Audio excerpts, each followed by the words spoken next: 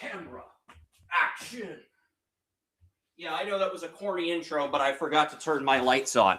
Okay, and before we get into the cornerback rankings on Draft Utopia, I do have some breaking news. I have some breaking news, and it's a segue to this week's cornerback rankings. Yeah, that's right. You didn't think you thought this would be another generic show where there would be no segue. Well, you were wrong, Joey. You were wrong. There is a segue, and we're going to get to it. I'm going to pull up the breaking news ticker right now. Let's just... You got me on that one. The breaking news, for anyone wondering what the breaking news is, LSU cornerback Mansour Delane, my cornerback one in this year's NFL draft, has just announced his intentions to declare for the 2026 NFL draft. The news came Thursday via Bleacher Report. There was a scouting report of him moments after he was drafted, and the strengths are his man coverage is and press coverage is excellent at an A-plus level, 10 deflections, good in zone coverage, but not great in zone coverage. What's the weakness? Well, one reporter pretty much laid it out. He is excellent at keeping his eyes on the wide receivers. However, in zone coverage, you need to put your eye on the quarterback, not the receiver. And that is something Mansour Delane's going to have to work on, and I believe that's a subject we haven't really touched on when it comes to scouting corners over the years. There are two things that I want to touch on real quick. One, we're going to get straight to Delane here. LSU is a man coverage team. Okay? They're going to have some of the best man coverage corners in football, whether it be at the pro level or the college level. They're going to vary between years because obviously it's a college program. Things are, things vary in college programs by year.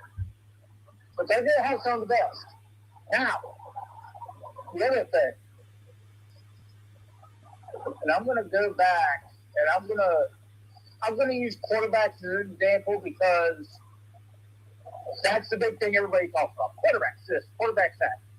But the thing you got to remember, the NIL is now a thing. So I was thinking about this one this morning when I read that you were doing cornerbacks and how many there were and everything. And I'm like, how many of these guys are actually going to come out? But then I started thinking, he had a bunch of quarterbacks in 2026. And I'm like, dude, half these guys are probably make more in NIL than they will with their draft stats. But when are they coming out? That means because these players had additional reasons to come out, whether it's their family business deal or something, their parents needed to pay off their home, their financial status was wrong. And now it's like, this guy's making more in his first year. I've got a rebuttal to your question, Joey. 2027 is going to be even more stacked at corner because you look at the top three corners in 2027. You have Leonard Moore, Notre Dame. You have Ojire Frederique, the Miami Hurricanes corner that did well as a freshman and as a sophomore this year. And you have Xavier Brown, who had the pick 6 against Mateer last night. So you're going to have guys in this class who go back. They're going to have to compete against those guys in next year's class who, frankly, I think you can make an argument for any of those three over any of the corners this year.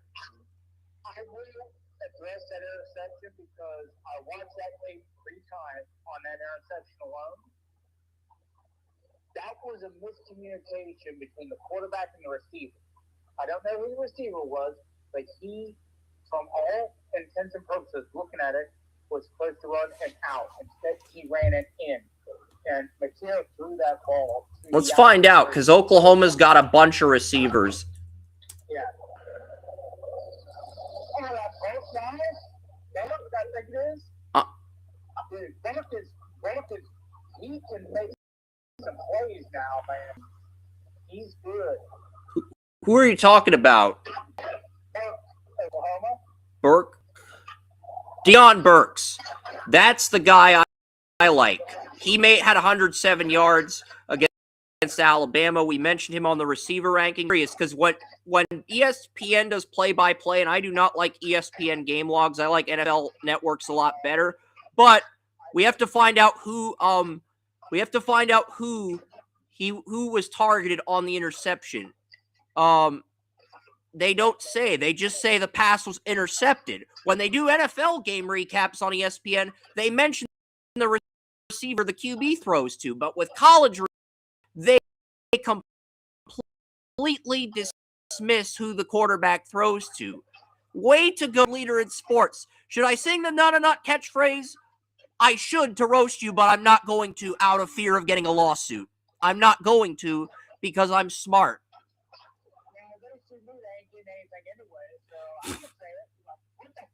Wrong with you people? I look at the NFL app, and when I'm looking and say, this pass was passed by this person, intercepted by this person, attendance for this person, and this person was in the... Oh, they'll mention the receiver when they make a catch, but they won't mention the receiver when it's an interception. That's a double standard.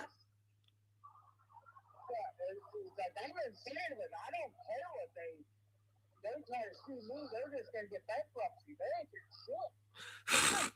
They're going to have to pay me for the hassle of suing me. It's like, you sued nobody?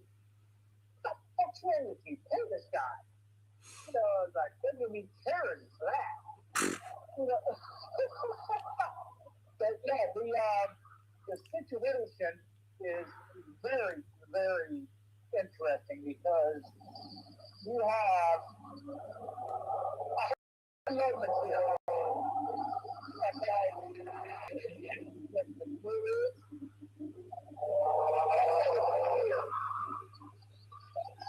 something that I noticed last night was that the difference between McCare and Ty Simpson, this is the beauty of the NFL, this is the beauty of the NCAA playoff system. We get direct player cost. And the difference between Simpson and McKeer is simple. McKeer is a very good athlete playing quarterback. But he has some very serious flaws in his throwing motion and his mechanics. But Ty Simpson is a football player. Boy, he uses his eyes, he uses his mind. He's a decent athlete. Absolutely, don't get me wrong. He's a decent athlete. But he ain't McKeer style athlete. He ain't going to get out and just run for shit just because he can. Where Ty Simpson, he's going to look throw here. He's got that touch on his pass where McKeer has no touch on his pass. Okay? But I love McKeer and what he can do. But he has a lot of growing to do. Okay? And Ty Simpson, I don't think he has much growing to do. I just don't think he's much of an athlete. And people aren't trying to pay attention to somebody who's not as much of an athlete. And that brings me back to my original point. What's the NIL going to do? How many of these guys are going to come out because of NIL? Because NIL, I'm telling you now, when the Heisman Trophy winner, a senior, is less impressive than a fifth-round pick from the year before, that's a bad quarterback class. So how many of these guys are going to come out? I could do a rant about how bad this quarterback class is. For context, there are only 5 quarterbacks in college football that met my 3,500 passing yards benchmark. We will get back to Delane in a second, but I want to bring this up really quickly. And before you rip me for the benchmark, I want to read the names. I want to read the names first. Give me the courtesy of reading the names. Then you can roast me. Deal? I'm not saying you can't roast me. I'm saying give me the courtesy of reading the 5 QBs that met this benchmark. Then you can roast me. Deal? Actually, there's 6.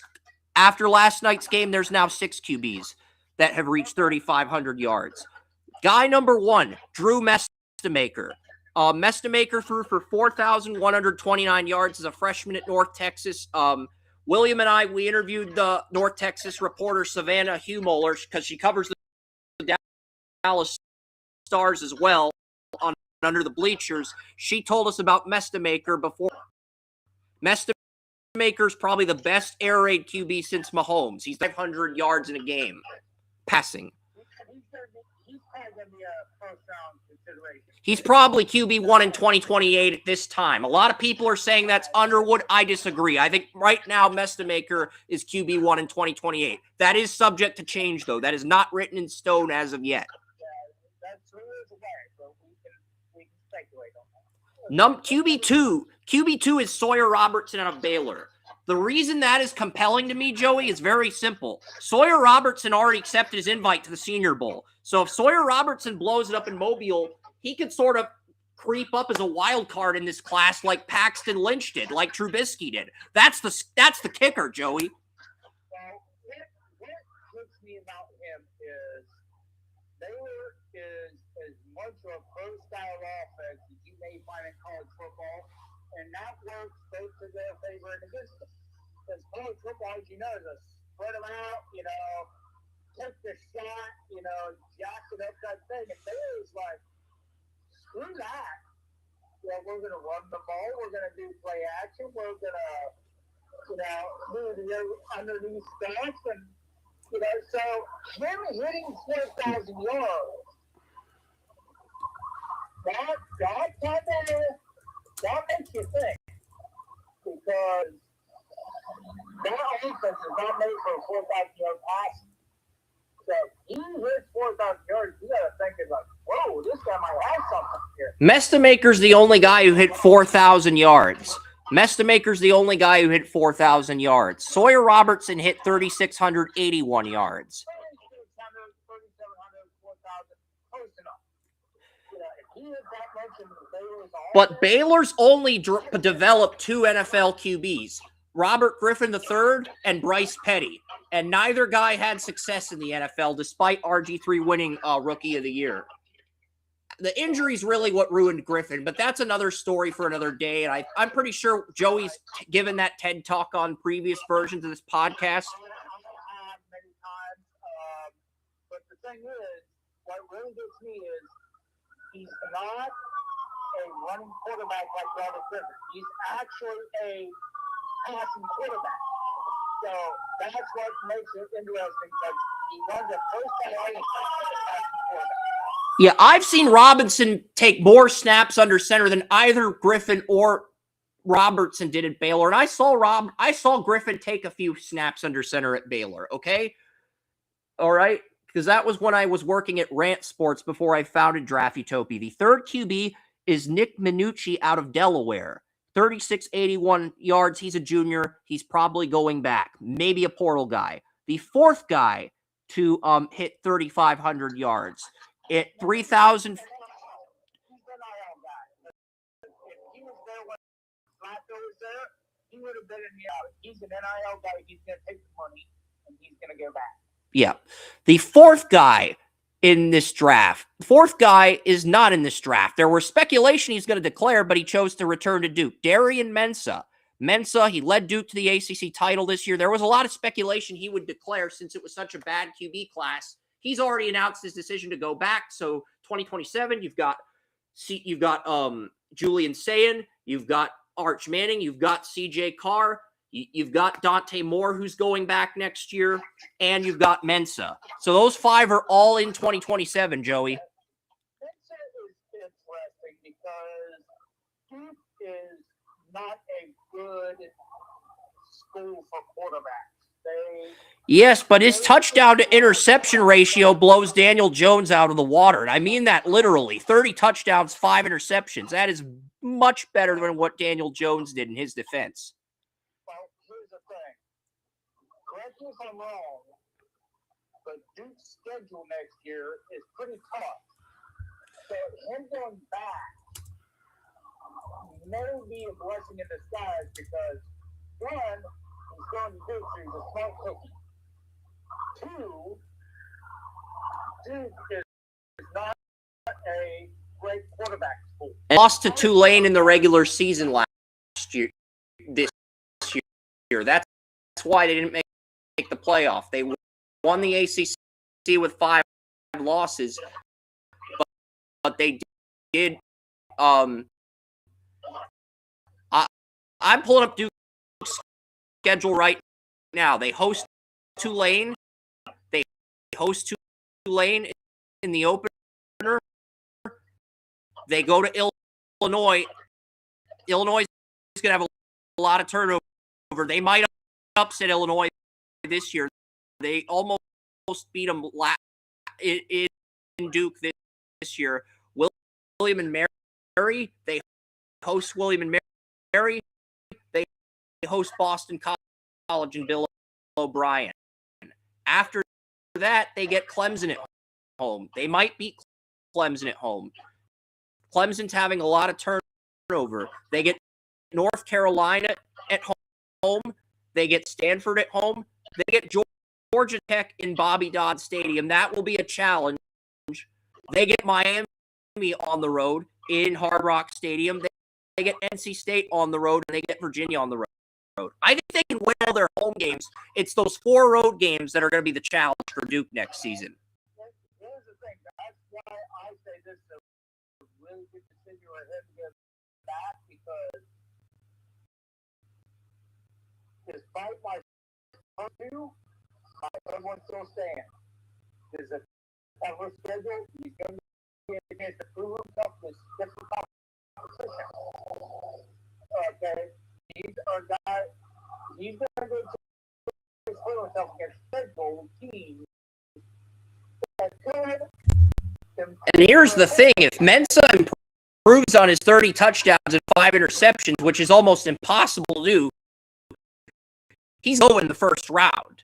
Scouts are going to look at that and say, this QB had 2 years of 30 or more touchdowns and 5 interceptions. They're going to look at that and say, that's a first-round guy.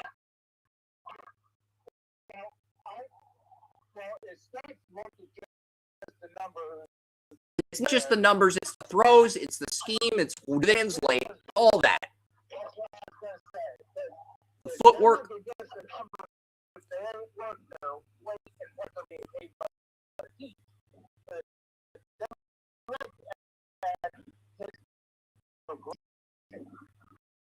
Here's the thing. Where are they progressing from week to week? And where were they from the beginning of the year to the end of the year? And there's QBs that have lost by declaring early. Matt Barkley and Landry Jones are prime examples. There's other QBs besides those 2 that lost money by not declaring early. Okay? There just are. I'm not going to name what.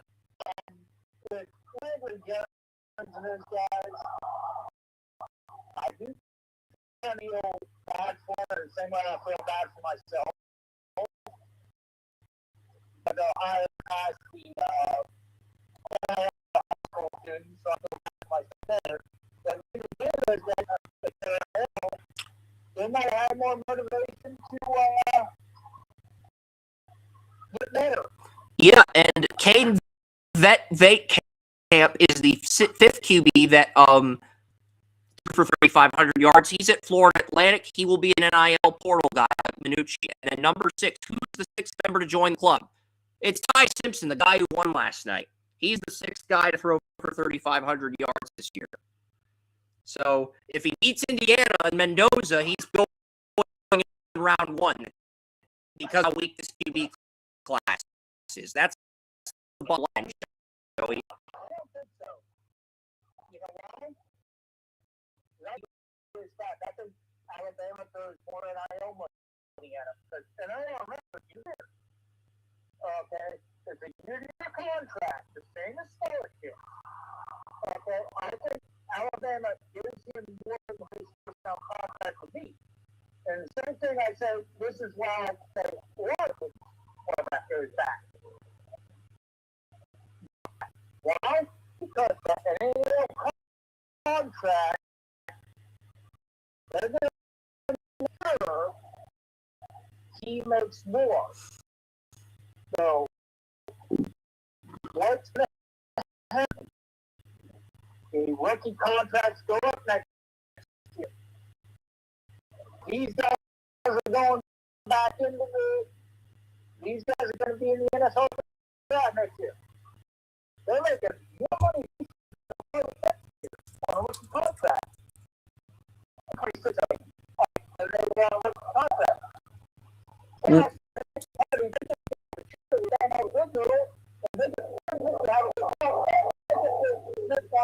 We do got to continue our Mansour Delane rant, but before we do segue back to Delane, I want to pull up Cam Ward's rookie contract to offer an estimate of what Mendoza or whoever the number one pick is will make on a rookie contract for hypothetical purposes. I think it's relevant here.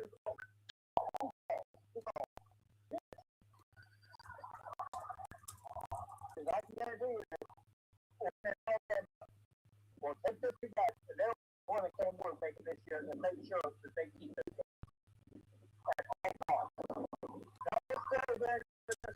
But there's going to be a chance. Okay, I can't get Cam Ward's contract on my. I can't get Cam Ward's contract on my computer, so I'm going to type it in on my phone, and then we'll get back to Delane to see what the projections are going to be, because I want to get into a brief segment where we compare the NIL money versus the rookie contracts to close out Joey's argument.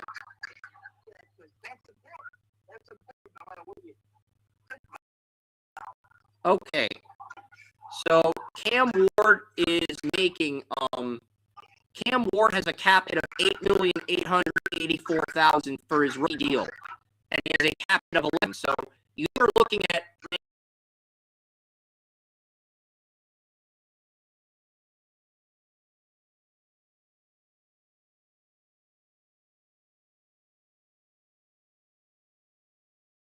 senior, so he technically can't do that. And that goes with these cornerbacks as well. They won't give him amount because quarterback's a quarterback. But they're going to look, and any cornerback that can go in the NFL draft this year is going to look at the seed number one from last year and possibly this year, and that set number, and they're going to say, what are you going to pay me? What's the school going to pay me to come back? And now, that's what we got to look at. I agree. That is what we got to look at. I don't know. I feel like I've got too many tabs open, but I'm not exactly sure what. Okay, we'll close a few of these because the screen on my computer is black. It is literally black. The restream screen, not my entire computer screen is black. The restream screen is literally black. So it's not us. It's there's something going on with Restream. The screen on Restream is literally pitch black. I can't even see anything on Restream. Do you have Pearl Jam on? No. Pearl Jam black. I mean, that's no, I don't. I mean, Pearl Jam's a good band and all. I'm just not listening to them while we're doing a podcast.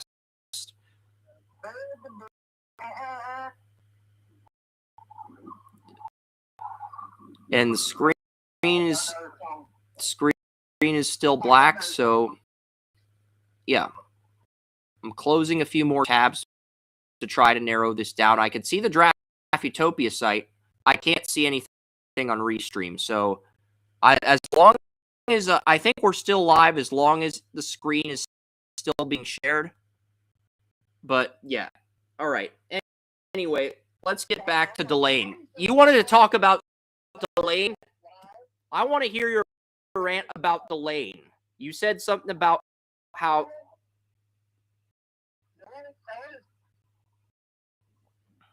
the team is very good. They have some of the best man-to-man coverage corners in the nation, no matter what league it is, every year. But every single one of them, every single corner,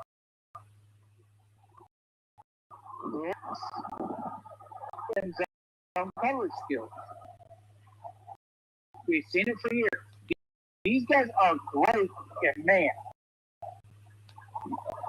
Draft after draft after draft after draft, you get the best man coverage corners in the league, in the nation, in the NFL. At this point, you can look around the NFL. You have some of the best coverage man coverage corners in the NFL there. It is not. It's not a secret. Now, what I want to see him improve, you said his eyes on the corner, his eyes on the quarterback. yeah. What I want to see is his instinct when it comes to the things, because I see him when they go to the mixed defense, where you have a part of it, like, not every, they don't do a lot, not every season for anything. They were quarter two on side, playing on the other. And they were saying, and LSU does that every on it. It doesn't do a lot, but you do it now. And he's seen the loss. It's like he's setting this one particular mindset. I didn't see him go out of mindset because we saw it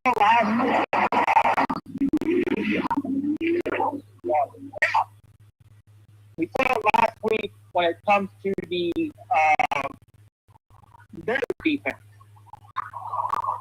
You're going to see defenses like that in the NFL. You're going to see kind of that where the finger is 80%.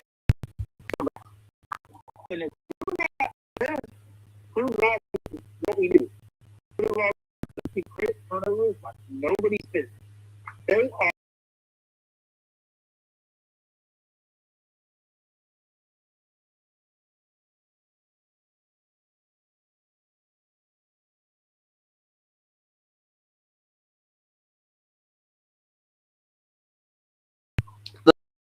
in the passing game with only 4 rushers.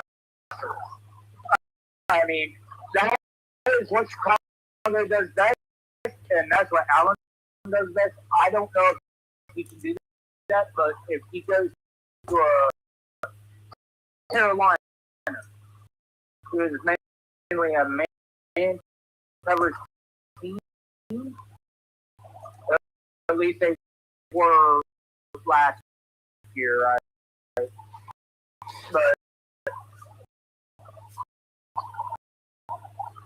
if they get a main cover team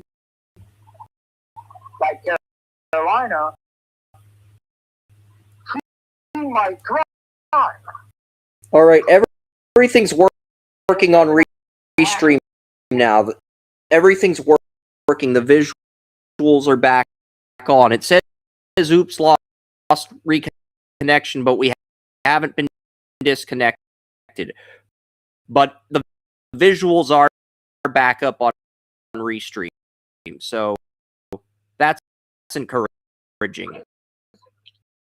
What do you think about what I just said in that. I agree with you. I think it Delane's going to succeed.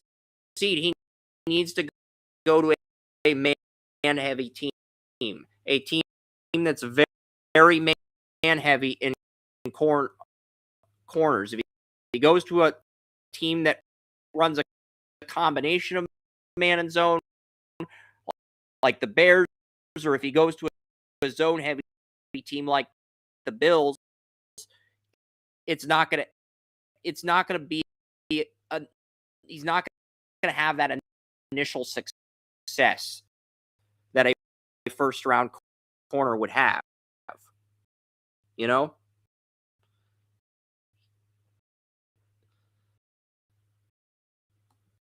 Remember the Jaguars corner out of Florida that they drafted in the top 10 a few years ago? That's basically what Delane could become if he goes to the wrong team.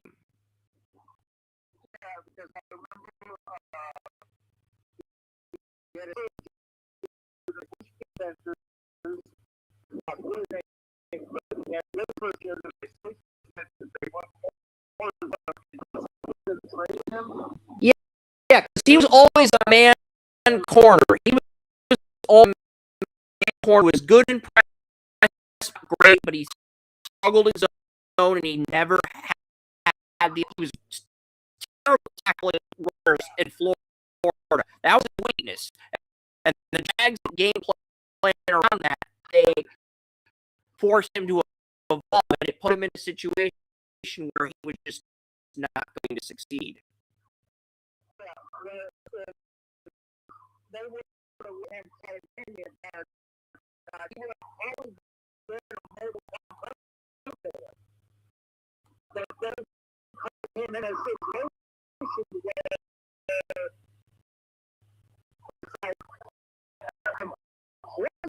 every strength he had, and then it could have been to a team that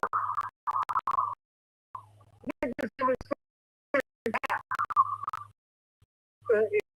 The basically sabotaging players because they couldn't realize this is one of the best corners we have seen in years.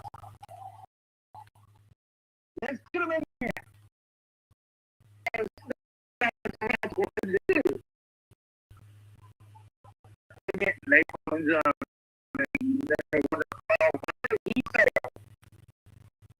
Never guessed.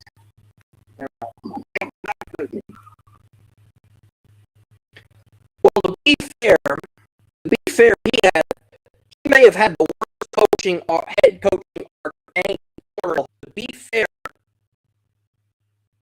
to C.J. Henderson, he may have had the worst arc of head coaching in history. C.J. Henderson, rookie,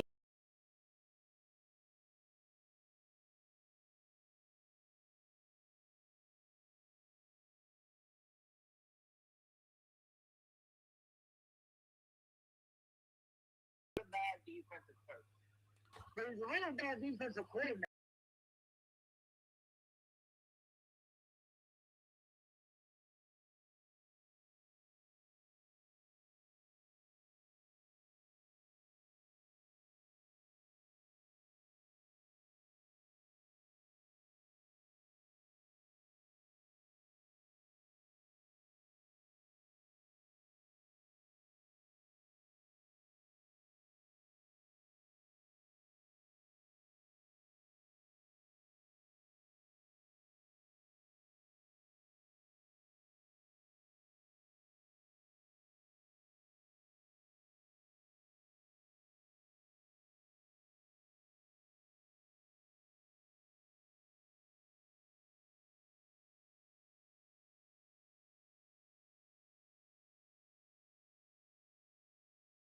it's like doing a podcast with Squidward. Just admit it. Hey, this time of year I'm the Grinch. Okay, so I can believe me, you're going to have your full focus of negativity before the end of the day. You don't have to worry about it. All right.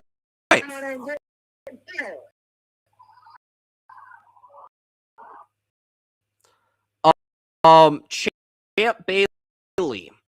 I do like Leonard Moore. I think he would be cornerback one in this draft, but he's only a true sophomore. Champ Bailey is just an all-time great. So I will answer those questions. I am Hyung-Min Son. I don't know who this is, but I will answer the question about Champ Bailey. He is an awesome corner. Played with the Redskins early in his career, was with the Broncos. Yeah, Champ Bailey is a great corner.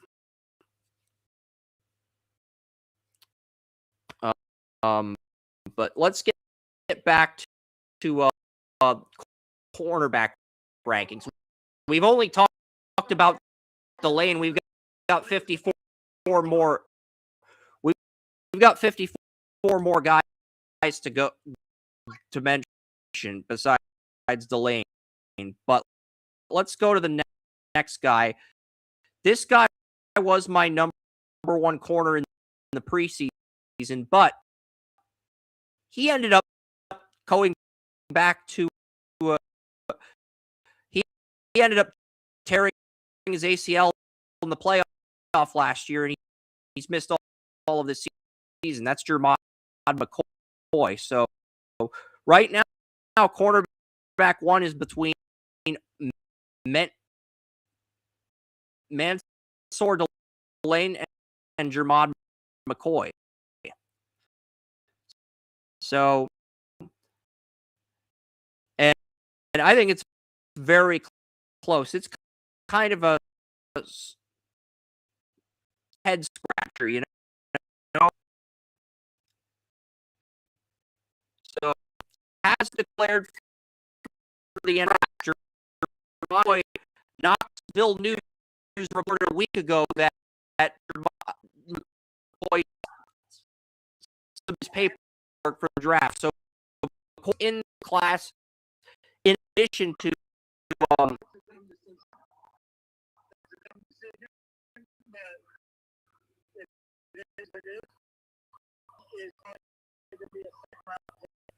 he's going to have this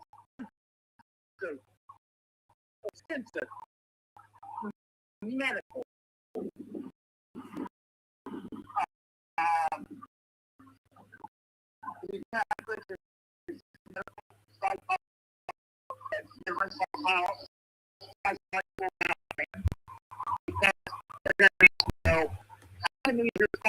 How he is responding to recovering and so on and so forth, because they're not going to have a chance to see him on the field before that. This is not the basic.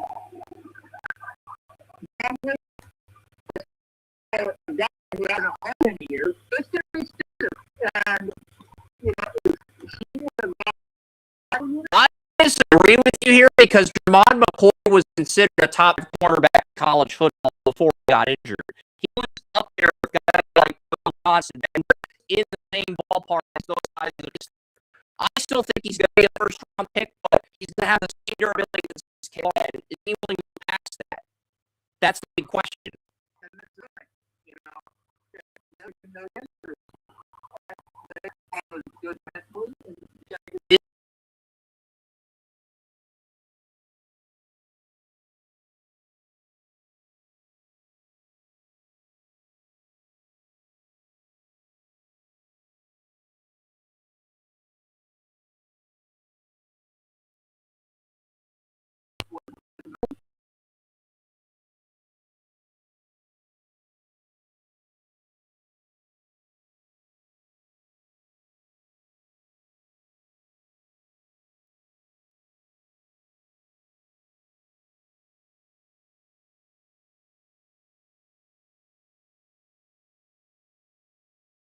Mendoza's got an excellent supporting cast. It is a hell of a knock on Mendoza because remember my argument earlier, he's not better than Shedeur Sanders as a prospect. He's going to be number one, and Sanders was the 5th round. So the fact that you're saying he's the 5th best on his own team, 3rd best on his own offense. That is both one, a horrifically telling thing about quarterback class this year, and 2, it says how good Indiana's supporting cast is. So that says 2 very telling things in that one statement that you just made.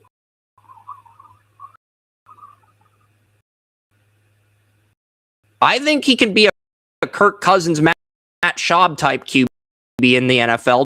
Do I think he's going to be a Pro Bowler just because he won the Heisman? No. And the crazy part is his rating, it got bumped up from an 87 to a 94 on EA Sports. And they gave Shedeur a 93 last year. So that should tell you that the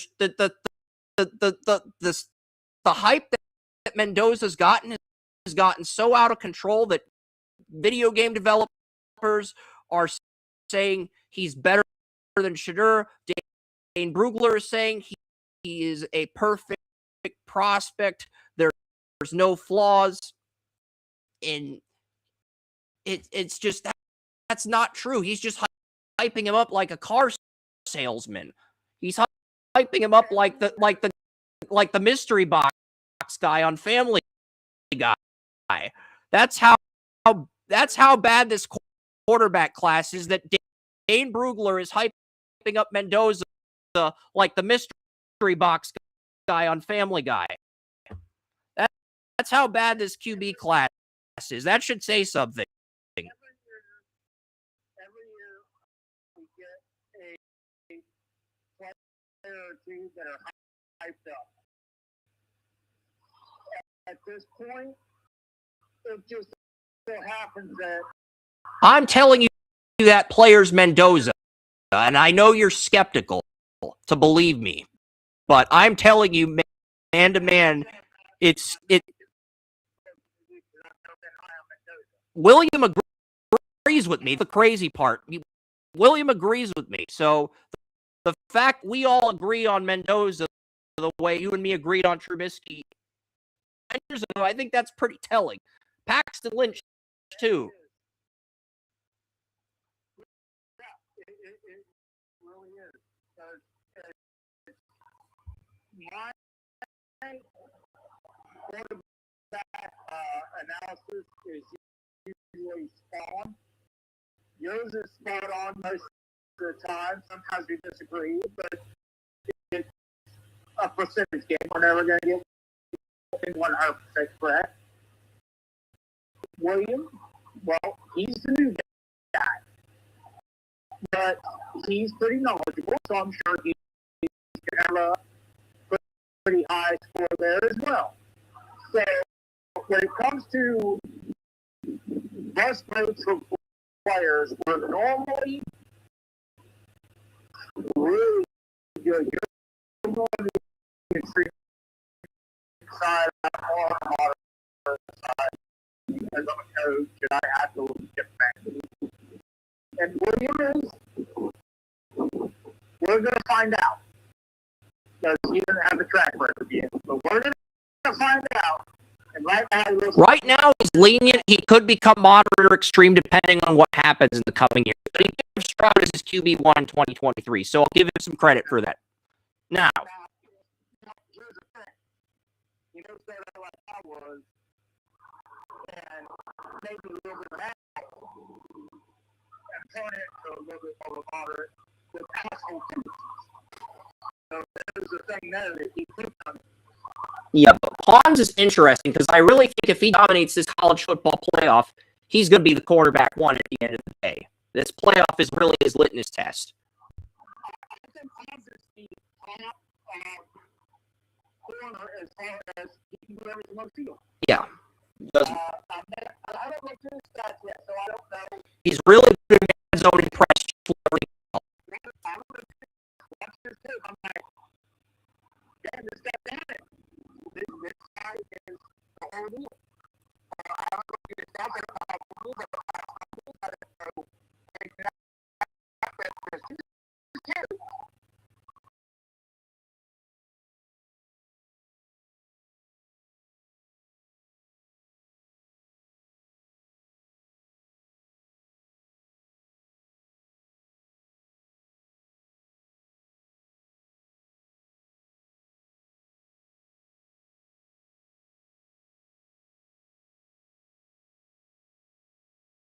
This on the Brave browser or DuckDuckGo because it's just not the corner rankings are not loading on Google Chrome, so I can't tell what my errors are, what I need to correct, and rankings much quicker than than Google. What do you know? What are the odds? The Brave browser is more effective, and now Restream's letting me screen share. Well, now it's letting me screen share, but I have to go from tab to window, and then I click on the Brave browser. Okay, enough. Not going to argue with the thought process there. I think it's a harsh process, but it's a fair one. And now the cornerback rankings are loading. Everything's working again. So the lesson here is if one browser is not working and you have multiple browsers on your computer, switch to another browser. That's the lesson here. Now Restream's basically not loading my content in the Brave browser. And it's like, come on, don't be dirty. If you have multiple computers, just make sure you got both computers. I can only use it for streaming, Joey. That's the problem. Oh, yeah. I was going to say, when it comes to I appreciate the suggestion, but only one of the computers is something I can use for streaming. So when it comes to my publishing stuff, I can do one computer on one side and one on the other, and I can, juggle between the two and make sure both things are in sync. So I was yes. Do both with, this situation. Yeah. I appreciate the suggestion, though. Might have to go with DuckDuckGo. I really don't want to resort to DuckDuckGo, but this is taking too long on a Brave browser. It's taking way too long. And now it's saying the page is unresponsive. And I know that's not true because I can see everything. I can see everything on the Brave browser. I can see everything on the Brave browser. So I know that's not true. I can see clearly now the rain is gone. All right, let's get to cornerback 4. I don't need my visuals to memorize cornerback 4. Cornerback 4 is San Diego State corner Chris Johnson. I really like his tape. He's accepted an invite to the Senior Bowl, and I think he could be this year's version of Quinion Mitchell with how shaky the top of this cornerback class is. If Johnson has a big week in Mobile, San Diego State corner Chris Johnson is a guy I have a round 1 grade on. If he dominates in Mobile, he and Pons could be the top 2 corners, and we could see Delane and McCoy fall in this draft. Delane did have 10 deflections in his defense, but his zone coverage still needs work. We talked about him last year because we're saying he was going to be someone to watch this year. The thing is, he tends to be around the ball quite a bit. He doesn't always get the interceptions, but he makes the disruptions. He gets his hand on the ball. He can be away from the ball, and when he gets close, he might not get the official breakup, but he's there and he's making things happen. He's getting into the receiver's head, and that's critical because a lot of corners have their hand on the ball. They sit there and make their presence make the difference. His presence is different. Remember, Joe Hayden back in the Steelers and Browns, then Dale Ward, and then so many others. Charles Woodson was a big one. Charles Woodson may be the best in NFL history. Just his presence makes people drop passes. Yeah. Because you're like, you got the ball, it's like, it's in my hands, I got it.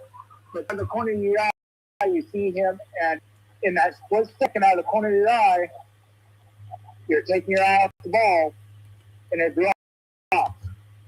That is what guys like that do. They make, he is in that ilk where he comes up, and you kind of see it out of the corner of your eye, and that makes you catch because he might catch it, but he's going to get his hand in there, so you end up dropping. Yes. Concentration on what is, and that type of error, that's rare, and that's awesome to see. So, he's in that where you're seeing people scared. Yeah. I know it's Restream. I don't know if you guys know this, but found another streaming service costs less money, guys. It's $100 less, and they provide ad revenue. So you have competition. So don't stop freezing and doing you. I can just replace you. Waiting till after the 2026 draft cycle to replace you, but I can replace you at any time. So you better fix this shit because your ass is on the last of the line like Dennis Green in the Vikings or Dennis Green in the Cardinals. That should tell you how pissed off I am if I'm going Dennis Green on you. That should tell you how pissed off I am. Negotiations usually don't work, and multiple people. But at the same time, then they're still in your chat. Actually, if there's a second streaming service, we sign up for it. It's got the same social media functions, Restream, and it costs less. Negotiations do work because at that point, the other company that's cheaper is the better product, and Restream has to adjust or improve their product in order to keep us around. That's how competition works. Negotiations work, yes. Negotiations don't always work as well. They don't have to do it. They don't have to listen to our suggestions, but at the same time, if they're charging $195 for a year and our competitors the other competitor that has offers charging, oh, there we go. See, I bring up competition and now the stream fixes itself. Yeah, I got your attention now, guys.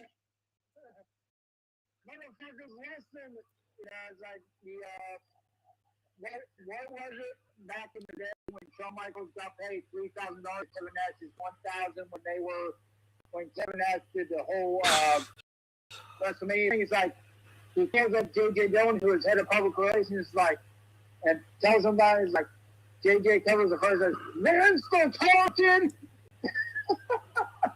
He's like, "They're talking with me, the county head." We're not asking you to pay us. We're telling you if there's another company that offers what you offer and they're willing to pay us and they're cheaper, what's our incentive to stick around if we have these technical issues? What incentives do we really have? That's all we're saying. I'm not trying to be a dick. I'm just trying to leverage the situation in my favor. I'm trying to be a dick because it's funny as hell to compare that situation because it's so similar. I'm there at Derek. Yeah, and I'm not going to stop Joey from being a dick if the technical difficulties are happening. That's the other thing. Because it's just funny. I'll be a dick with whatever amuses me. And this and that amuses me, especially when you mention, and then it automatically corrects. It's like, they're listening. It hasn't really corrected. It just improved the second from 47-17 to 47-24. So it improved by 7 seconds, and then it froze again.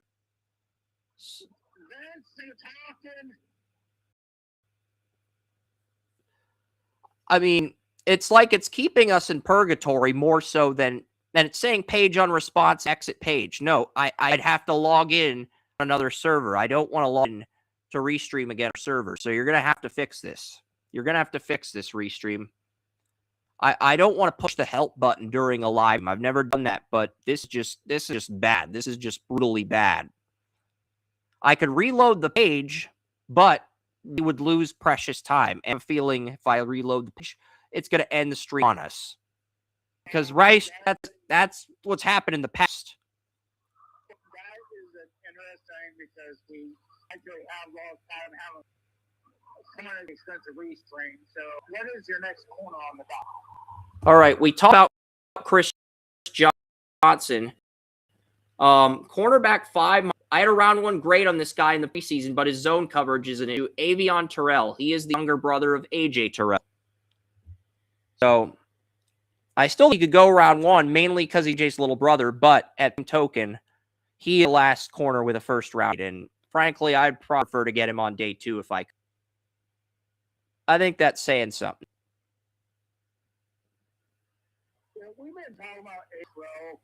But the idea is the Falcons could probably get their second round pick because the Falcons have been so bad this year. They traded their first round pick to them. If Avian Foot land in round 2, they really good number 2 corner next to 8. They got Mike Hughes. Great. They got. We're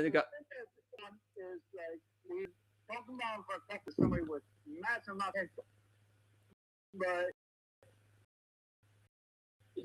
he hasn't lived up to that potential yet. Yeah. I can still look at him and say, this guy can potentially be a top 20 cornerback or top 25 corner in the NFL. But why is he not living up to his potential college level? That when it comes to potential like that, I always say potential is just that. It's potential. What are you going to do with it? We can look at different quarterbacks, offensive linemen, corners, linebackers, whatever. The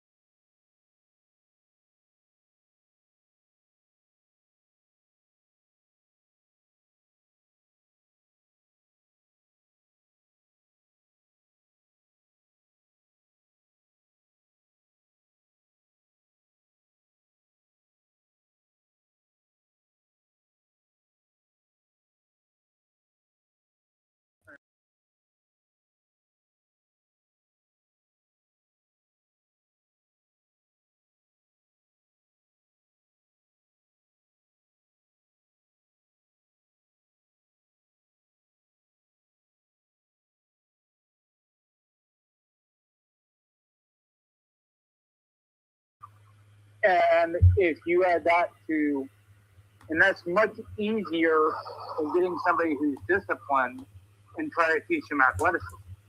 So this cornerback class may surprise you because the teams that need athletes are incredibly disciplined. But the teams that are very disciplined, but the teams that are really athletic don't need the discipline. So interesting. It may be something that surprises you based on the needs of the team. And I've been watching way too much tape lately, so it may be a little bit confusing, but I've been watching a lot of tape lately. That's cool. So, I got the screen working for a second, but I don't know if... Okay, what the hell is going on with the screen sharing here? It's like when I have the tab open in the Brave browser, it only shows the visuals when the screen... It only shows the visuals when I'm on Draft Utopia in the Brave browser. As soon as I go back to restream it zones out. So that kind of sucks. So basically, I have to use Google Chrome or DuckDuckGo for Hey, I tried. Okay, we actually made more progress, and I'm not having any technical difficulties on Restream, as hard as that is to believe. Brave browser, I'm not having any Restream technical difficulties. So if Google Chrome is the source of all the technical difficulties, that's a pretty revealing fact, Joey. That's actually pretty... Yeah, I've never had problems with Google Chrome outside of their enormous drain on my system. But if that enormous drain on the system... Well, Brave doesn't track data, number one, and number two, you can block ads on Brave. So that's why it's probably loading faster and functioning better. Maybe that may be a big thing, because if Restream doesn't have the security measures to block some of this stuff, well, that's a failure on Restream's part, but it's also very telling about what streaming services that neglect their security and privacy will do with a system like Google Chrome. So the visuals are loading on DuckDuckGo, but they are a lot slower on DuckDuckGo versus Brave or Google. And the visuals, like the news ticker with all our cornerback rankings, that still hasn't loaded yet. But I can screen share everything on DuckDuckGo better than I can on Brave browser. That's interesting. But the news ticker, which is where we have the cornerback rankings, if that's not working, there's no point in having the screen up. There's no point. I'm not trying to be a brat, but it's like, that's a big part of it, you know? That's a very big part of it. Having that ability to vet everything out and read off the corners. It's like if I have to read off my freaking to read off my computer. It's like, oh, never. That's DuckDuckGo. You gave me the predictions. Damn it. I wanted the week 15 game recaps. Damn it. I felt. Let's try this. Let's try. Hey. Let's try. Hold on. I'm going to pull up the link.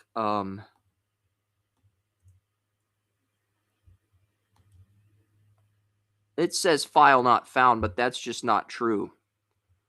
We did make a file for it.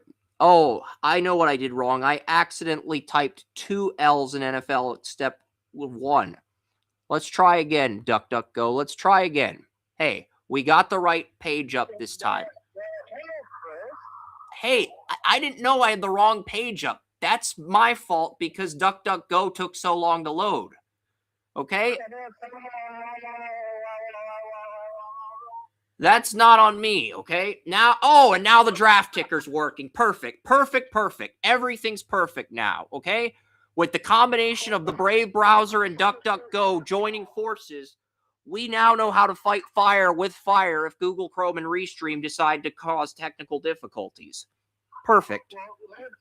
Well, that's good because we got to get through 4 and 5. We already got through corners 1 through 15. Do I have to recap everything again with how tedious my browser was?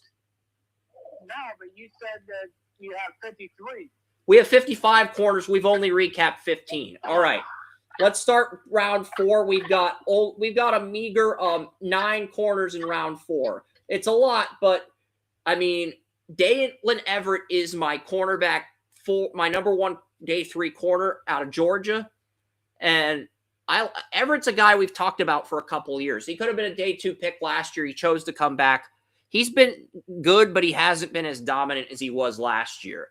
But I think he's probably the number 1 day 3 corner right now. And then next up, we got a corner in last night's game. Domani Jackson out of Alabama. Started out as USC, former 5-star recruit, transferred to Bama. What did you think of Domani Jackson? I know Zay. I liked his game. I thought he had a good game last night. I want to see more from him because last night was difficult. Oklahoma came and they were taking their prisoners. And it took a quarter and a half for Alabama's defense to realize, Oklahoma's coming to screw us up. But when they did, they were locked down. They were ready. Once Brown got the pick 6, the momentum tilted from Oklahoma to Alabama. And it tilted very quickly. But that's not why. Well, that's part of why Alabama won. The momentum tilting definitely helped, but for me, the reason Alabama won was because a couple of things. The defensive end we've been saying that is a first-round pick, who has been. There's not a first-round defensive end. I like LT Overton. He could. There's a few guys on the front 7 I do like. I like Deontay Lawson and I like Tim Keenan. Okay, those are the 2 guys. I think Ransom was the one. Is like he showed up. He was rushing the passer. He was all over the field. And Lawson's always had the ability to do all 3 of those things at a high level. He's just never done any of them consistently the last 2 years. That's the big knock with. That was the big knock with him. He did him last night. And the second thing is Oklahoma's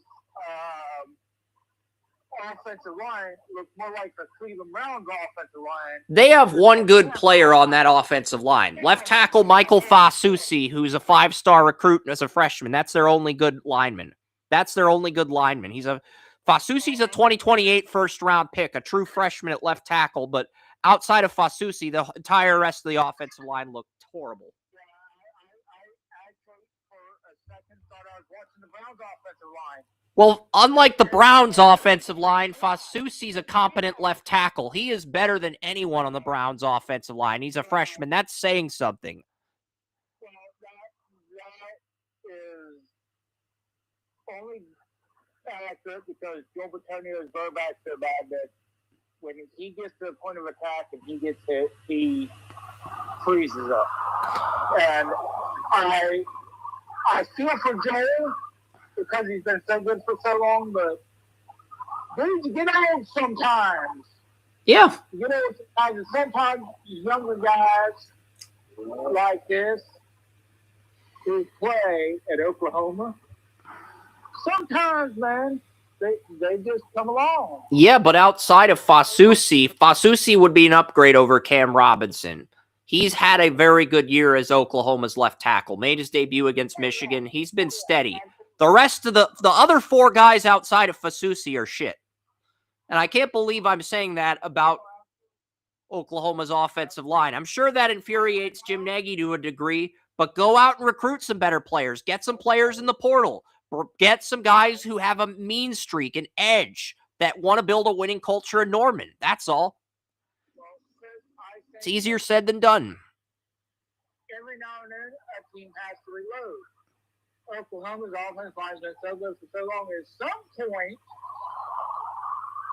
they were going to have a downturn. They got a big-time recruit at left tackle. That's awesome.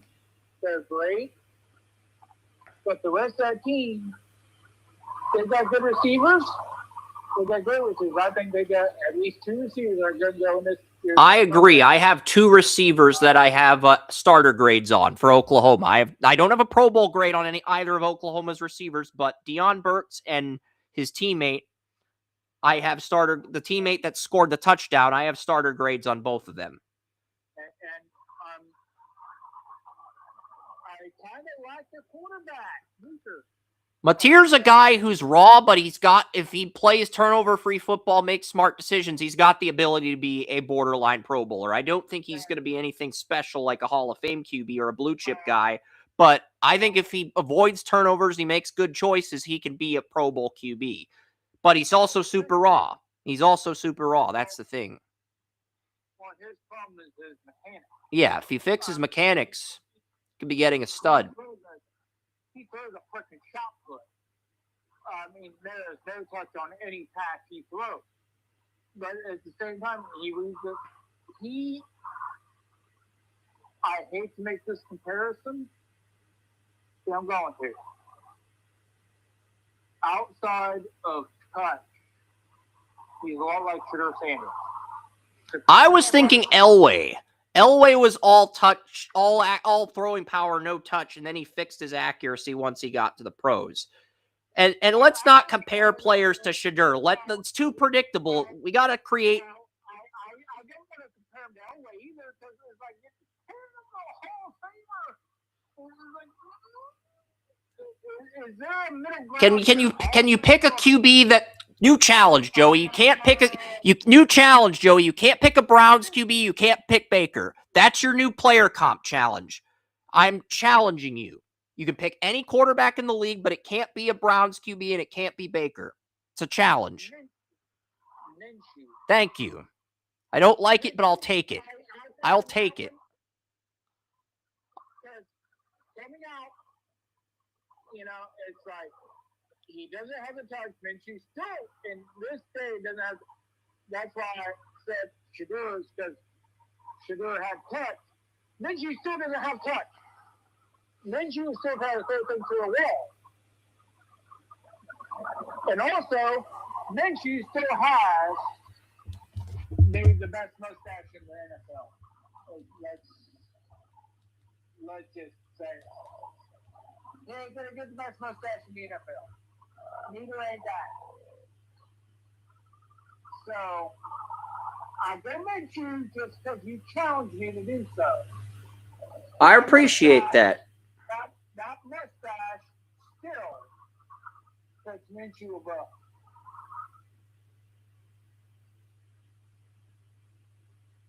Well, Mateer's arm is like a Gatling gun in the military, and Gardner Minshew's arm with no touch. It's just like watching a woodchuck throw a football. There's a significant difference when it comes to the throwing power of Mateer versus Minshew.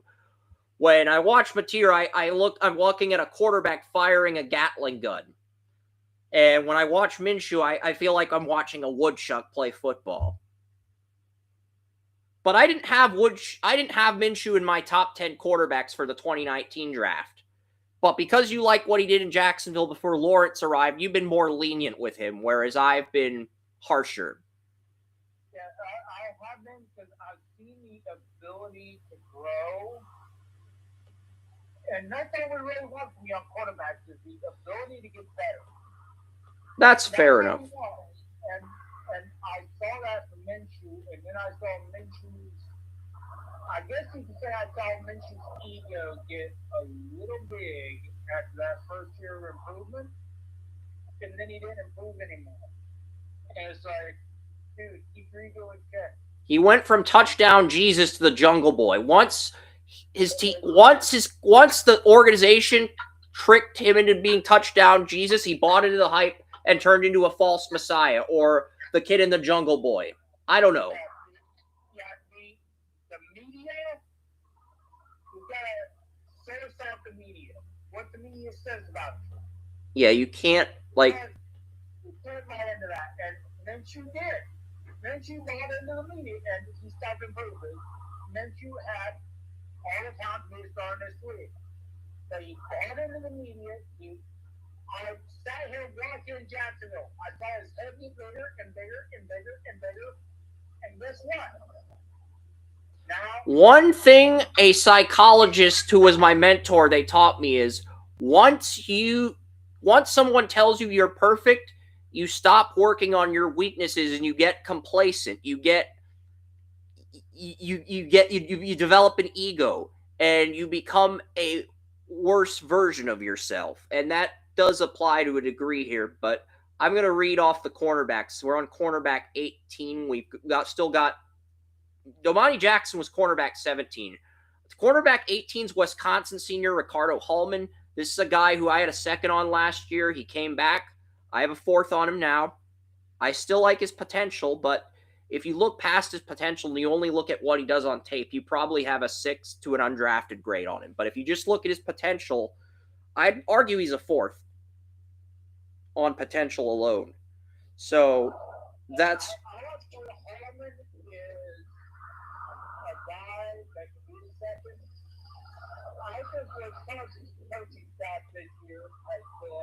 Well, it's Luke Fickell's fault. That's all I can say. It's horrific. And if you got a horrific coaching staff, and you have a great player, that player's going to feel it. It doesn't matter what position you play. In Luke Fickell's defense, he's always been a front seven guy. He was a linebackers coach and a defensive coordinator. He's never worked with the secondary yet. He was blessed with Sauce Gardner. He was blessed with Kobe Bryant, the Seahawks safety, and he was blessed with Ricardo Hallman. No, I like Luke Fickell, but I think this year he's going to have a job.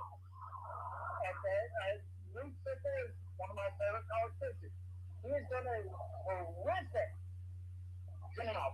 Some coaches are brilliant in group of 5 schools and they are horrible in power 5 schools. Scott Frost was an example of that. He was brilliant at Central Florida. He was horrible at Nebraska. And I kind of get the same vibe with Fickell at Wisconsin. That's a very good point. I think Fickell, with his mentality and his thought process, he'd be a better pro coach than he is a college coach. And that's a fact. That is a real thing. Some coaches are better at college than pros, and some coaches are better at pros than college.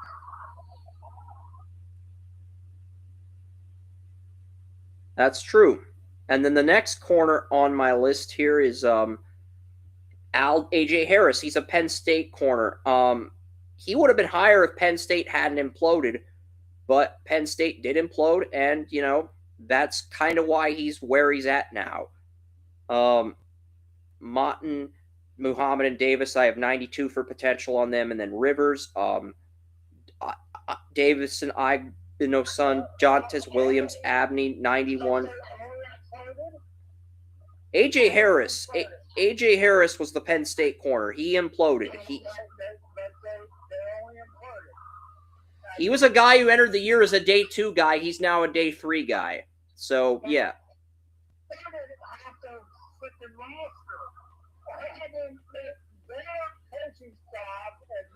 You know what's sad, Joey? What's sad is Penn State now has a better soccer coach than they do football coach. That is sad. Now, I will push back on that because Campbell is a very good coach. I'm not saying Campbell is a bad coach. I'm saying, Joey, can I tell you who Penn State hired in soccer before you go on the attack? So we can compare them and have an objective conversation here? Okay, the Vermont Catamounts men's soccer team had Rob Dow as head coach. Rob Dow led Vermont to a national championship and an undefeated season after winning a national championship before they lost in the Sweet 16. Penn State just poached Rob Doe away from Vermont. So Rob Doe is a national championship with Vermont. What has Matt Campbell won at the collegiate level? Not saying Matt Campbell is terrible. I'm saying he doesn't have a championship yet. So if he doesn't bring one to Happy Valley, he will be considered a failure there. Like him or not, that's the reality of the business. Well, you're Penn State, you're one of the top schools in the Big Ten. Of course, that is you're going to be considered a failure if you don't get it. I mean, that's, But the thing is, he's never even taken Iowa State or Toledo to the playoff. You know, Rob Doe at least won a national championship at Vermont, and he had an undefeated season to follow that. Maybe. You have to also look at when was the playoffs introduced and the situation between the playoffs. I mean, when it comes to the NCAA football playoffs, I wouldn't use that argument for anybody for any reason because it is still new. It is still kind of up in the air. They're still exploring the damn thing. So they have to figure it out. Well, Rob Doe was at Vermont for 8 years, and during that 8 years, he didn't get Vermont to the playoffs until year 4. But then in year 5, he got them to the Elite Eight, where they lost to the eventual champions. They lost the eventual champions that year, the Syracuse Orange, I believe. Syracuse, I believe, won it in 2022, and then Clemson won it again in 2023. And then, so they lost the eventual champions. Then they got to the Sweet 16, took a step back, and then they won the whole thing as underdogs over Marshall under Rob Doe. So Rob Doe is a great hire for Penn State soccer. Like, he took Vermont. He took Vermont and got them to a championship in college soccer, which is very impressive. I agree that he is a great hire. And I also look at Campbell and I say, Penn State also interviewed Tommy Rees, who is an NFL offense coordinator, and he was Nick Saban's chosen.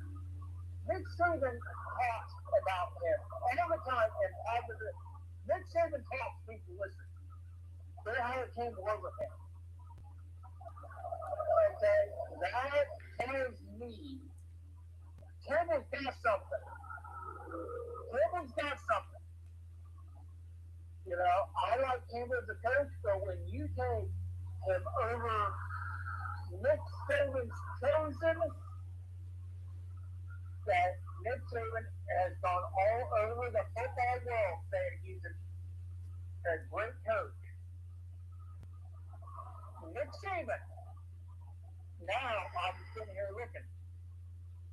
What does this guy have? 77, 37, and 10. Yeah, the winning records in football versus the winning records in soccer are vastly different. Rob Doe is 77, 37, and 10. Matt Campbell's 107 and 70. So while Doe is the better winning percentage, Campbell still has more wins than Doe. So that's the argument you can make for Campbell being a better hire than Doe. So they're both great hires in that respect. They are both great hires, but I just make the argument that you hired a great coach. It was somebody Nick Saban said is going to be a great coach. And this is not saying anything about Tommy Rees. Whatever. Nick Saban said it. Nick Saban, the greatest college coach of all time, said this. That puts some weight to it.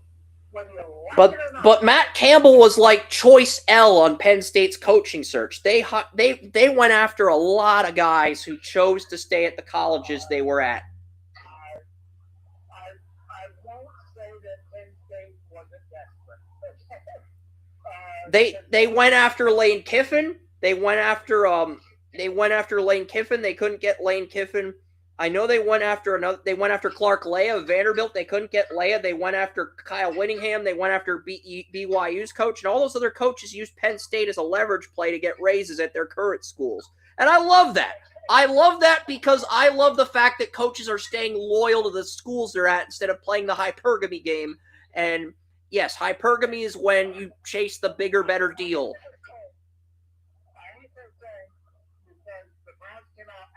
Let's not talk about the Browns. We've got 19. We've only talked about 19 corners, and you want to bring up the Browns? No. I want to talk about we were talking about AJ Harris, and then we segued into the Penn State coaching job. Can you please provide some context of how we got here? Thank you.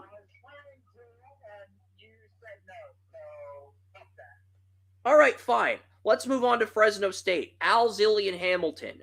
It's not a Zillion Hamilton. It's Al Zillion Hamilton. I know you're going to call him a Zillion Hamilton because it sounds way cooler. So I have to tell you it's Al Zillion. Al Zillion, not a Zillion. It's Al Zillion. And if a boot camp instructor told you to do Al Zillion push-ups, how would you like Al Zillion feet up your ass? Okay? Al Zillion. You understand what I'm saying?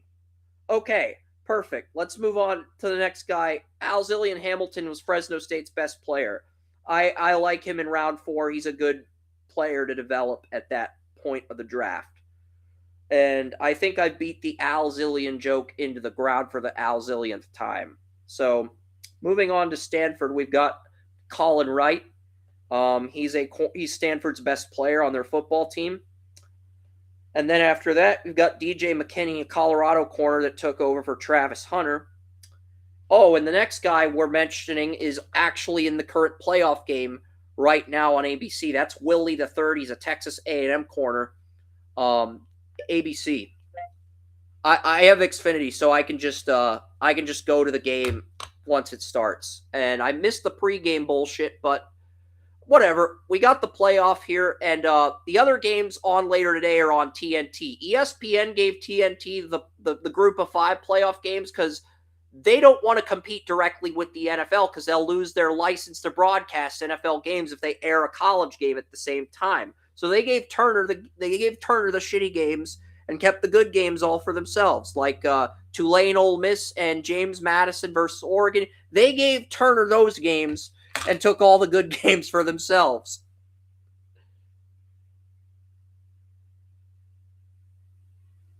But yeah. Okay.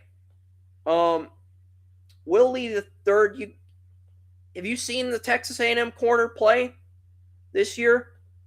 I'm guessing you have. You just don't feel like commenting at this time because of what I said, because I interjected during the Penn State coaching search. You're still a little bitter about that. Not salty, but you're still a little pissed off about that, and that's fair.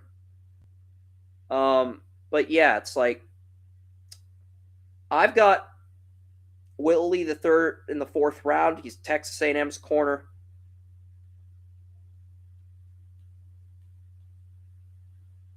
We'll give you guys a little breakdown on him because he's playing today. He had 7 deflections at Texas A&M this year. He had 10 last year. He's only had 7 this year. Teams know he's good, so they're throwing the ball away from him.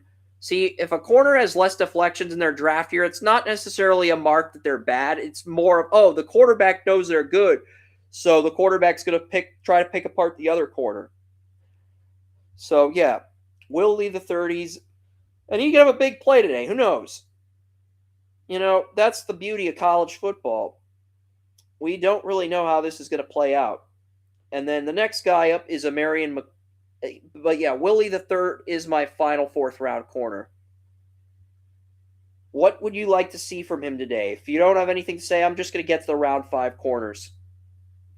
I think part of it is you want to watch this game and have some fun and not just deal with all this stuff. So, yeah. All right, round 5, Marion McCoy of Boise State. I haven't had fun watching football a year. Why would I have fun now? Well, I do it because it's a responsibility. I cover the draft because it's more of a responsibility at this point. It's more of a chore. I watch it because what have I ever done in my life? Fair enough. I think the best coaching job in Okay.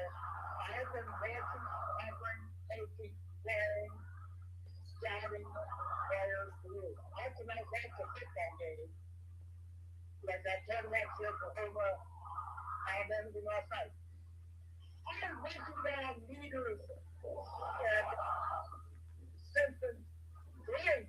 What's interesting is we both picked Miami to win last night. We both picked Alabama to beat Oklahoma, William and myself. We both took Texas A&M to lose to Miami. In fact, the only game William and I disagreed on in this round of the playoff was the Ole Miss-Tulane game. William took Tulane in the upset. I took Ole Miss.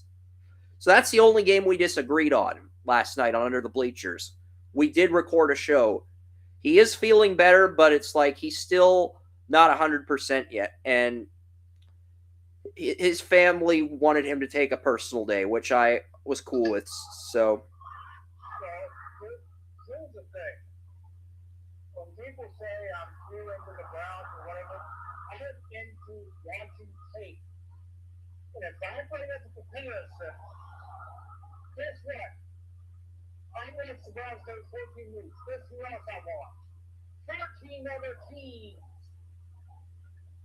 Guess what? That is what I do. I don't watch them for pleasure. Hell, I get angry at them. I don't look at what I like. Because what I like is confident management and confident coaching. And what is happening? So y'all get upset about, oh my God, he's hanging up the Browns. Well, screw you, because when I bring up the Browns, I have 15 other teams in mind. So screw that. fair enough. But yeah, we've got another corner in some round 5 guys. We've got Sierra Wright, Nebraska, Devin Marshall, NC State, Ephesians Prysock out of Washington. He's our number 1 corner. Evan Johnson, the BYU corner. Hezekiah Masses out of Cal. He's going to the Senior Bowl. He's a 5th round guy. Jeremiah Wilson out of Florida State. Jermaine Matthews Jr., the Ohio State number 2 corner, comes in at 31. John Kiss Hardaway, Kentucky. Kapena Gushikin out of Ole Miss. Ransom out of Florida State. That's the guy you got to look at. He's a guy with a lot of potential. Okay. Highly athletic, good at everything, not great at anything. He's going to be a guy who may end up going in rounds 3 through 5 because he can do pretty much anything. He's very, very good, but not great. And the only reason he's very, very good is because he's not going to make a lot of mistakes, but he's not great at anything. And every year I have 2 or 3 people I look at and say, he's very, very good, but he's not great at anything, and he'll probably be a great special teams player. And I think this is where this goes. They're going to see him, Yeah. they're going to say, he's a great special teams player. They're going to see him, and they say, I can plug him at safety, I can plug him at nickel, I can plug him in various different places. And he's not going to screw up, but he's not going to be great either. Yeah, Jeremiah Wilson, my potential grade for him is an 87 out of 99, but his 4 biggest strengths is his durability, his speed, his agility, and his change of direction. Not necessarily an elite man zone press guy, but he's very good in change of direction. He has great speed, great agility. He's very durable, and he's a beast on special teams. So there is a lot to like it with Wilson in that respect.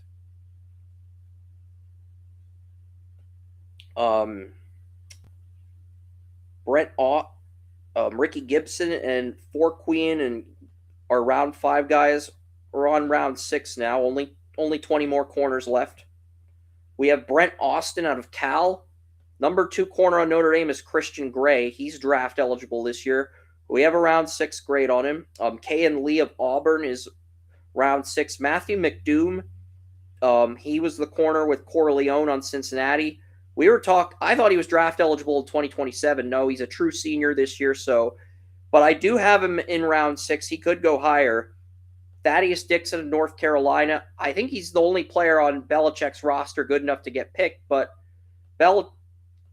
teams like the Patriots who can't communicate with Belichick are just going to take him off their board because Belichick's trying to dictate the terms and conditions of the interview process, and that's just not how the NFL works.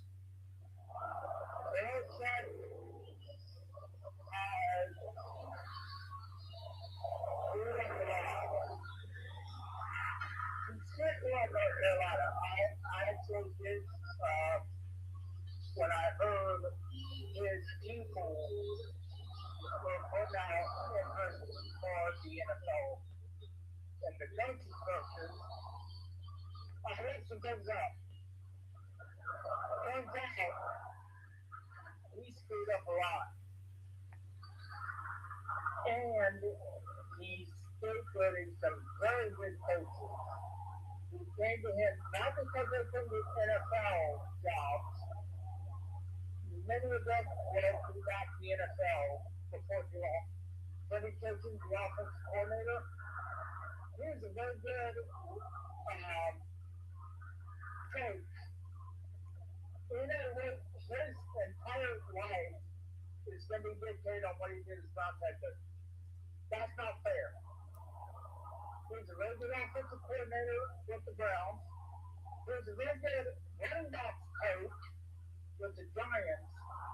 He was a very good positions coach before that, and he got fired. Why did he get fired? 1 year? Belichick is scapegoating guys. I think he's scapegoating his running back coach. But why are you scapegoating these guys? Give them a year. This is 1 year. When you say your recruits suck this year, or they need development, let's face it, dude, you are scapegoating people. I would defend Belichick if he wasn't scapegoating an offensive player, because I think the offensive coordinator he hired was Freddie Kitchens, and I think that's the guy you were referring to him scapegoating, because that was his offensive coordinator at North Carolina. Only coach for the Cleveland Browns for the last 10 years has done a 4,000-yard quarterback and 1,000-yard receivers in 1 year, and 1,000-yard running back. He knows offense.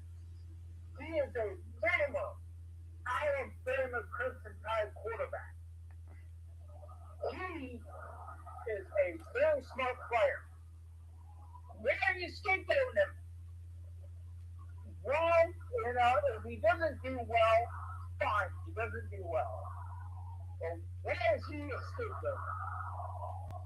That's the thing that really irritates me. You get fired when you don't do well. He did well, so he's your scapegoat. Yeah, I'm pulling up Tar Heels Wire. The article is called Possible Offensive Coordinator Candidates. I'm renaming the article Potential Bill Belichick Scapegoats. Potential Bill Belichick Scapegoat number 1, Chip Kelly. Honestly, I think that would be semi-hilarious. I love Belichick of the Patriots. I've never liked North Carolina as a program. I think the Chip Kelly-Belichick dynamic would be absolutely hysterical. They mentioned Andy Kotelnicki. I don't think he would go to North Carolina. I think he's too smart. Number 3, Brian Daboll. A Belichick-Daboll reunion would be fun, but like Kotelnicki, Daboll is too smart to fall for Belichick's undermining tactics. Daboll's probably going to get another NFL head coaching job. There's supposed to be 6 to 8 openings. He's going to get another NFL head coaching job. And like, why the hell would he go to Bill Belichick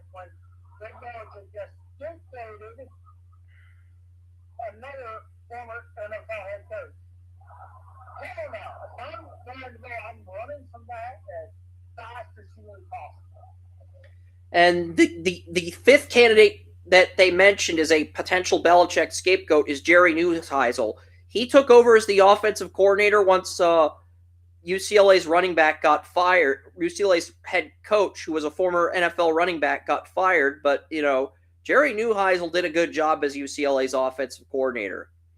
I mean, if I were him, I'd try to avoid Belichick because he's young, he's 33, he's got a lot of potential, but I feel like that's their best candidate they could get. Your Neuheisel, I got look at from Neuheisel's perspective, even if it's a horrible situation, how much are you going to learn from the organizational standpoint from a football team from Belichick?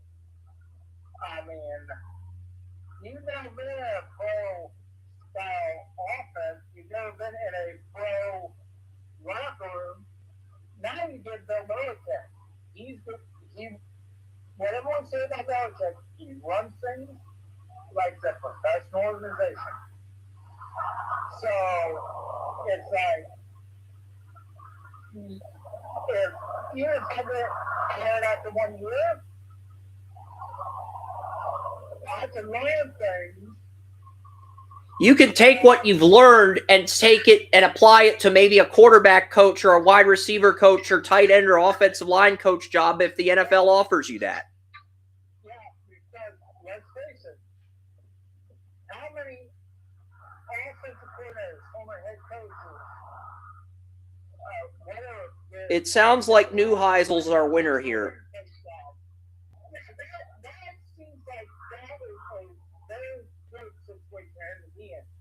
Because if he loses the job, guess who's coming calling? The NFL. And guess what? There's always going to be a place for somebody who understands structure. Yep. Couldn't have said it better myself. It was a great point. We've gotten through 40 cornerbacks. Let's go to Missouri. Toriano Pride Jr. is cornerback 41. And then Trada Stoops, Arizona corners, the final corner to make round 6. Now we've got like a dozen round 7 guys. This is where things get fun. Amari Harvey, Georgia Tech corner. Florida International does have a corner in these rankings. Brian Blades II. He's no relation to Al Blades, but if they were related, I think he'd be a round or 2 higher. Texas Tech's corner Bryce Pollock. I like him, but at the same token, it's like the heart of Texas Tech's defense is the front 7 this year. But William and I both have Ohio State and Texas Tech in the championship. We both agree on the championship this year. We both think those are the 2 best teams in the country. But it's a 1A, 1B situation where I think it could go either way. This is a bad situation for Ohio State that they don't have a less than Travis Powell or one of those big corners that's going to make the plays for you. They've got Caleb Downs, and they've got some good corners, but they don't have that round 1 star you're used to them having over the years. They don't have, and I said Powell Fox because they won the national championship that year. And those are 2 national champions. You don't have that national championship headed in there. So my thought process is, because you mentioned one of your Ohio State players early. You could have mentioned Lattimore or Darian Conley. You could have mentioned Garion Conley. You could have mentioned Lattimore, who was a redshirt at the time. You could have mentioned the Raiders' first-round pick in 2017. I think I mentioned Eli. You could have mentioned Eli Apple. You chose Powell over all 3 of those guys.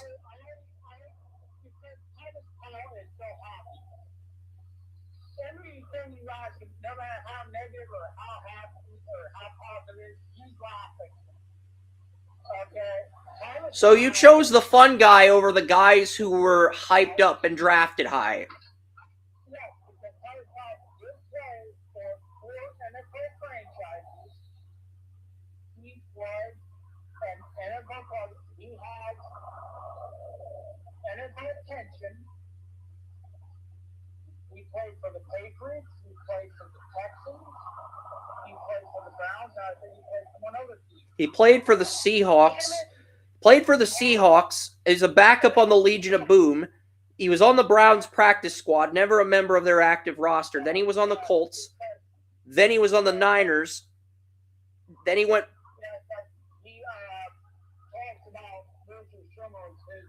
He was on the practice squad of 6 different NFL teams, though. He was on 4 NFL teams, and he was on the practice squad of 6 NFL teams, and he did all that in the span of 5 years. And then he played a year with the BC Lions, and then he retired.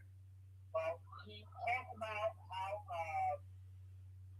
Richard Sherman was his mentor, and then when he was with the Browns, they said, we're going to pay for surgery because he had to have 3 pins put in his pencil or something like that, something horrific, a horrific injury that he didn't even know about until he had his surgery. They said, we're going to sign you and we're going to pay for your surgery, which is pretty screwed up, whether you like it or not. That's classic. And he is always staying very, very positive.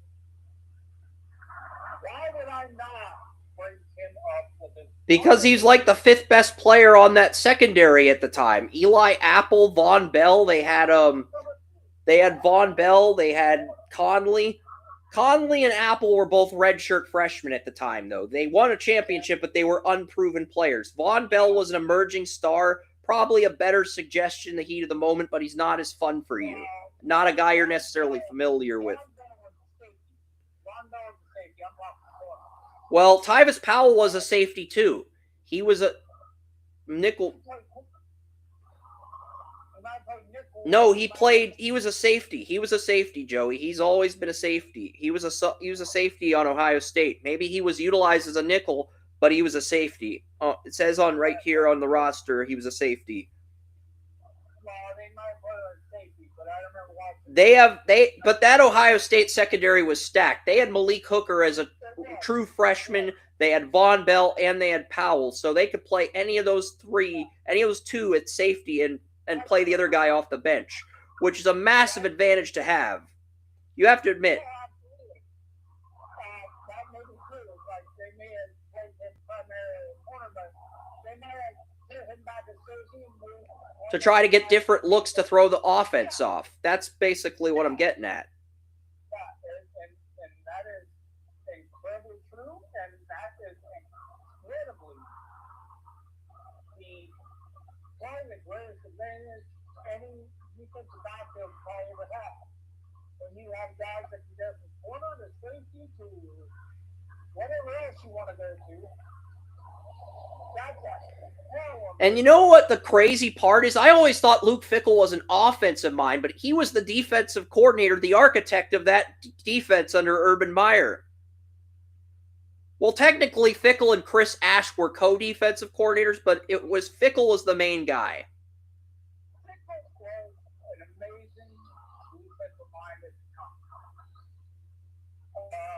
I don't even remember the other guy. I don't even know if he made a dent in life. Well, it was Luke Fickell's 9th season with Ohio State. It was Ash's 1st season. I'm looking up Chris Ash right now, Joey. Chris Ash, he was Arkansas's defensive coordinator for a year. He was Ohio State's co-defensive coordinator for a year.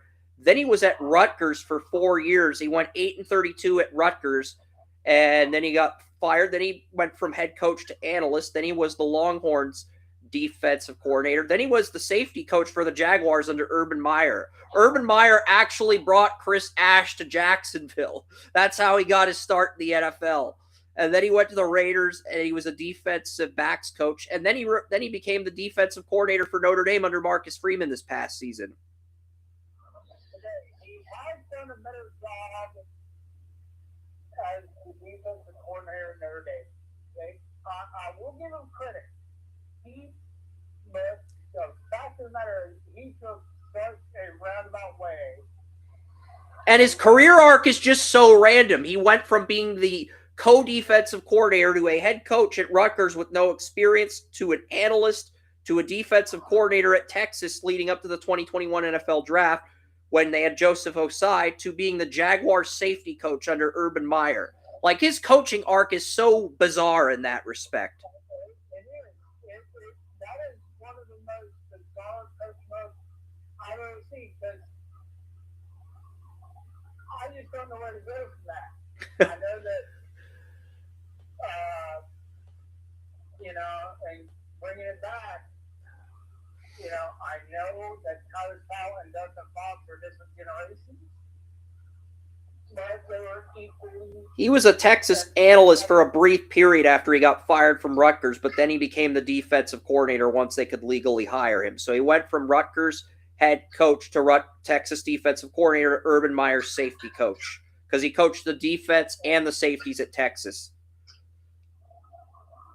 That's just weird. That's just a weird art. It is.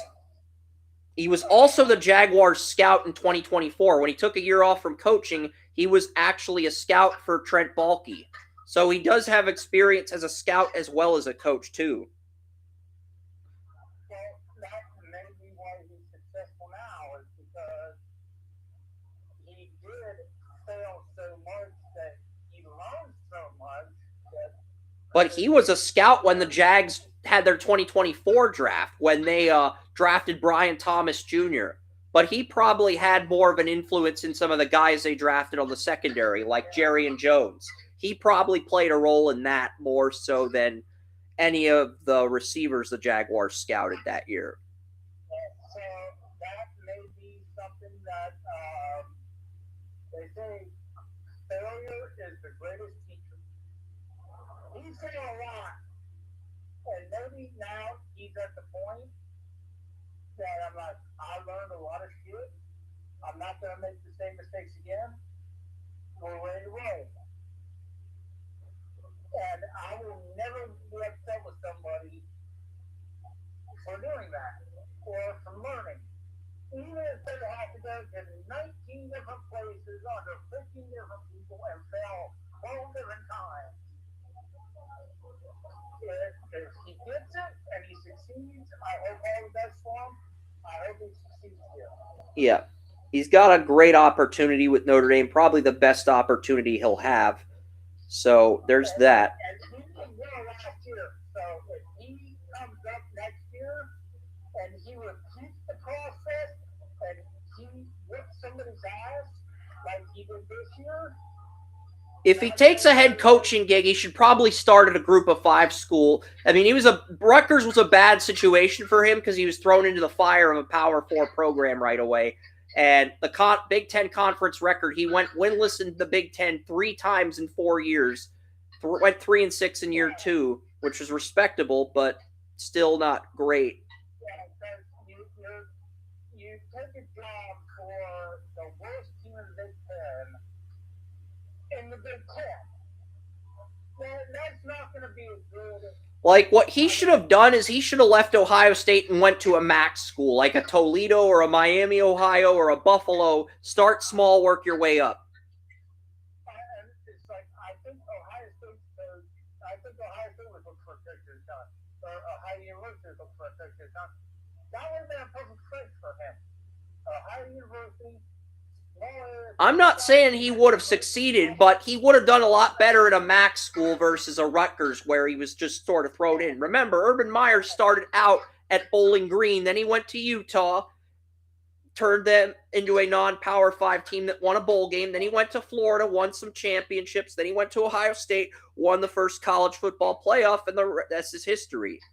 And then people just try to blur out the part about him with the Jaguars because that's not really part of what makes him a college football Hall of Fame coach. No. The only reason he went to the pros because he wanted to show that he was better than Nick Saban and he could do it at a pro level, and then he only validated that he was worse than Saban at the pro level because Saban at least lasted 2 years. Yeah, Saban lasted a year and 3 quarters. Yeah.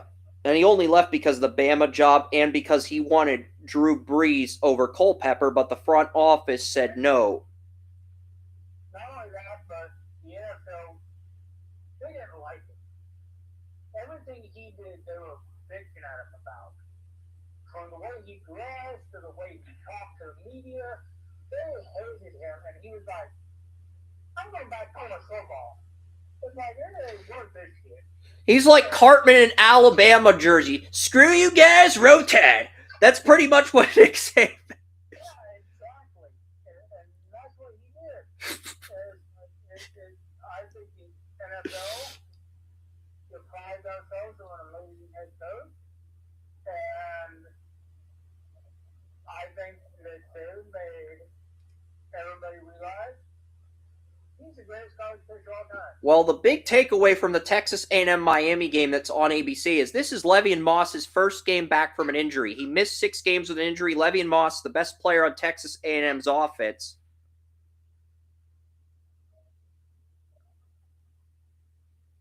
And the key to beating Marcel Reed is to make sure he doesn't scramble. Let him throw on the run, let him throw in the pocket, but don't let him scramble. If you do that, you can limit his ability to make big plays. That doesn't mean you'll keep him to a shutout, but you'll limit his ability. And I don't think a lot of teams have figured that out. That's the same with Meter. Yeah. Like, Meter has the shot put throw, and if you don't let him scramble and you don't have somebody open, he's going to throw this shot put laser right there for him. And there's not going to be any times he's not going to be able to do too much with it. He's just going to launch it at you. And so you keep him in the pocket and you build it up, and he's probably going to get sacked. So there's the same thought process between that system where you keep him in the pocket, you don't let him create, and that in itself is going to limit his effectiveness. Yeah, and the other corners that we have left on this list after Bryce Pollock of Texas Tech, we've got Dakari Los Nicholson of USC, Devonta Smith, Notre Dame corner. Elijah Palmer is the Hawaii corner. Javen Robinson, Arizona State. Golabro. Devontae Smith's going to touch people. He's Notre Dame's nickel corner, but a lot of people are overlooking him because they have Leonard Moore, number 1 corner in 2027, and they have Christian Gray, who's a really good number 2 corner. I mean, he's kind of a nickel guy like Powell was at Ohio State, but a lot of people are sleeping on him, and they shouldn't be. Yeah, it's like they are going to, at the very least, like Powell, he's going to be a special teams aide. Yeah. He's going to be able to break down special teams. He's going to beat people to a pulp, whatever. Hopefully, he doesn't have the injuries that Tyrus had that forced him out of the league. But at the same time, he's going to be the guy who is, if he's not a nickel, he's going to be a special teams aide. And at the, I hate the fact that I'm saying this. At the very least, I think his ceiling is Bubba Ventrone. Bubba Ventrone made 10 years out of a career of being nothing but the best special teams player in football. He would run down, and he would be the one to make the tackle every single time. And that's what he did. And I think that's where his ceiling lies. He's gonna be a return specialist on special teams, but he's also a guy who's got the ceiling of a number 5 quarter corner in the NFL. It's floor of a quarter corner or a number 6 corner that plays on special teams. That's his floor, and ceiling's probably either a nickel or a boundary if you think he's good enough to be a number 2 corner. That's probably what you're looking at for floor and ceiling. So worst case scenario, you get a uber talented special teams corner that's an effective dime corner. That's the fine median. Assuming we take an objective and realistic approach to this. Now, Chris, the big thing is, I want you to say that 5 times. Say it 5 times. His floor is a number 6 or number 5 cornerback, and the ceiling, I would say, is anywhere from a number 4 dime to a number 2 boundary corner. Could be a nickel. It just depends on where he goes to, how he develops. I said it twice. That's good enough. That's good enough. You're not going to say that 5 times. That was a mouthful. I'll give you that. Fair enough.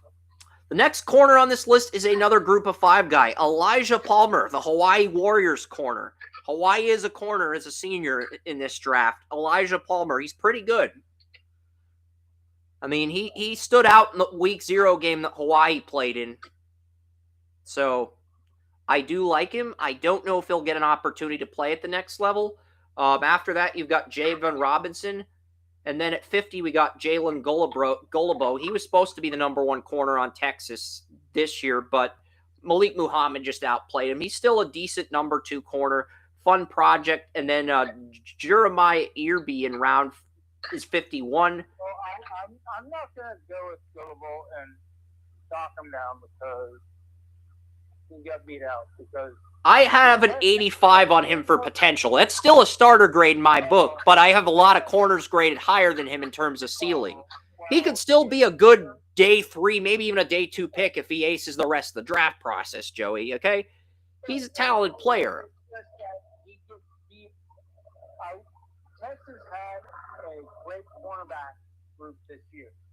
So I'm not going to, say, oh, my God, he got beat out.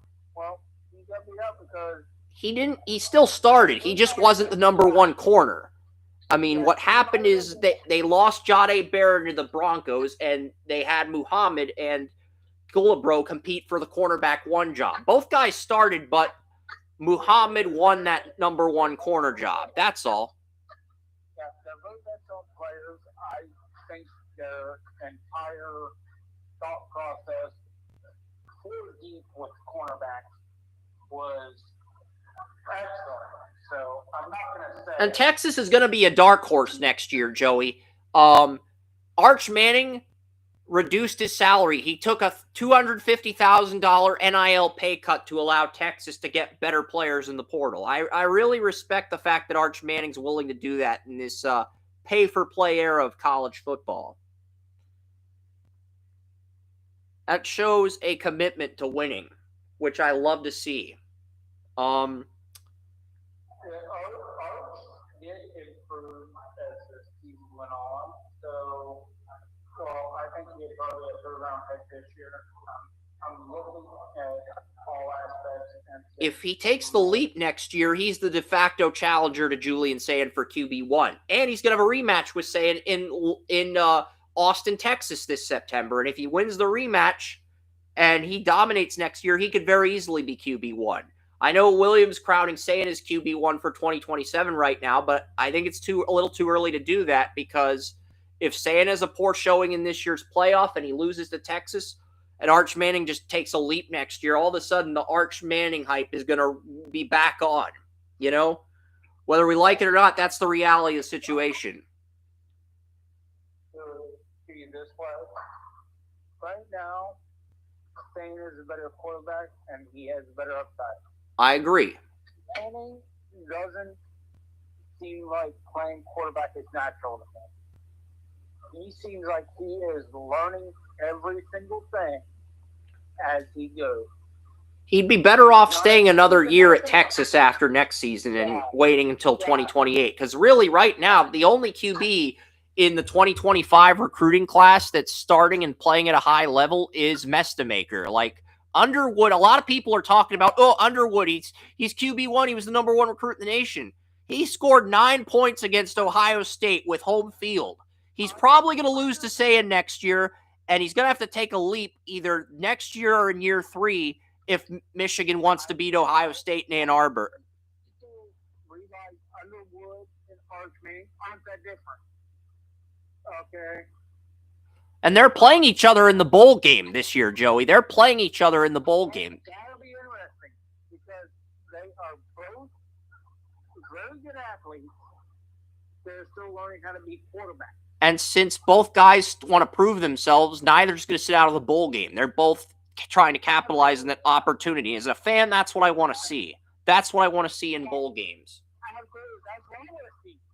Because these two guys, they're not quarterbacks. They're not even the fifth-round picks right now. But they're athletes and they're determined. Is that Jason Taylor with the headset on? I swear I saw former Dolphins edge rusher Jason Taylor with a Hurricanes headset on. Yes, I did really play for Miami Hurricanes, so that may be true. And now Google Chrome's working again, but he is the defensive ends coach for the Hurricanes. Okay, that's why we saw Jason Taylor. Reuben Taylor Jr. just made a tackle for a loss, and Jason Taylor's the defensive ends coach for Reuben Bain Jr. and the edge rushers. Okay, that makes a lot of sense. That makes total sense. That makes sense as to why the Miami defensive lineman went from, well, they're pretty good. We're relying on our offense. Well, Reuben Bain Jr. was considered a borderline first-round guy at the beginning of the year, but he was coming off a season-ending injury, and people wanted to see how he'd recover from the injury. That was the objection, and he's dominated this year. That Jason Taylor being our coach decides, well, you're borderline. Why has to take you to number one overall? I mean, Jason Taylor being your coach, I mean, you can't. He's been the defensive ends coach since 2023, so he's been there every year Reuben Baines has been there. Isn't Baines junior? Yeah. Yeah, so Baines is junior. He's been there every year under Jason Taylor, so that's like the first guy Jason Taylor's coached at the U. 21, 22. No, because Jason Taylor was a defensive analyst in 22, and before that, he was the defensive coordinator for his old for St. Thomas Aquinas, powerhouse high school in Florida. I'm trying to get the And timeline right. and here's the thing, Jason Taylor was a Whitfield guy. He grew up in Pittsburgh. He played for Woodland Hills, and then he went to Akron, and then he went to the Dolphins.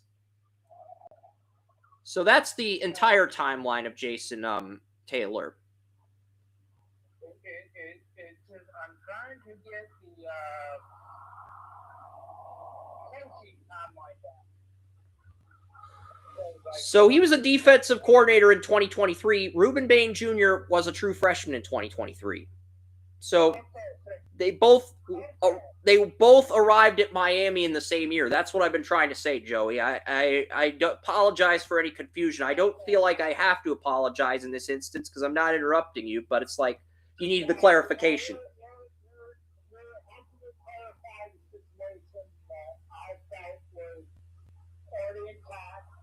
But I wasn't sure about the situation overall. So you're good. All right. Good. I was a little bit confused about how that situation is unfolding. You're good. Thank you for helping me understand that situation. No problem. It's what podcasters do, but more importantly, it's what friends do.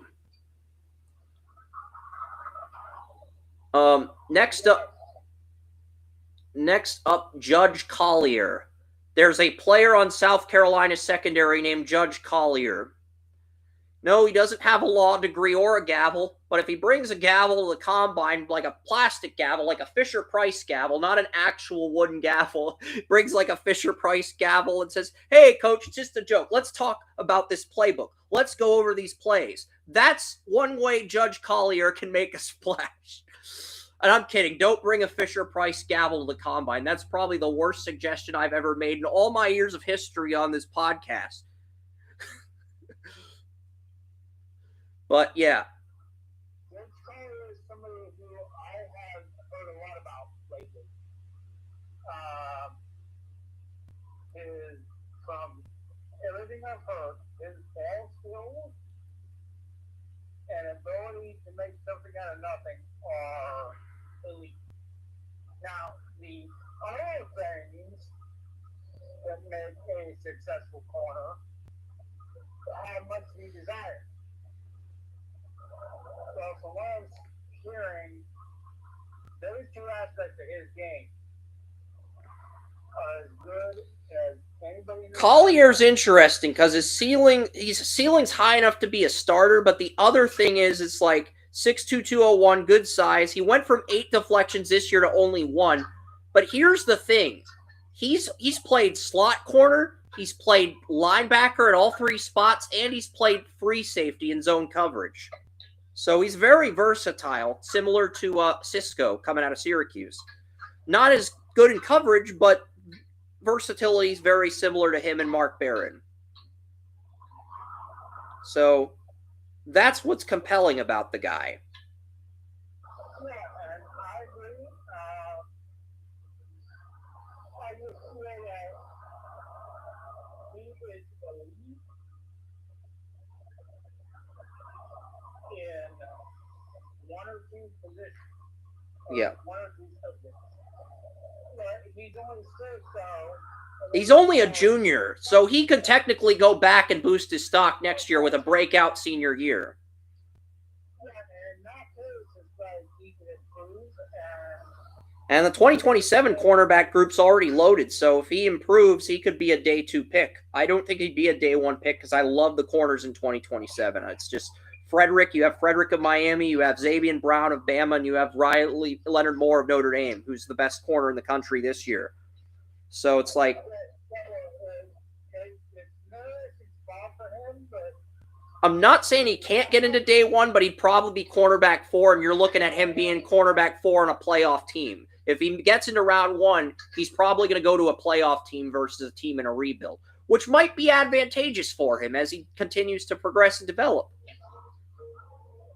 When you have one or two elite plays, that always leaves the door open, and if you go back and you can improve on the other traits, then that's when you go. But if you don't improve on the other traits, you're just another guy that's playing corner in the NFL. So, if it's me, I go back. Yeah. Because I want to improve on those other traits because I don't want to just be another corner in the NFL just because I got drafted because, my God, I can get around the ball. That's just not, that's not what I want to be remembered. So I go back. This is just bad. Carson Beck has been brutally bad in this game against Texas A&M. He just fumbled the ball. Like, the Texas A&M guy didn't even touch him, and the ball came out of his hands. Okay, he did touch him, but, like, this is just bad. I don't feel like I'm watching a college football playoff game. I feel like I'm watching a Rocky and Bullwinkle cartoon with Carson Beck as Bullwinkle. I study these guys, and I know for the couple people who are college football, stalwarts. And we were making fun of Carson Beck. I never thought I would get to the point where I would compare a quarterback to a Rocky and Bullwinkle character. I never thought I would sink that low. We've been at that for a while.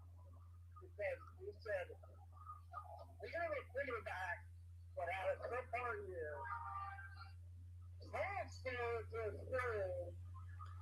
but here's the thing.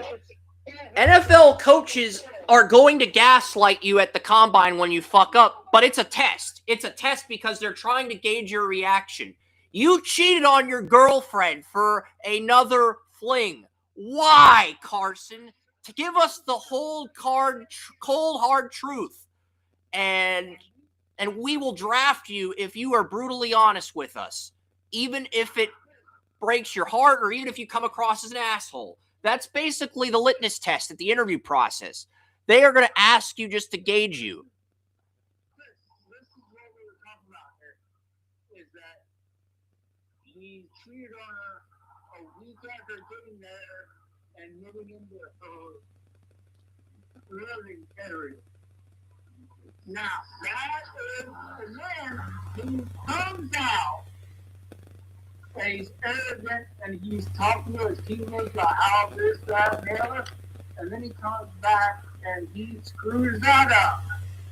So not only does he screw people behind his offense back to Georgia, he gets to Miami a week later, screws somebody else, and from his girlfriend's face, and then he screws up the football part of things. I mean, that's just a new level. I'm gonna screw this up, and I'm gonna screw it up every way I possibly can, because I have no self-awareness and no responsibility. I mean, Carson Beck right now is showing every college quarterback who will ever come out after him that you do not do. It is a very, very, very important lesson to be learned. Everybody learns. Oh, God. This comment in the chat room, this comment is so bad, I actually have to read it on the air. Someone compared Carson Beck to Banjo-Kazooie. No! Banjo-Kazooie saved his sister from Gruntilda. We're not going there. Banjo-Kazooie has far more courage than Carson Beck. If anything, Carson Beck's basically a screw-up version of a hero, like a hero that fucks up on purpose and helps the bad guy win, like Knuckles the Echidna when he gets tricked by Eggman.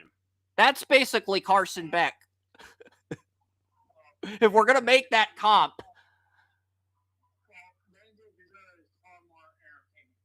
That's true. That's also true. Banjo actually listens to his coaches. I consider Mutombo the skeleton his coach in this circumstance. It's not the best analogy, but I think it sort of applies here, because I think Mumbo was sort of like a mentor to Banjo. No, I talked about Mumbo. Mumbo was the skeleton in Banjo-Kazooie. The skeleton with the skull on his head that gave Banjo wisdom and performed magic tricks to help Banjo beat the levels. Okay, I forgot his name. When I heard that, like, you can't remember Mumbo? No, Mumbo. Just Mumbo, 5 letters. Okay. I had to. I don't think the Kevin McCumber would be that fucking stupid. And to be fair to Sony, Banjo does feel like a ripoff of Crash Bandicoot, but it's edgier because there's a sidekick. Crash does everything himself. Banjo has Kazooie, he's the sidekick. It makes the game fun and entertaining. So, it's kind of a ripoff of... It's kind of a hybrid of Crash and Super Mario Brothers when you add Kazooie into the game. It's kind of a hybrid. I think that's what Rare was going for at the time. They wanted to make something original. It just, the plot of the game coincided with the plot of Crash Bandicoot. That's all. It was a good comment. It was good. I don't think Banjo-Kazooie to Carson Beck to Banjo-Kazooie is a good comp, but Banjo-Kazooie is an entertaining game. I could do a whole show on Banjo-Kazooie the same way we did a Mario Kart episode during the Senior Bowl. So let's get back to football. Carson Beck is as good, as entertaining as Banjo-Kazooie as he's a porn star, because he's sleeping around all over the place. It's like there's going to be a video get out at some point. So, I feel like Wario World, the video game where Wario collects the gold pieces, that would be the video game that resembles Carson Beck the most. If we're comparing quarterbacks to video games, I feel like Wario's an anti-hero, but he doesn't try to help Bowser. He just screws up to the point where he ends up hurting Mario.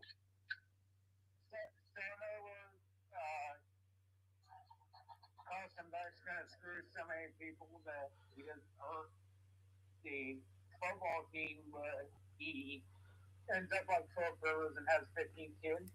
Maybe. Okay, that works. That works. All right. Maybe I can do it is. All right, fair enough. We've got 3 corners left. Martell Height, Vanderbilt corner, is the next guy up.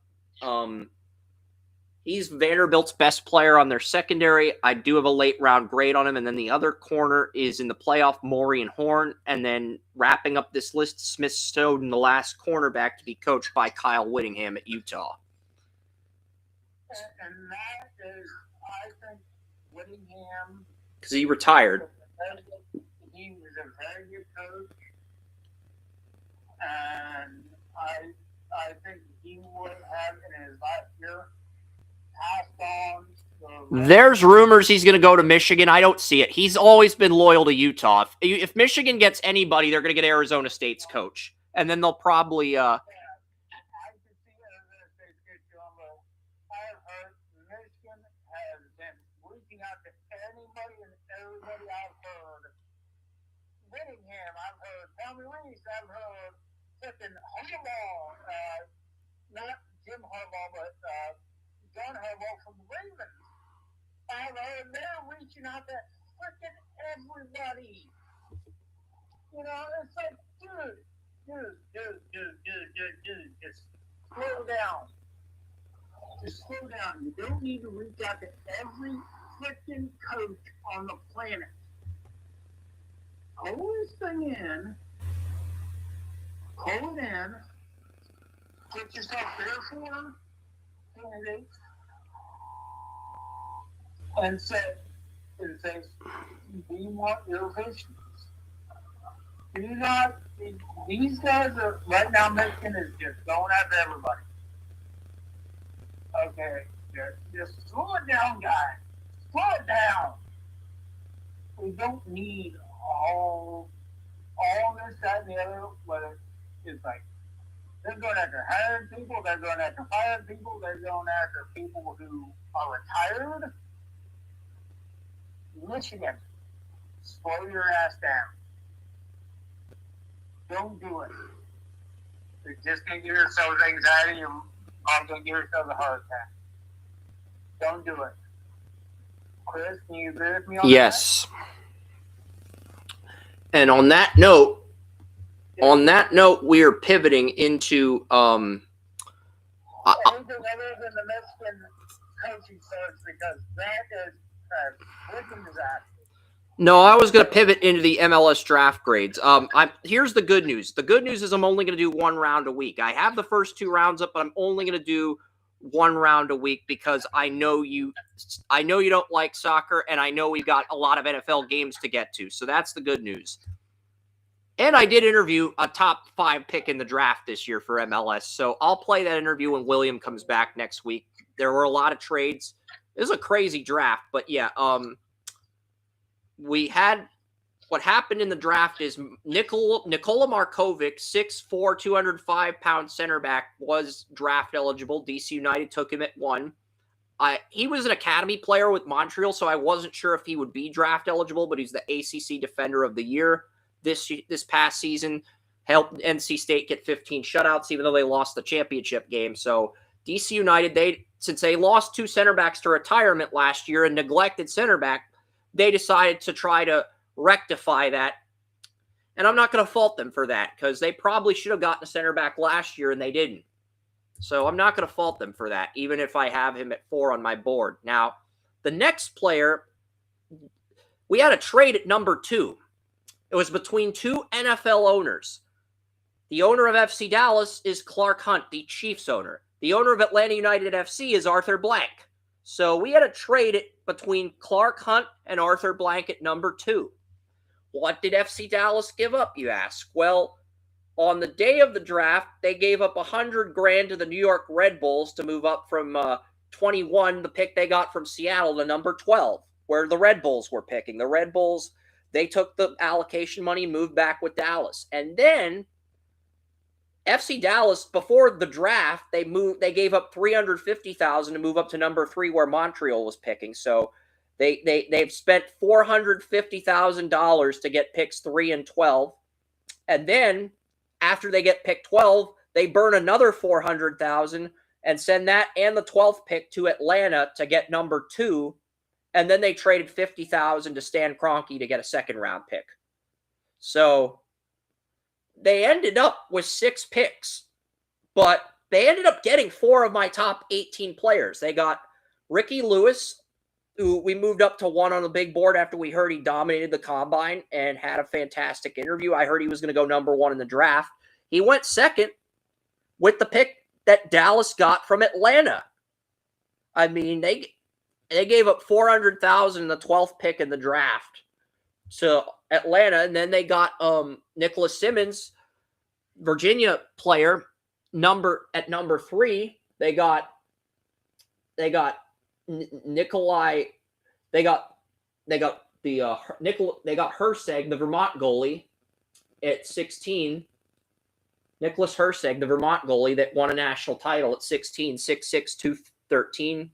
And then they got Edward Niss, a player I had in the top 20 in round 2 at pick 40. And then they got an Italian defensive midfielder who was the captain of Virginia at 46. And then FC Dallas wrapped this thing up with Louisville's sophomore center back, who was my top 3rd-round player in the 3rd round at pick 66. So FC Dallas, this was FC Dallas's single greatest draft in history. But they burned almost $1 million in allocation money to get all these players. So I'm very intrigued to see how this is going to play out.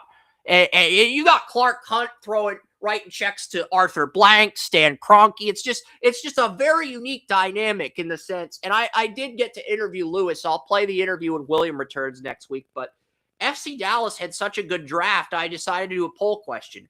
Who had the best Dallas draft of all time? The options were the 2018 Mavericks with Luka Doncic and Jalen Brunson, which surprisingly got 0 votes. The 2017 Dallas Stars with Miro Heiskanen, Jake Ottinger, and Jason Robertson, 1 vote, 14% of the votes. FC Dallas had 1 vote and 15% of the votes, so they finish in second on a technicality. And the winner of the best Dallas draft of all time, the 1991 Dallas Cowboys. And I'm pissed that Netflix did not include the 91 Cowboys draft in their documentary. They could have done a whole episode about the Cowboys 91 draft, how they got Leon Lett, their right tackle, Alvin Harper, the defensive tackle they took 1st overall. Instead, they do an entire episode on Michael Irvin's trial because they want to focus more on the stars, Aikman, Irving, and Smith, than how the team was constructed. And that's my only issue with the documentary. It's a pretty good documentary on Netflix on the Cowboys, but I wish they had done an episode on the 91 draft.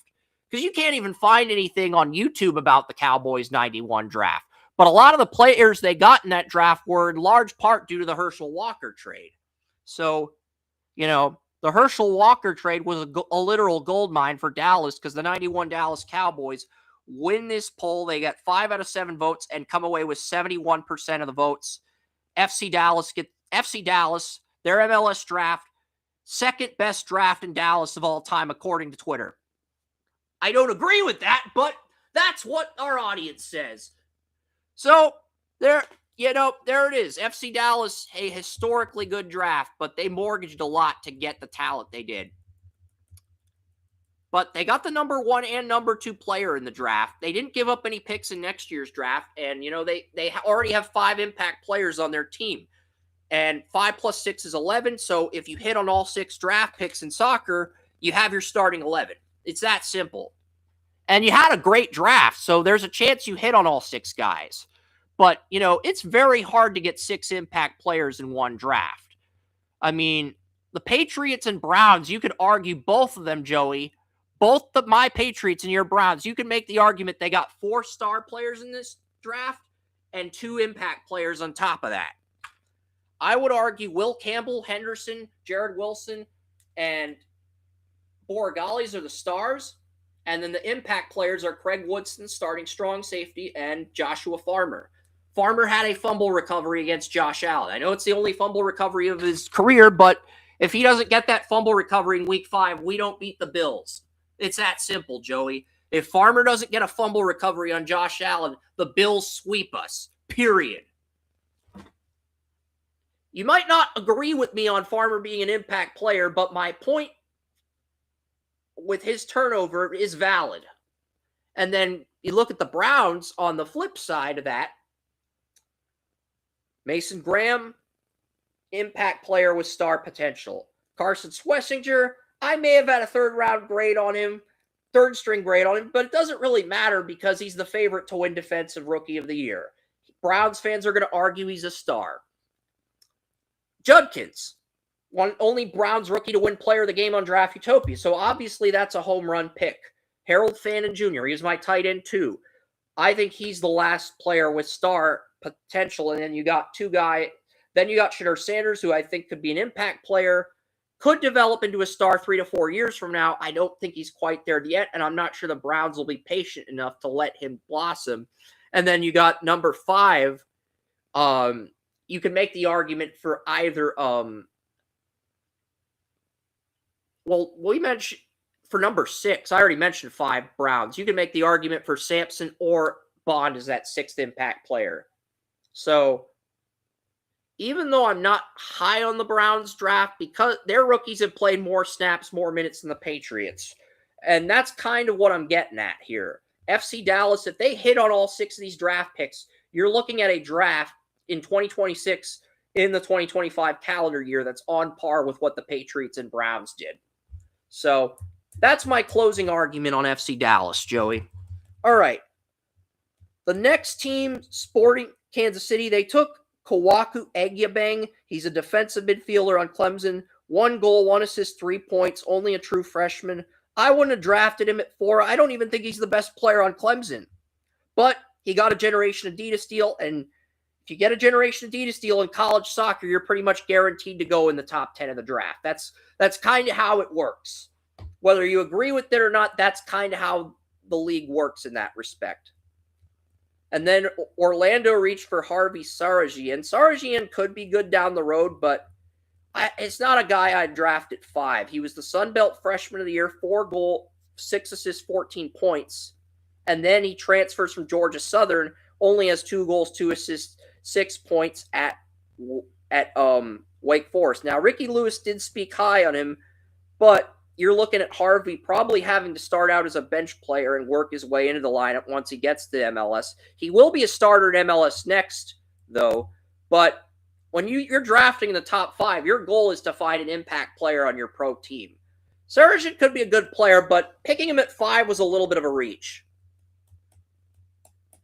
The Rapids took Bilo Diop. He's not a college player. He's on the Rapids 2 MLS Next team, but he led the team with 13 goals as a 19-year-old. And since he was on the super draft list, Stan Kroenke was allowed to bypass the NCAA and draft a player within his own academy because of the loophole in the MLS draft system. St. Louis, they took Zach Lillington. He was the first senior off the board. There's clips of him knocking people on their asses. Not a guy who gets shutouts consistently, but his physicality. He plays with so much physicality that the physicality wows you. And Lillington, despite not getting a Generation Adidas offer, was the first senior picked at number 7. Number 8, DC United. They gave Rob Kraft $200,000 to move up for Richie Amon, the top senior on my board who had 11 assists. So you get the top midfielder and you get the top center back. DC United, pretty good round 1. This is where the curveballs began to take effect. Orlando took Nolan Miller at 9. 2 goals, 2 assists, helped Michigan get 9 shutouts, but Michigan lost 5-0 in the Big Ten championship. I don't know if I would take a player who got beaten that badly in the top 10, but, we'll see what happens with Nolan Miller. He has good size, experienced player, and Orlando's got good starters on the back line, so they have the flexibility to develop this guy and ease him in without rushing him. Next up, Colorado, they took Williams guy, Mitchell Baker. Mitchell Baker at Georgetown had a very good year as a sophomore, 14 goals, 3 assists, 31 points, 6'5", 205. And we're seeing a lot of MLS teams draft for size. We're seeing this in the NHL too, Joey, where NHL teams, they're not looking at a player's production. They're looking at a player's size, and is the production congruent with the size? You're seeing that trend in hockey. You're seeing that trend in soccer as well. And it's very glaring, very noticeable. And I think you've been seeing that trend in the NFL for years. Yeah, NFL teams want players with ideal NFL size traits, but they also want guys with great production, great attitudes, great humility, great interviews. So you're seeing a combination of that form in 2025. The Houston Dynamo got the 11th pick from San Jose. San Jose traded the 11th pick in the draft for $75,000. That's not a pick you trade away unless you're getting at least $100,000 back. I'm sorry, but John Fisher just might be the cheapest owner in all of sports. You look at all the players he's let go in the Athletics, and now you trade the 11th pick in the draft for $75,000.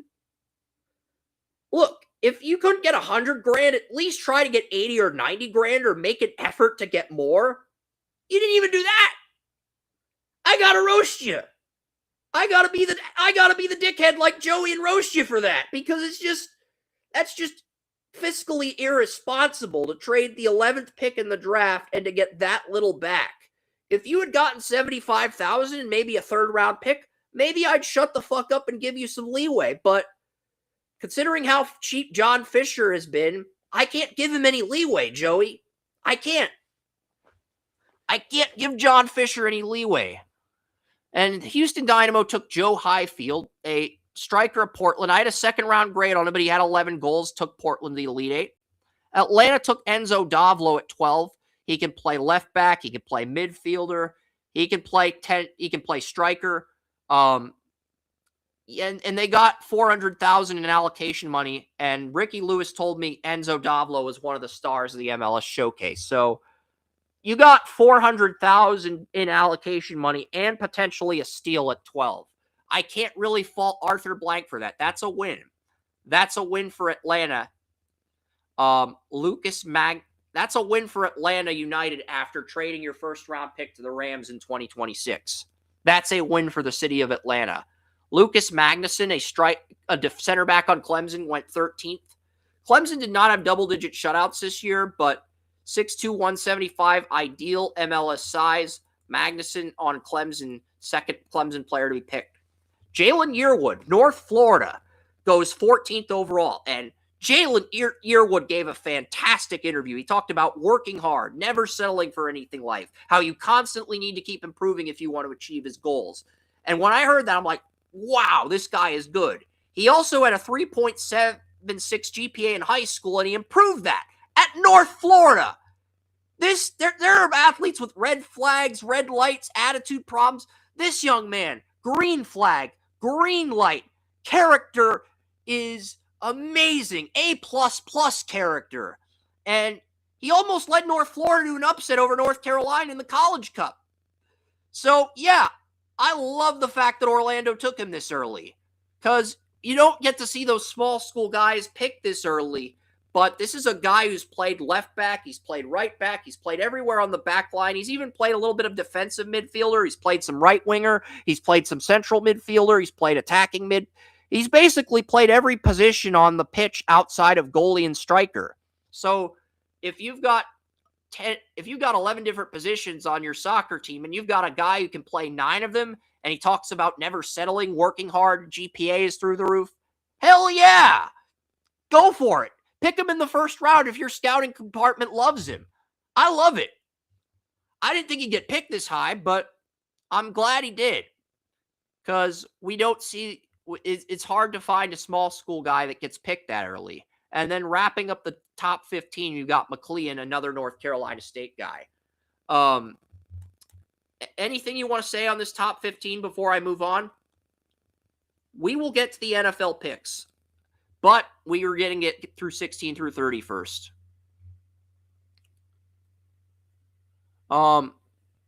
This is interesting, though. Looking at this draft, FC Dallas, they took Nicholas Herseg, the top goalie. I already told you about Herseg, went with the FC Dallas rant. Vancouver traded up to 17. Vancouver gave, I don't know how much allocation money Vancouver gave Austin FC for the 17th pick.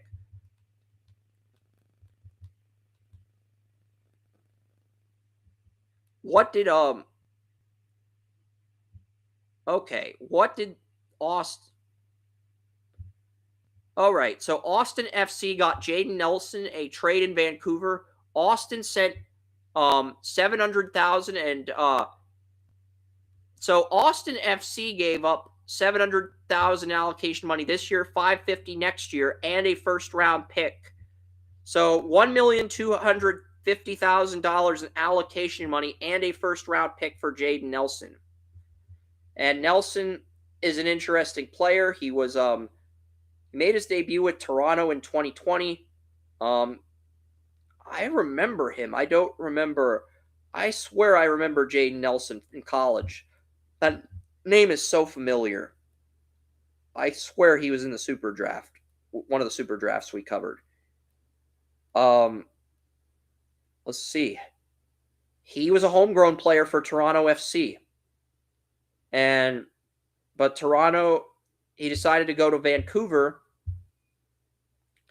And he signed an extension through 2028 when he was in Vancouver, but Austin FC pretty much bought his rights. They offered Vancouver over $1 million in allocation money plus the 17th pick in the draft and made Vancouver an offer they couldn't refuse for a homegrown. So Vancouver took advantage of that, and they took Washington midfielder Zach Ramsey, who was a big part of Washington's championship team. 2 goals against Furman in the semis, and he helped Washington beat North Carolina State. North Carolina State was the home team. They were ranked in the top 16. Washington wasn't. And the thing that made Washington's title run so compelling, Joey, is very simple. Washington won every game in the tournament on the road. They had to play 6 games in college soccer on the road because they were not ranked in the top 16. From the round of 48 game to the round of 32 game to the Sweet 16 to the Elite 8 to the Final Four and carry North Carolina to beating North Carolina State in their home state. They had to win 6 games in a row on the road, and they did it.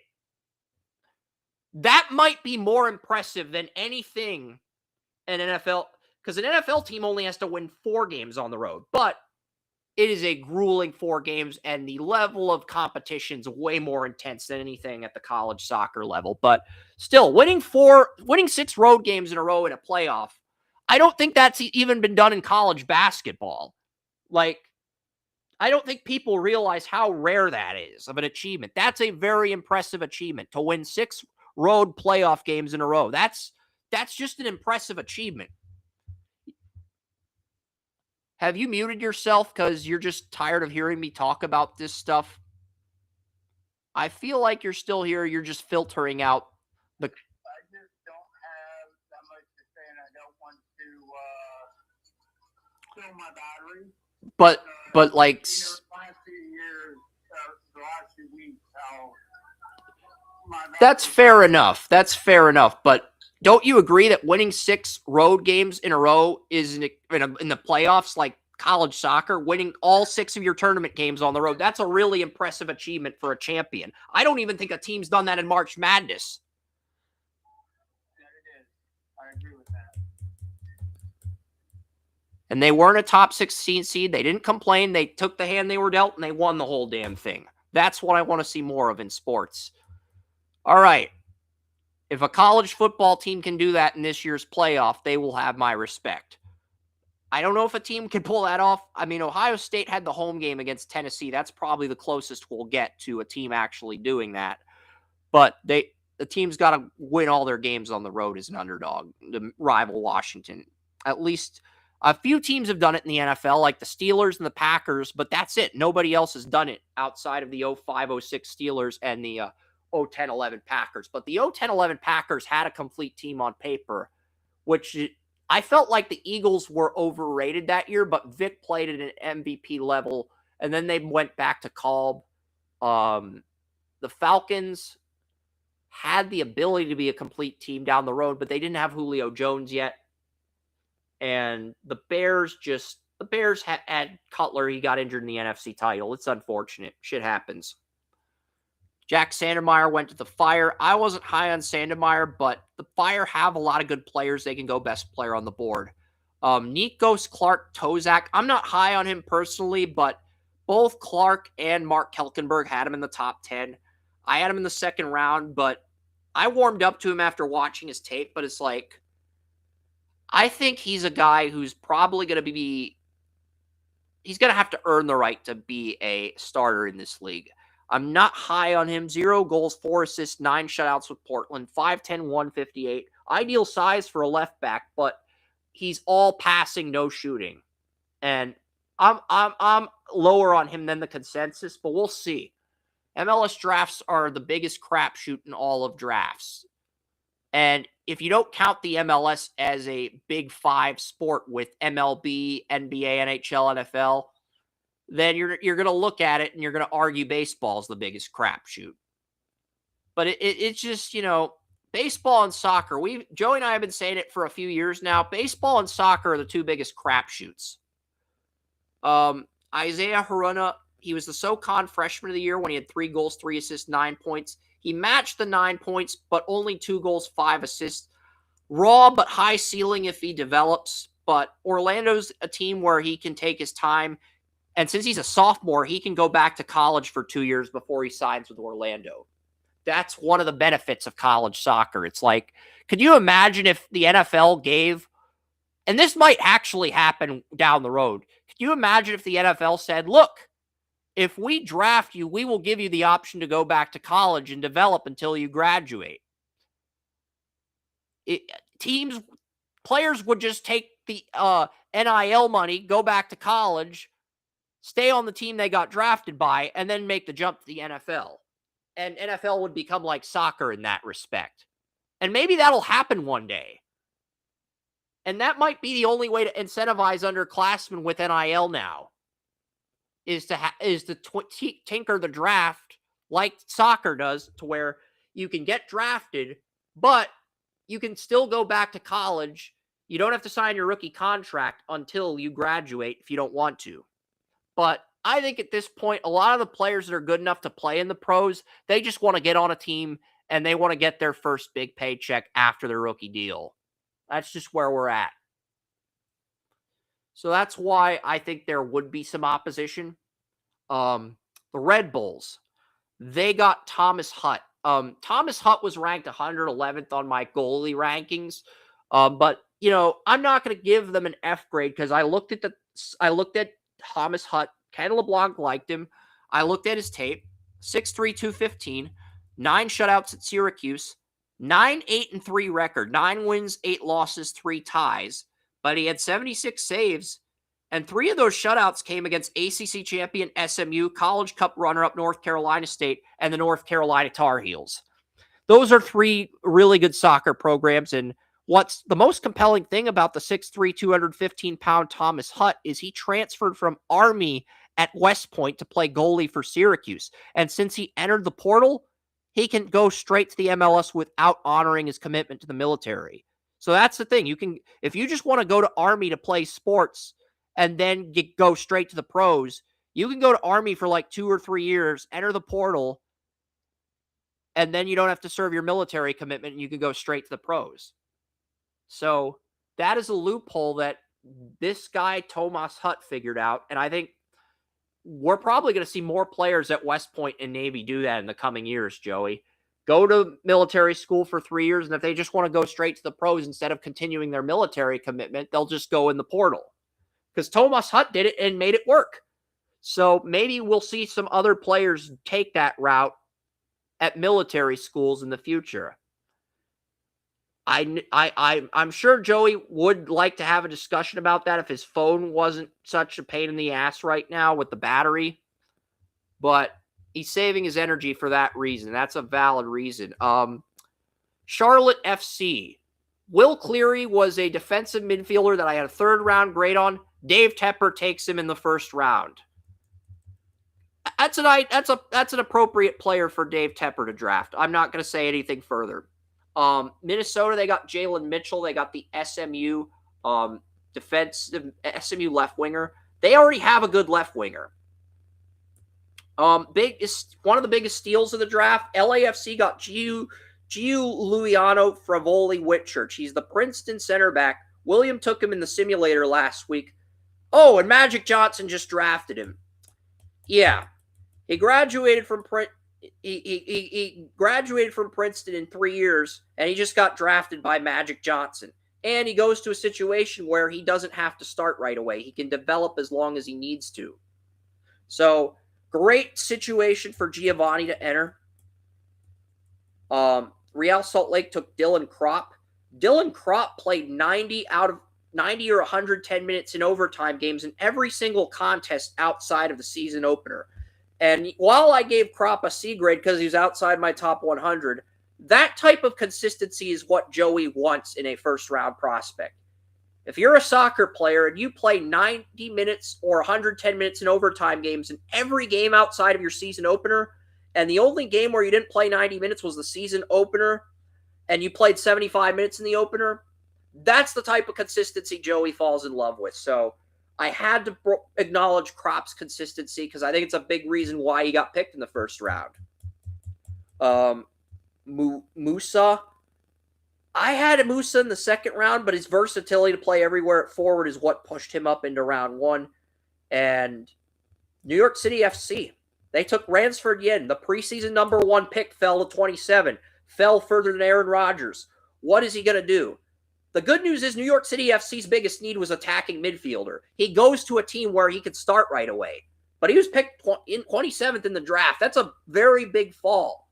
Now, if Ransford Yin becomes a star, a day one starter, New York City FC is going to be the de facto challenger to Inter Miami once again. But if he doesn't, you're probably looking at Cincinnati in that regard because the Union, they won the Supporter Shield. They trade their striker to DC United. They trade their center back to the LA Galaxy. They got over $1 million in allocation money, but you're coming off a year where you had the best record in the league. You have a 27-year-old striker and a 29-year-old center back who are both still in their prime.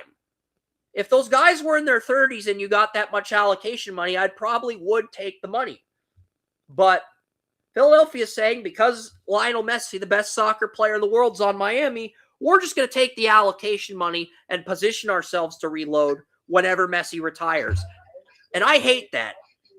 Money and other bullshit like that are reasons the MLS is still behind, all the other major sports because you make this shit so much harder than it needs to be, all because you want to keep control. Well, all teams want to do is control the inventory of their players. They want to control what free agents they sign. They want to control the players in their academy. And if a player doesn't know the team system via the academy, the MLS teams view it as a red flag because they're not certain they can teach these foreign college soccer players their system or they'll adapt. And it's bullshit. It really is. Because and that's what's going to keep the MLS down. You have stupid shit like allocation money and all these other Mitch Butler was our number 1 pick in the simulator last week. You took Mitch Butler number 1. He had 6 shutouts in a row. Senior. He went undrafted. He had 6 shutouts in a row, and 90 teams passed on him. That's worse than letting Shedeur fall to round 5. That's worse because I had 6 shutouts in a row. You know what it was? I shut out every MLS game because they're a bunch of stupid fucks. it's like you let the player Joey picked number 1 overall go undrafted. Marius Stenner, another guy you liked, had a great sophomore year. He went undrafted too. If he dominates again at Delaware next year, if he enters the portal and dominates in the portal, he's probably going to go number 1 in 2027 because Stenner's a guy we've both liked for a couple years now. Olfer went undrafted too, the guy from Iceland. So Olfer will be a senior next year. You'll be looking at him. You'll be looking at Stenner. Washington striker and their center back, who were draft eligible, both went undrafted as well. And Washington won the national championship. It's like, come on, guys, what the hell are we doing here? Allocation money wouldn't allow anything of it. The problem with MLS is they believe allocation money is more valuable than draft picks because they would rather buy star players from other countries than develop college talent. Here's the thing, though. If the college talent you develop is good, you'll have that player on your team for maybe 6, 7, 8, 10 years. And you're choosing to help your team now over helping your team long term. That's why other sports like the MLB, even though its draft system is just archaic as MLS, is more compelling to someone like Joey than soccer. You know, it's like, that's where we're at. It's like, allocation money does suck. I hate it too. I've never liked the allocation money rule, but they're never going to get rid of it because that's how they get star players. To be a dumb fuck, from what they make you, it makes you a dumb fuck. Well, you know the biggest dumb fucks are the Minnesota United. Their starting goalie won goalie of the year, and you know they only offered him $1.3 million. Lionel Messi, the best soccer player in the world, makes $12 million a year.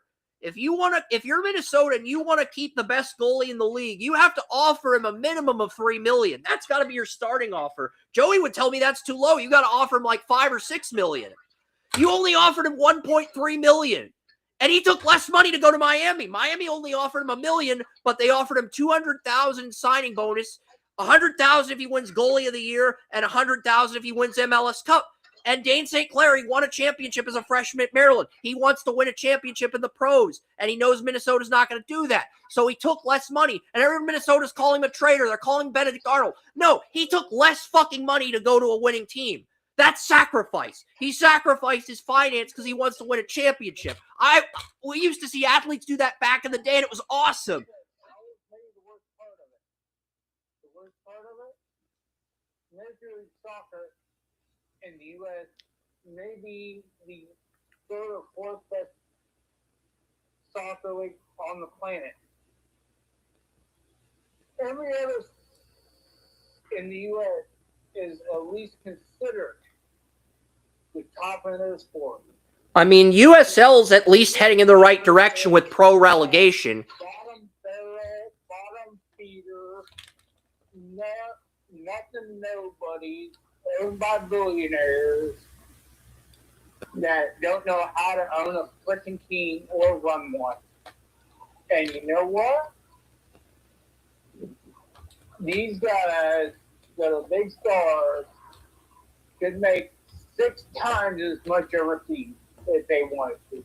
10 times as much overseas if they want to.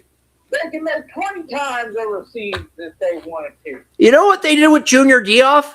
There were 2 different certificates. One certificate said he graduated high school in 2025. The other said he graduated high school in 2026. Since the MLS didn't know which certificate was legitimate, they basically told the best player in college soccer who had 18 goals as a freshman, you are not eligible for the draft. Goodbye.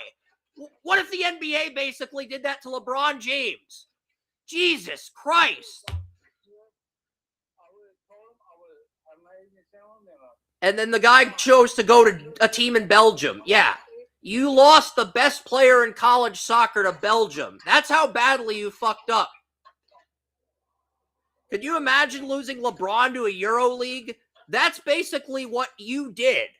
Because some people were calling Ransford Yin the LeBron of college soccer. And you basically let him walk for nothing because of a freaking birth certificate, graduate certificate misunderstanding. That's so stupid. Major League Soccer is like the minor league of college soccer. I mean, it's not even Major League Soccer. It's the minor league of the college. There's other soccer leagues. There's MLS Next, which has a lot of the college players that get drafted, which is fun, is entertaining. You have USL. Look, the USL Cup pissed Joey off, but at least the finals was entertaining. You had Pittsburgh and Tulsa. It was 0-0. It went to penalty kicks. Now, I hated the ending of that game, but that game was actually competitive. Miami and Vancouver was not competitive. Miami won 3-1, and it was a blowout. It wasn't as ugly as I thought it would be, but it was a blowout. Why do I not like talking about college soccer or Major League Soccer? Because in great scheme of things, it's nothing more than junior high or high school soccer because of the way it's run. It's like, what do I want to talk about that shit? I just Talk about anything else. Well, part of it is MLS used to be big on the super draft, but then when David Beckham came to soccer from Manchester United, everybody started getting international free agents. The Red Bulls got Thierry Henry from Arsenal the following year, and then everybody copied the Galaxy of the Red Bulls and tried to get those big-name free agents. And David Beckham's impact on the MLS was so massive, the commissioner of soccer promised him a team after he retired, and he got Miami when they were an expansion team in 2020 as an owner. So it's like, and that's the thing, Miami's just getting all the good free agents. They're like the Yankees or the Lakers or the Dodgers now. And even when a team does everything right, like New York or Cincinnati, it's still not good enough to win because you got the best player in the world, Messi, making $12 million a year, led Argentina to a FIFA World Cup, and you got guys who are willing to take less money to play with that guy because they know that guy can win them a championship. And that does water down the league to a point. Well, we got 3 more first-round picks. Ransford Yin, number 1 prospect at the beginning of the year, fell to New York City FC at 27. Lualu, a defensive midfielder, went to San Diego FC. San Diego hit on both first-round picks as an expansion team. Manu Dua, Ian Pilcher. They got 2 starters on the defense. And they were the only team in the MLS draft in 2025 to do that, to get 2 day 1 starters on their defense. Two starters with their first-round picks. And they got to the Western Conference Finals. They lost to Vancouver there. And then Vancouver took Daniel Lugo of High Point. High Point, he had 14 goals, 5 assists, 33 points, 10 shutouts. He was the Big South Offensive Player of the Year. And then the final player in round 1 that got picked was Abdel Talabi. Talabi's interesting because I had some people in our chat room when I did the MLS draft special with Julio. They were calling Talabi a tank. Like, that is how much they like this guy. They were calling him a freaking tank. And David Beckham, Messi, Inter Miami, they get the tank at 30 to wrap up the first round. They didn't trade any of their draft picks. In fact, they kept all of them, and they used all of them to replenish their prospect pool so they can develop these guys for a few years and then bring them up whenever they're ready.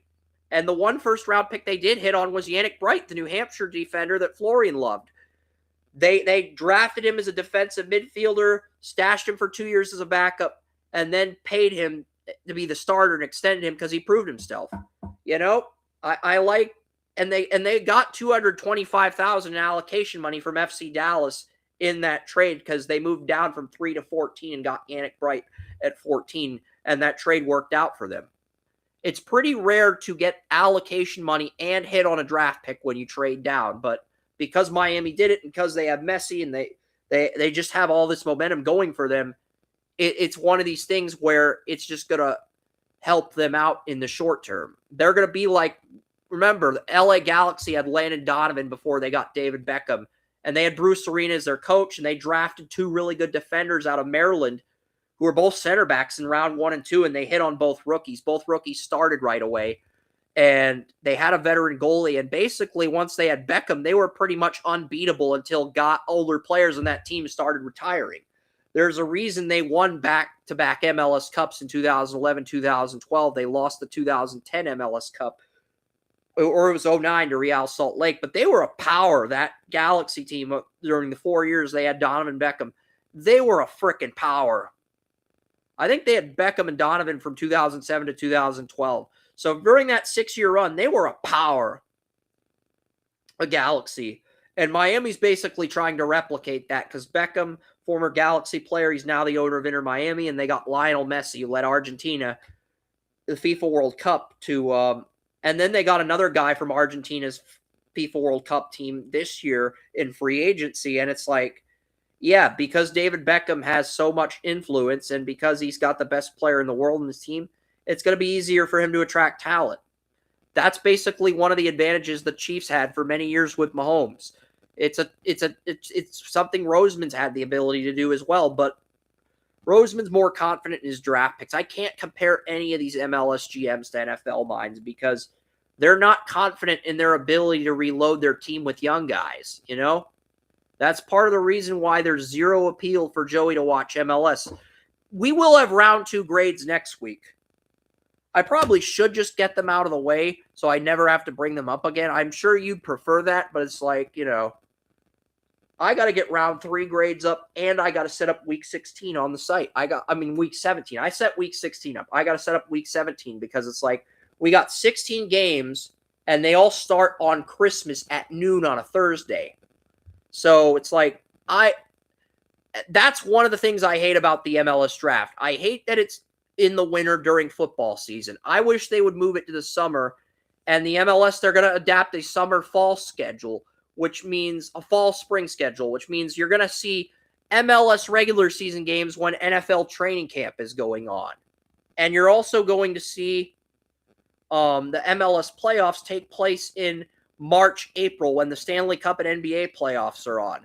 I think that's a bad business move for their league because their ratings are going to shrink even lower because nobody wants to watch MLS when NFL training camps and college football is on, Joey. And number 2, MLS playoff games are going to get slaughtered by NBA and NHL playoff games. Shit, even some MLB games are going to get better ratings than the MLS playoff games. So I just think the way the league's set up right now, you start it in February, you end it in December before the NFL season ends, and then you have the draft. I wish you'd move the draft back to January, but outside of that, I think the league's perfect the way it is. But you're changing it because you want to be like the English Premier League. You want to be like Barcelona. You want to be like the Italian leagues in soccer. You want that type of prestige, that type of respect. Here's the thing. Joey's going to tell you you're never going to have that type of prestige no matter what you do. Because those leagues have the best of the best. Arsenal, Manchester United, Chelsea. Italian Series A has some great teams. I don't know all of them. Mainly my knowledge is stemmed in MLS. I'm an MLS guy. But a lot of the teams in the Premier League, whether it's Chelsea or Arsenal or Liverpool or Manchester United or Manchester U, not Manchester United, but there's a Manchester U. There's all these teams in the Premier League. Believe me, the English Premier League is way more popular than the MLS. I know because I went to England in 2006 when both Beckham and Henry were on Arsenal and Manchester before they made the jump to the pros. I know this for a fact, okay? You just have to take my word here on this. We got anything else we got to update? I'm getting to the NFL games because I got a lot of stuff on my plate. I'm so parched that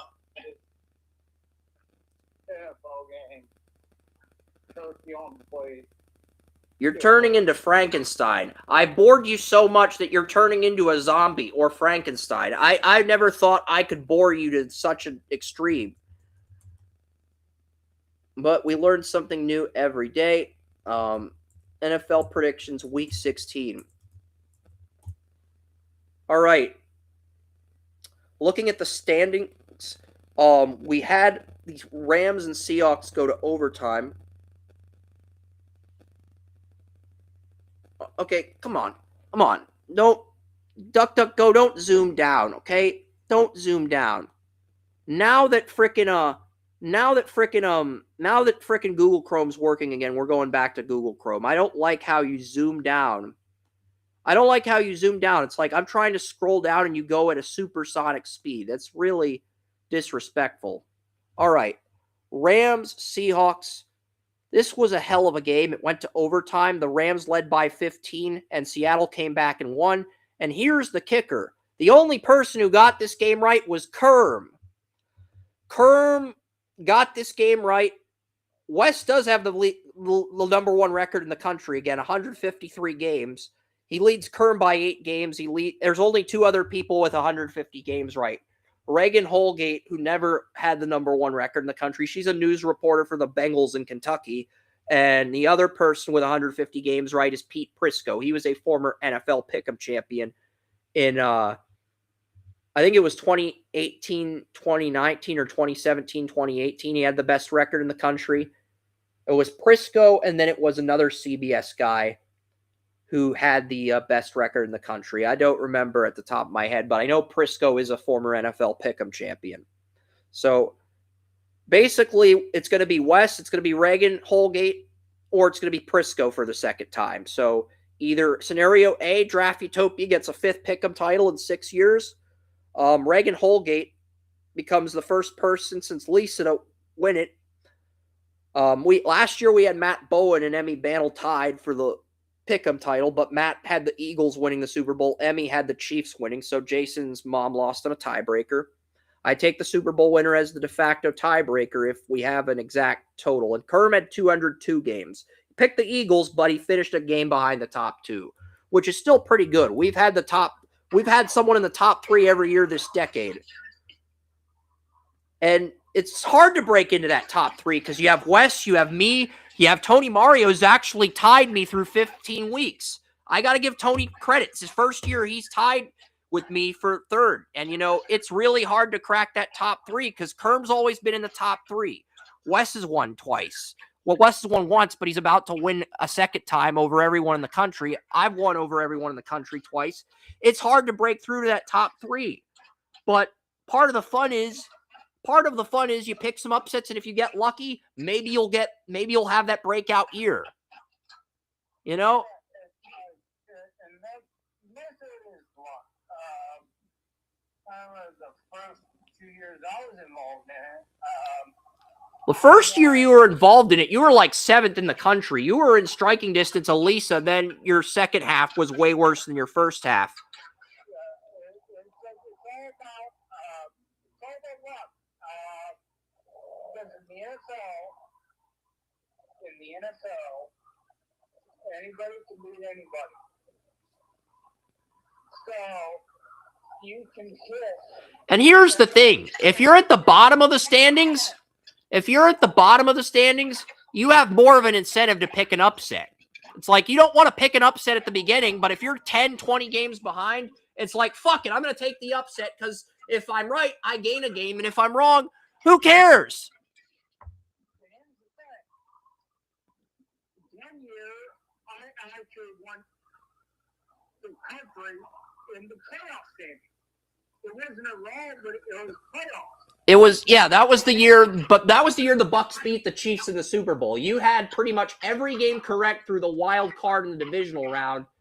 I remember you picking, I think you had the Chiefs in the AFC title, but you had the Packers in the NFC title and the Chiefs in the Super Bowl. But those were like the only blunders that year on your playoff record. The only other person who had a better record than Joey that year was Zachary Hubbard, but he puts his content behind a paywall. And if you're going to put your content behind a paywall, I'm not going to count that. Because that's a cheap, I'm not questioning your methods. It's like, I just think that's a cop-out move. If you put your content behind a paywall, that's a cop-out for me.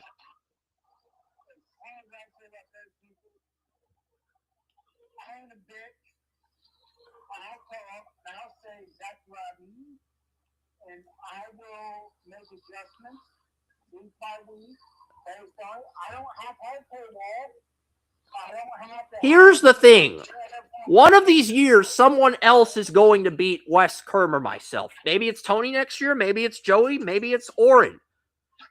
Just because, and Bantle was in that top group as well for many years, because outside of me, he's the only person that ever won the NFL Pick'em pool more than once. I'm the one that does it. It's going to be me. And it's going to have all of me. I'm not listening to NFL insiders. I'm not playing stupid games. I'm not listening to front office personnel. Yep.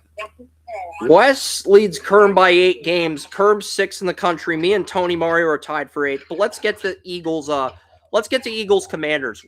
The Seahawks, the Rams blew a 15-point lead and gave Kerm a bigger bailout than a stimulus bill that screwed half the country. I'm kidding.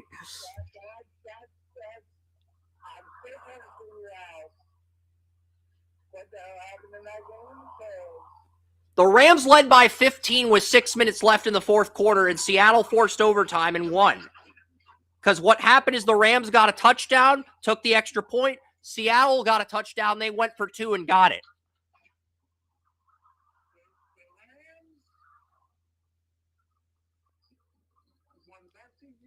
This year.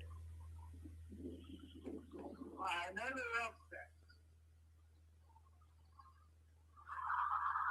How the hell as one of the best teams in the NFL? I love the Rams front seven. My issue with the Rams has been the secondary. I don't think they have a legit number one corner. That's the big thing Tony Mario has brought up in the power rankings. You've got Witherspoon, you've got the former Jags corner, Darius Williams, and you've got Witherspoon. They're good when they're healthy. They're a good 1-2 punch when they're both healthy and consistent. The problem is Witherspoon keeps getting injured, and, the former Jaguars just had a down year with the Rams.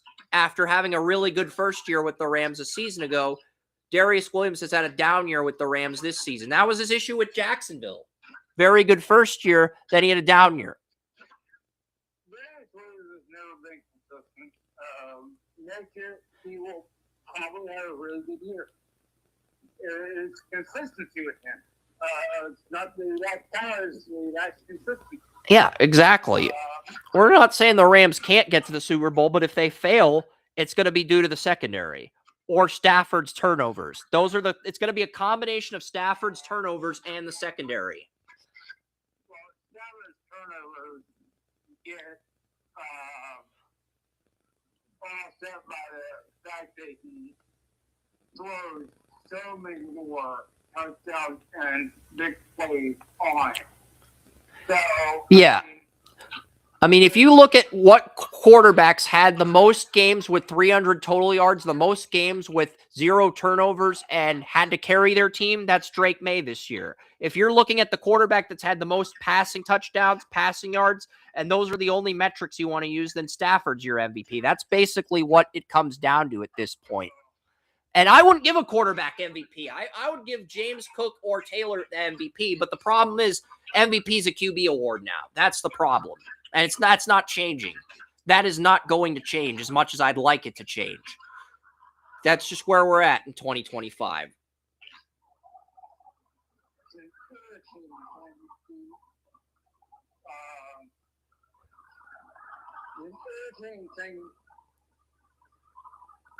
I think a running back would have to get to 2K like Adrian Peterson did in order to win MVP. Or they'd have to break Dickerson's record for rushing yards to win MVP.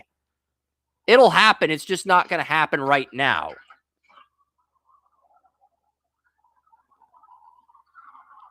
I don't think we will see a running back win MVP unless they break Dickerson's record. Well, I can understand where you're coming from on that.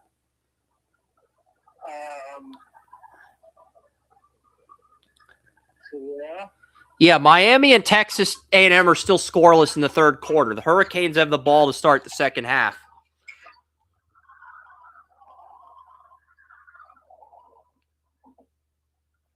Eagles, Commanders. Eagles are favored by 6.5.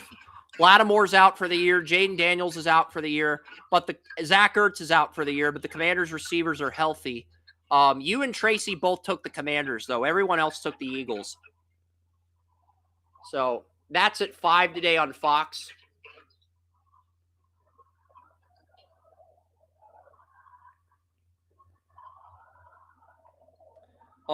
Next, Packers, Bears. You were wrong about statistics-wise.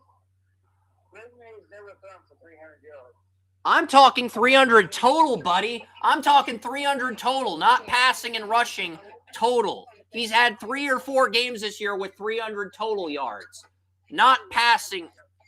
You just assumed I was talking about passing. I'm flexible enough to where if you get 300 total yards, passing, rushing combined, I'll give you a mulligan for that if you don't have any turnovers. You said passing. That's my batter's right. I know you usually don't get the statistics wrong, so I was like, wait a second, I got to look this up. So I thought you said passing. That's my bad. But I didn't want to make you sound like you were. No, I said passing and rushing combined. But I appreciate you. I appreciate you checking in on me. That means a lot. All right. I appreciate the effort. The effort not unnoticed, but we've got 2 W's and we've got 6 birds, and my brother hates birds, and it looks like the birds are giving my brother the finger because you have me, Orr, and Tony all picking the birds. You have Joey picking the W. That's the knuckle. You have Kern picking a bird. You have Tracy picking a W. That's the right knuckle on the pointer finger. So Joey's the left knuckle on the ring finger. Tracy's the right knuckle on the and then you got Daniel William taking the Eagles. Kerm's the middle finger because he's picking the Eagles. And it looks like all 6 of us that took the Eagles are giving my brother, who hates the bird teams, the finger. You are cool, Joey. You are being respectful to my brother, which you have my gratitude for, man. Everyone else is giving my brother the finger because he hates the bird teams.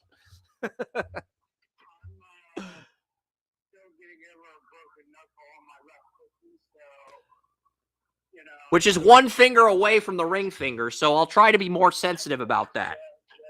There's nothing on the finger and the knuckle that I'm happy about right now because reasons. So just go with that. Yeah, reasons are optional. You don't have to disclose that information if you don't feel like sharing it. Let's move on to Green Bay, Chicago. Soldier Field. All right. That is, I'll give a little bit of insight on this after watching the All-22 last week about 3 times. The thing about Chicago's got 2 really good tight ends. And if your corners and linebackers aren't up to the challenge, they're going to beat you. This is what William and I have been trying to tell you since August. Well, I'm just because I don't break it down doesn't mean I don't believe it. Now I'm breaking it down for you. It's sort of like a health inspection. Joey likes to double check what we say about the players in college once they get to the pros to make sure we're on top of shit. It's basically... Sometimes I triple check it. Sometimes he quadruple checks it if the game's compelling as hell. Well, if it's an overtime game, he'll quadruple check it. If it's a double overtime playoff game, he might quadruple check it, you know? Just depends. If it's overtime game, I'm trying to figure out why. So, yeah, it's like when it's overtime, I'm definitely going that extra mile. Yeah. But the big thing is, my analysis on Chicago's defense last week wasn't wrong. What the thing was with Chicago's defense that I discounted was their athleticism. Their athleticism creates a lot of mismatches. That's why they get so many turnovers. Do you think part of it is the Bears' secondary is healthy now? At the beginning of the year, they didn't have Jalen Johnson. They got him back 2 weeks ago against the Eagles on Black Friday. Now they have him, they have Kyler Gordon, and they have Tyreek Stevenson all healthy at corner down the stretch. Do you think that's part of it? I don't think it's all of it, but I could certainly argue that might be a portion of it. That may be a portion of it because, because I was sitting here thinking before last week, I'm like, well, the Chicago might be just a little more athletic than the Raiders, which is why they're getting so many turnovers, because the Raiders are always in the right position, and the Bears are always in the right position, but they're more athletic, so they're getting in front of passes, and they're better coached and everything. And then I watched last week, and I'm like, oh, they're far more athletic. They are probably one of the most athletic defenses in the NFL. It's like, it's not because they didn't have the greatest run defense is that the Browns just were that bad as an offensive line, but they had a good enough run defense to make things interesting. But then the pass defense, because they were so athletic, you would think, oh, this receiver's open. Nope. Bears defense corner is like, it ain't happening. He is not open. This guy's going to go back there. One of the most impressive things I've seen all season on tape was Harold Fanning got open going to the sideline across the middle. Sure threw it. This corner, who was, maybe Ben Gardner-Johnson. They've got two other corners. In addition to Stevenson, Kyron Gordon, and Jalen Johnson, they've got two additional corners who've been fantastic. They've got John Wright, and they've got C.J. Gardner-Johnson. And both their names are a pain in the neck to pronounce at times. Yeah, I think it was Jalen Johnson. Well, he's their best corner. I mean, he was a second-round pick in 2020. Saw him at the Senior Bowl. He's always been really good. But he was not in position. He was not even sit there. You know, Harold Fanning got across the safety. He was there. Well, Jalen's a corner, so if the safety missed his assignment, you're looking at probably either Byard or you're looking at who's the strong safety they have. It's Brisker. No, this was the corner. That's why this is so impressive. Okay. He should go through it. This should have been a completion, but it was a little bit underthrown. He ran straight back on beyond his assignment. Saw it. It was like he was running a quick fade. Caught it over the shoulder, and I'm like, damn. That was probably the best interception I've seen all year. He ran that route, seeing what was happening, seeing that his guy got beat, seeing that his teammate got beat, and he just ran under there. He's like, just watch me, bro. Just come get me. Okay, I got some breaking news, Joey. This relates to the Bears. Breaking news relating to the Bears. Okay. Tremaine Edmonds, who's missed the last 4 games on IR, has just been activated. He is playing against the Packers tonight. He has been cleared to play. That's big for them because, you know. They've had to win these last 4 games with DeMarco Jackson at middle linebacker, and he's done a respectable job after being a backup to Demario Davis for what was the entirety of his rookie deal on the Saints, but it's like he did a respectable job in relief of Edmonds. He did. I know in the 2 games I watched for the Bears, he was good not only against the rush, but against pass. He definitely hit. He made things difficult for quarterbacks. Especially if you're a young quarterback, he made things difficult because he was where he was supposed to be. He played his assignment well, and he was athletic. This is another thing I was saying about Chicago Bears defense. They're far more athletic and far more disciplined than the average team. And so now that just adds to now their depth is, man, are you going to bet against them in the playoffs with that depth, with everybody back? I mean, that's just, it is a thing to ask. Because in the 2 games I've watched on the All-22, I wouldn't. What was the second game you watched, the Bears in All-22? I'm curious because I've watched the Bears against the Steelers. I've watched them against the Eagles on Black Friday. I'm curious, what was the second game you watched?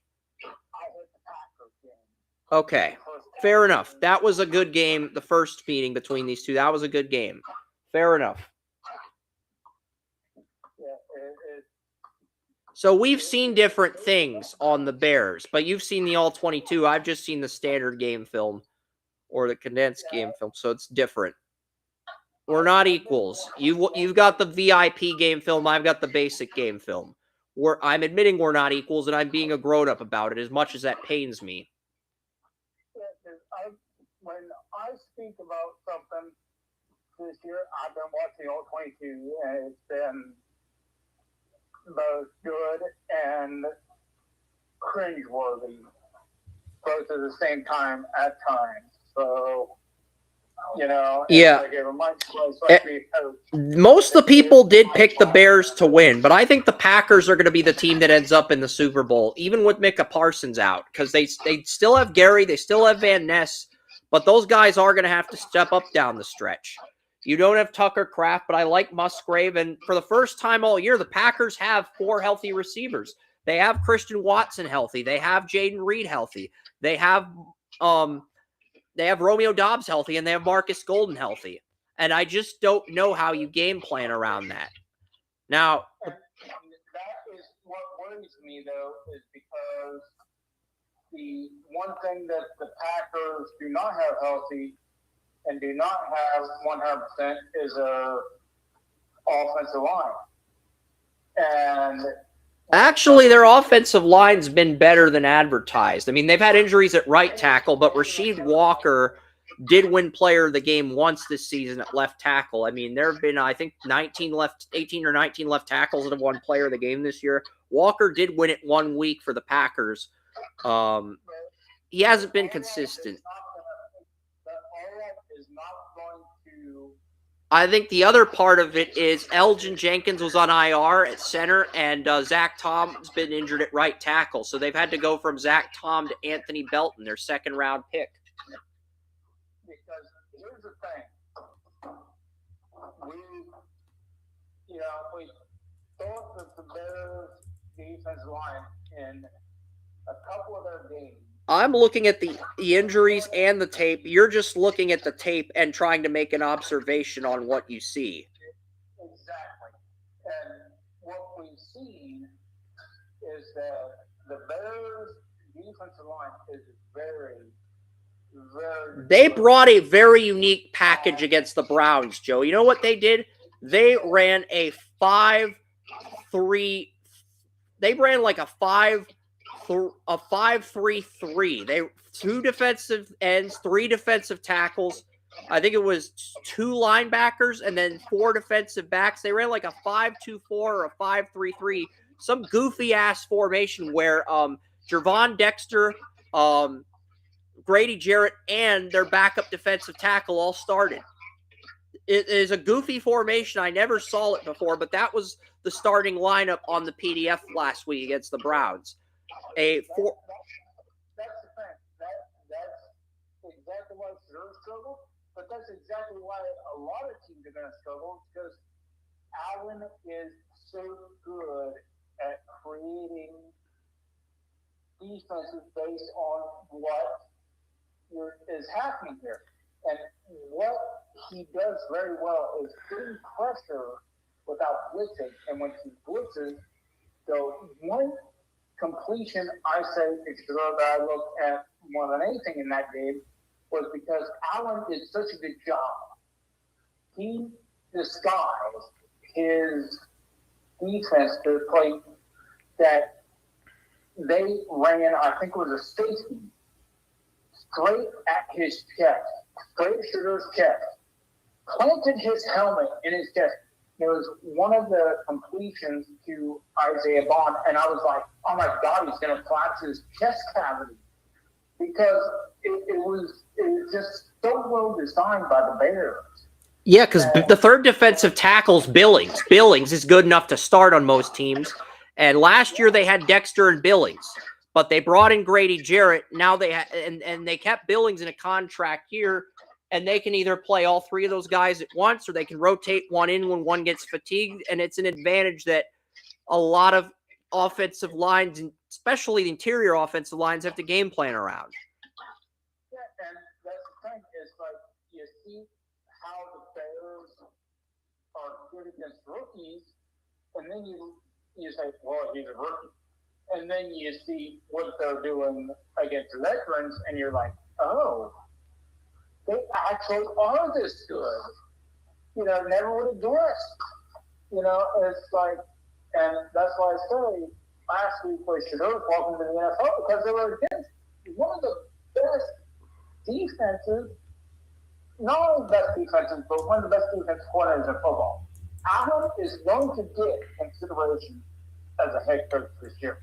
They're going to have 7 or 8 open positions. He's going to get consideration just based on his creativity and what he's able to do. It's like there is no doubt about that. And 2 games I've watched on the All-22, it's like, come on, guys. It's like you got to deal with the program. He's one of the best defensive minds in the game, and you got to look at it that way. Well, the good news for the Packers is they have Aaron Banks and Jordan Morgan back at guard. The problem is they lost their center Elgin Jenkins, and their backup guard Sean Ryan's had to move inside to center. That's not been a transition for him because he was always a tackle at UCLA. Then he made the transition to guard. Now you're having him communicate with the QB and play center. Well, that may be something in the Packers' favor there because last week, Lou Butler did a very good job in pass protection. So, if, that may be one weakness that the Packers can exploit. Because Morgan and Banks have always been great pass blockers, even dating back to college. There's a reason both guys were top 60 draft picks. Now, the kicker here is Ryan. He's a guy I like coming out of UCLA, but he hasn't been consistent enough to where he's blossomed. It's his contract year, and he's getting one last opportunity on the interior at center, inside, in relief of Jenkins. And he struggled there, but he is due for a bounce-back game, and if he has it, Packers will win. I took the Packers. I do have the Bears pushing this game to overtime. I have the Packers winning, but I have the Bears taking this to overtime. They are not going to lose on their home field without a fight. The only other person on Draft Utopia that took the Packers was Daniel Keyser, a Packers fan. So everyone else took the Bears. That should tell you how good this Bears team is on the All-22, Joey. The fact that everyone besides me and a Packers fan agrees with you, I think that says everything. I think it all comes down to something that from the 2 games I've watched, I would say comes down to that it's the front 4 for the Bears. If they win at the line, it's going to be a long day. And you can make that same argument with the Packers. I know a lot of people don't have as much confidence in the Packers with Devontae Wyatt injured and Carson's injured, but they do have depth on that defensive line. So, well, you can say that. I've heard people saying it's going to be a low-scoring game. I'm saying right now the over-under is 46.5, and more people are betting on the under than the over. 54% are betting the under. I always take the over in that situation because Vegas needs a break if the house is going to win money. That's going to be an under. This is where we agree. That's going to be an under. I'm saying it's going to be an over. I'm not saying it's going to be an under. I'm saying the public thinks it's going to be an under. This is where they're going to get backdoored and we're going to get a shootout. I say it's going to be an under because you're looking at the Bears are very good at taking advantage.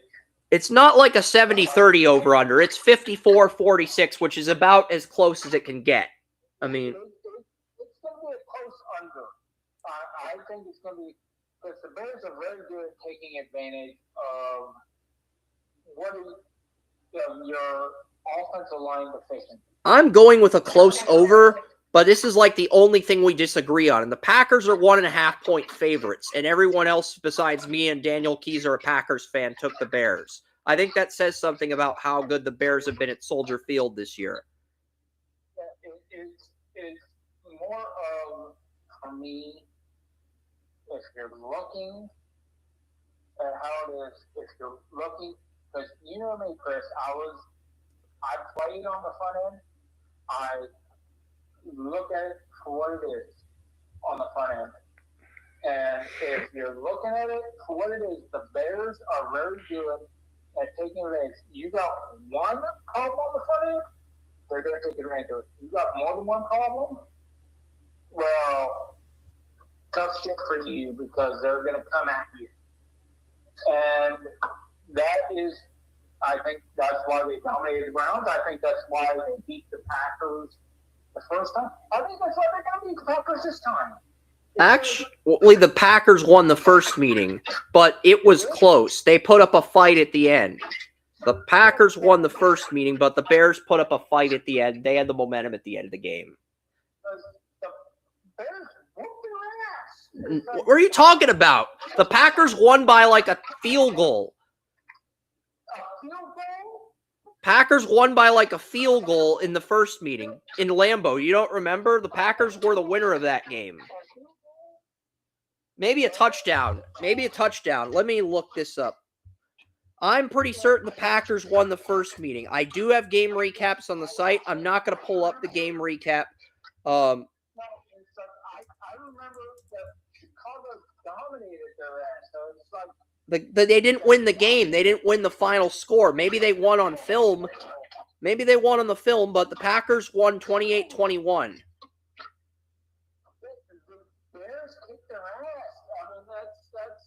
They kicked their ass and lost by a touchdown. I don't know how else to put it. The Packers led 14-3 at halftime, but the Bears dominated the second half of that game, outscoring the Packers 18-14. It's like, I don't know either, because the Bears whooped their ass at the front of the line. It's like maybe it was just. I'm going to look up team stats. I usually only do box scores. I'm going to look up team stats to get some perspective on this. Okay? Joey, you're talking about a team that lost whooping ass. We have to look at all of the team stats for context purposes. We have to. I'm sorry. The Bears won the first down battle 21-17. They had 12 passing first downs to Green Bay's 9. Advantage Caleb. Rushing first downs go to Josh Jacobs by a nose hair, 8-7. First downs from penalties, 2.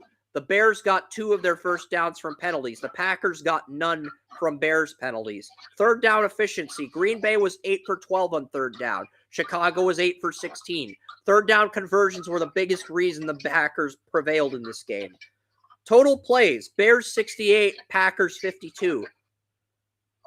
Total yards. Packers 337, Bears 315. Drives, each team had 9 drives. Packers had the yards per play advantage, 6.5 to 4.6. Passing, 220 for Jordan Love, 177 for Caleb Williams. Each QB threw an interception, but Jordan Love took 1 sack for 14 yards. Caleb took 1 sack for 9 yards. The Bears had 138 total rushing yards. Green Bay, 117. Penalties, Bears had 4 for 17. Packers had 6 for 55. So, yes. And the time of possession, Chicago had an 8-minute advantage in time of possession. 33 minutes, 29 seconds. Chicago, 26 minutes, 31 seconds for Green Bay. That's a 7-minute, 58-second time of possession advantage for the Bears. The Packers only won because of their third down conversions in this game. The Bears were the more physical team. They got more first downs. They controlled the clock. But the Packers had more yards, and they were more clutch in third down situations. But both teams played well in the first meeting. But I would argue the Bears were the more physical team, okay? I'll give you that much. I will give you that much. The Bears were the more physical team, but in terms of dictating the tempo and dictating the clock management and scoring when they needed to, it was Green Bay. Green Bay had the third down conversions, and they scored with urgency. They scored with urgency, Joey. That's the only reason they won the first meeting. They scored with urgency when they had to. Third downs, Chris, that is sure. You can whoop somebody's ass, but if they convert on third down enough, they can win the game. Exactly. third downs are. And this is why you gotta go back to double check things in context sometimes, because you're talking about how the Bears whoop ass, and that may be true, but and I agree they were the more physical team from what I saw in that game, but at the end of the day, and the Bears looked like they were going to send it to overtime, but then Caleb threw the interception to Nixon at the end. So the Nixon interception and Well, here's the thing, Chris, is the only reason they won is because they destroyed third down, but the Bears' defense and their offense completely dominated the rest of the game. You really think a head coach like Ben Johnson is going to... Well, both offenses technically dominated. The Packers had more total yards. The Packers had more total yards, and they did have more passing yards by about 43 more yards passing than the Bears. Do you think one of the best defensive coordinators in the NFL, if not the best defensive coordinator in the NFL, somebody like Ben Johnson... I'm looking at the fact that I'm looking at the matchups. I'm looking at what happened last time. I'm looking at the depth charts. I'm looking at that. You're looking at the coaching perspective of this plus portions of that. I'm not going to say you're completely oblivious to the depth charts. You've gotten more open to that, but it's like you're looking at all of it and trying to get an adjustment expectation from what you think the coaches are going to do. That's part of it. What do you expect a former coach to do? Not be a coach? No, it's not. That doesn't work like that. But like, I'm trying to think who's the Packers defensive coordinator. It's Jeff Hafley, a young defensive coordinator that some believe is going to be a future head coach. So, I do like so I don't think he is on the level of Allen right now, but I do think he has potential to get to that point. You know, so it's like maybe we're looking at the present of defensive coaching versus the future of defensive coaching. I mean, and are any of former Oregon State quarterback Sean Mannion is now the Packers quarterback coach. Remember Sean Mannion, the Oregon State QB in the 2020 draft? He's now the Packers quarterbacks coach. A dark horse in the 2020 draft, but he ended up being a disappointment. Because we were talking about make it as a player. We want these tribes. He ended up as a coach someday. Well, guess what? Now he's the Packers quarterbacks coach. The coach. So, I mean, it's you gotta love it. Gotta love that he made the best out of what he was. So yeah. I say, go get him, dude. You know, maybe you are going to be. The Bears' offensive coordinator is only 29. You know, the Bears' offensive coordinator is only 29. The guy. Here's the thing, Chris.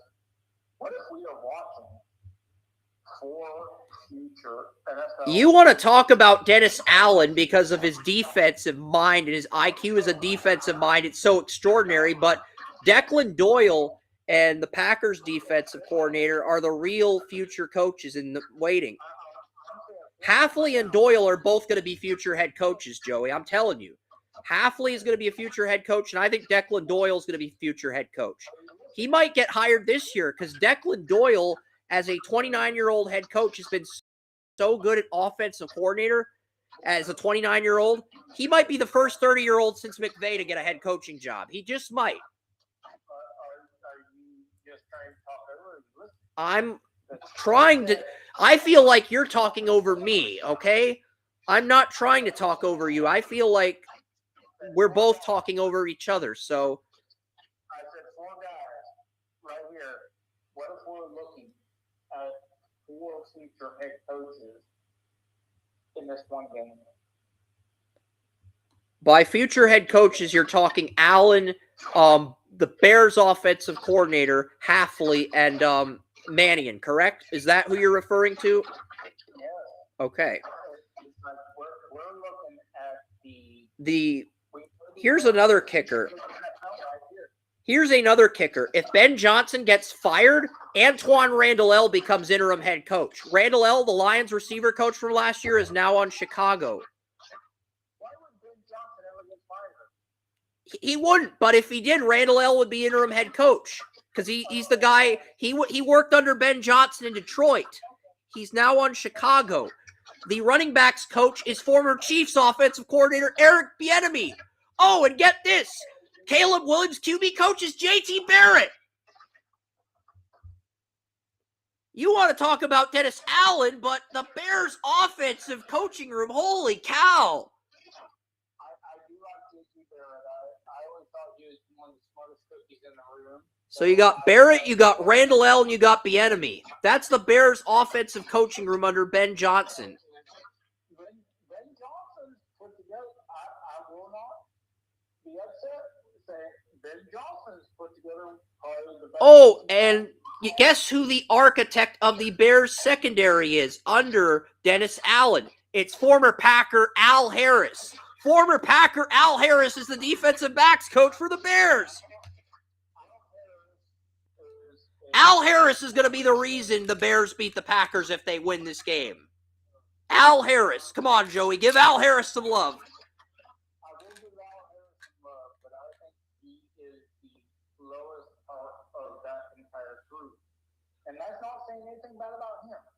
That kind of puts, things in perspective about how good that staff is. So I think, Al Harris. And Press Taylor's the passing game coordinator. Wasn't Press Taylor like a coordinator or something a while ago? Press Taylor is one of the. He's not a coordinator. He's the passing game coordinator. He calls the passes in practice. That's all he does. That's all he does. He calls the passing plays in practice. He has no other say with the team. Press Taylor got Peterson fired twice. First with the Eagles and then with the Jaguars. Because they wanted him to fire Press Taylor because he was so bad. And Peterson kept promoting him. And finally, so as long as the Bears don't promote him after they lose an offensive guy, they're going to be okay. That's basically what you're saying. But leave him as a quarterback coach, or he's not even a quarterback coach. He's the passing game coordinator in practice. That's all he does. He draws up the passing plays in practice. Leave him at that. Because Press Taylor got a Super Bowl caliber coach. Because he didn't do anything else for the Bears. He's just calling the passing plays in practice. He doesn't even coach on Sundays. He's basically like a practice squad coach. That's all he is. Don't get me wrong. He does a nice job devising plays for the passing game in practice, but it is Ben Johnson and the offensive coordinator who say this play sucks. Declan Doyle and Ben Johnson. If they don't like a play Press Taylor does, they'll just say, did Press Taylor draw this up? Okay, let's rip this out of the playbook and throw it in the trash. We're not going to tell Press Taylor we did that. All right, cool. The big thing is like you have to remember, Peterson was a good coach, but his big thing was he was too loyal for his own good. I love this conversation on Packers-Bears. I genuinely do.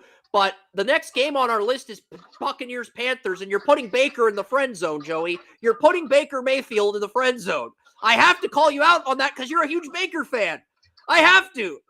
I know I'm kind of a dick for doing that, but it's like you put Baker in the friend zone for the Bears.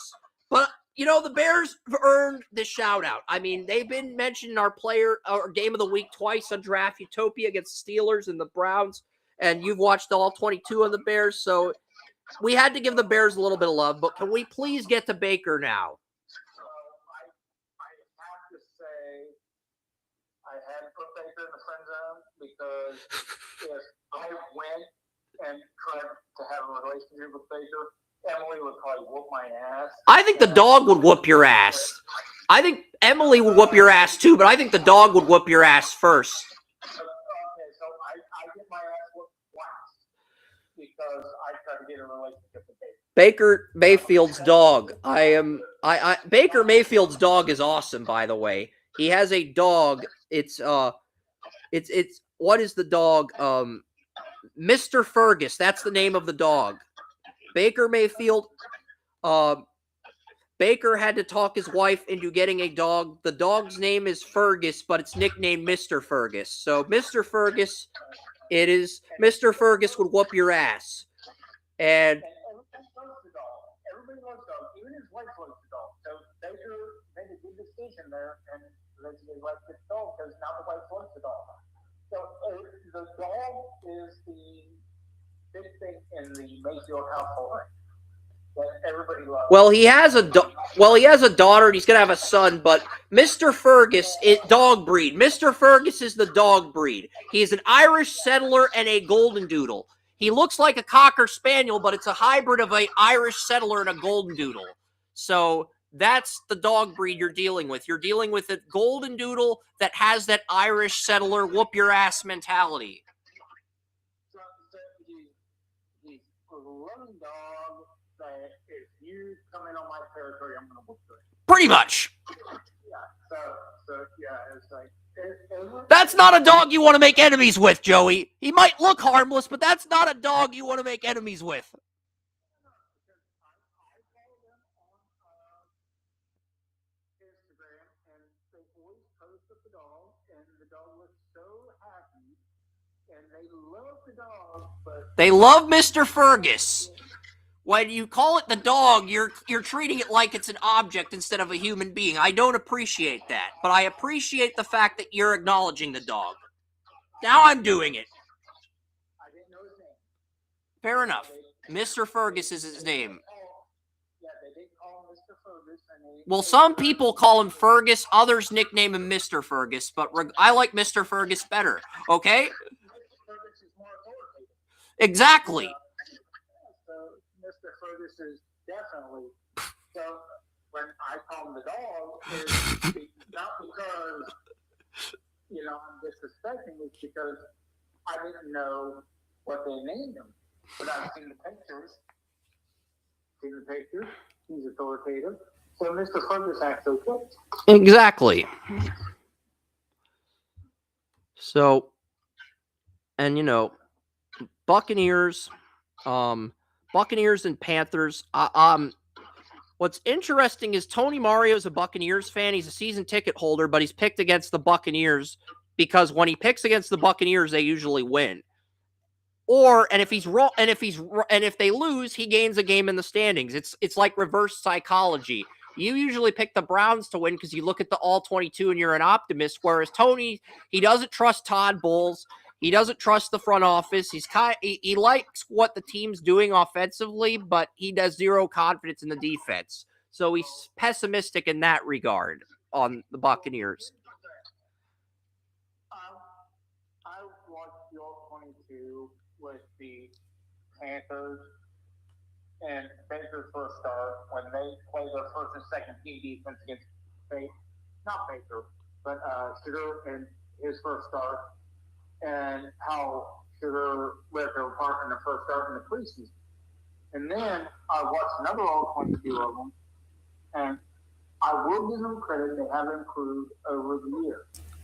But the reason I felt like they'd make a moderate improvement was because they almost beat the Chiefs and Eagles last year at home. But I didn't think they would take a leap either. Well, a leap means they go from what they did to making the playoffs. I thought they would improve moderately enough to where they'd be the second best team in the division. You weren't ready to make that claim because you liked what the Falcons had a little bit more. And in your defense, the Panthers did get swept by the Saints. So yeah, it's a thing where I'm looking at your first preseason game. You decided to start your first and second team against a rookie quarterback who was fourth string at the time. You got your ass kicked. Okay, that means you only have up ways to go. You only have up. And so how far up have you gone? Okay, now that's a fair analysis. That's a fair question. Now, how far up have they gone? I don't think they've gone up as far as they should have gone. That's fair. But they have gone up to a degree that we can look at and say, they beat the Rams at home, and everyone says, oh, that's a fluke win. The Rams win that night.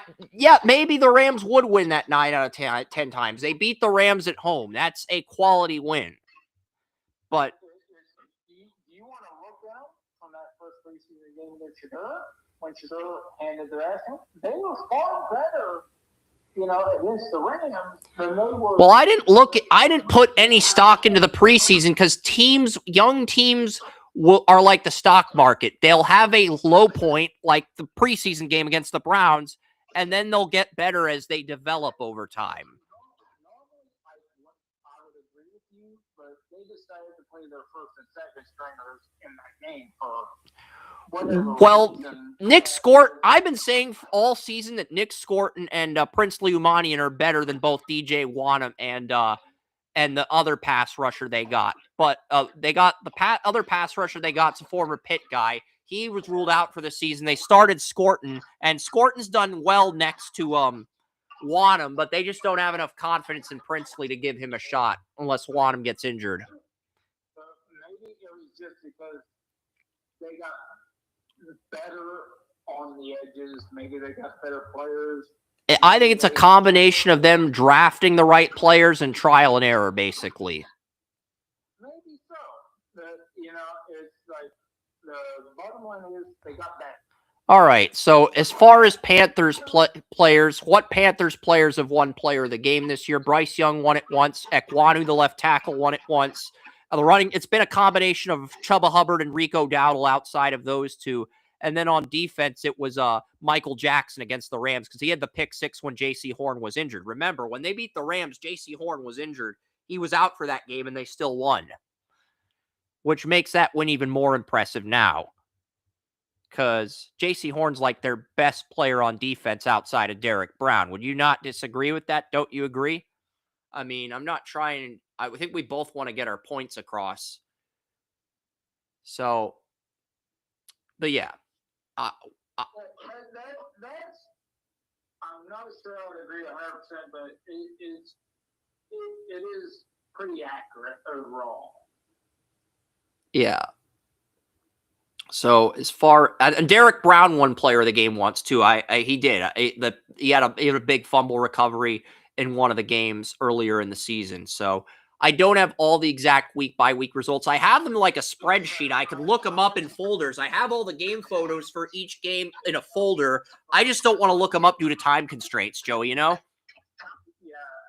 understand. It's like, I just think the Panthers' pass rush is better than the secondary, but definitely, so it's definitely argumentative, but I would argue the secondary is better than the pass rush because they had a game where Trevon Moehrig got suspended. They played Lathan Ransom at safety, and he came in and dominated. He had like 11 tackles in his first start. And then once Moehrig came back, they basically told Lathan Ransom to stay on the bench. And that's stupid. It's like if Lathan Ransom's that good, play him and just move on from Moehrig. Because Moehrig's on a 1-year deal. You got a 4th-round pick who's actually showing signs of being a star. That might be your best rookie, as dumb as that sounds.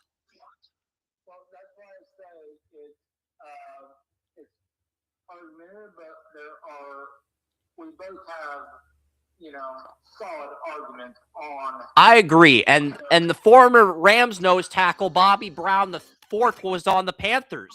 So he was angry. He was pissed off the Rams didn't pay him. That's why he wanted to help Derek Brown bully them. Yeah. So, I mean,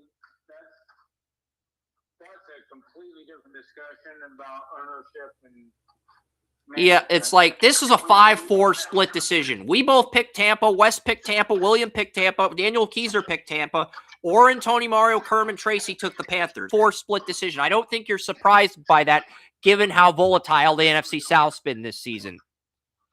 Absolutely not. And with the injuries to Tampa and how things have turned out, it's like they've got all their weapons back. They've got McMillan back. They've got Mike Evans back. The problem is the chemistry it just felt like the chemistry wasn't there against Atlanta. Yeah, so it's like the offense looked better with everyone healthy, but the chemistry, it felt like something was off in terms of the chemistry. I'm not sure if that's the defense imploding or if that's just Mike Evans getting a bulk of the receptions and the rest of the receivers not doing as much when opportunities present itself. Bucky Irving was back. Mike Evans was out too for a long while, so yeah, but they got Evans and McMillan back against Atlanta on a short week. They're going to have more time to prepare with all four of those guys. So the Panthers are going to see a bunch of looks they're unfamiliar with. That's why the Bucs are going to win a landslide. That's the big thing, the short week, because now they got a week and a half to get everybody back up to speed. So, I mean, the short week is a big thing, especially with the team. Everyone's taking the over, but I'm taking the under here because I think both defenses are going to have moments in this game where they actually play better than advertised. Over-under's 45.5. Most people are betting the under. Most people think both teams can get 46 combined points. But again, it's like 55, 45, something along those lines. Are you ready for Browns-Bills? Josh Allen versus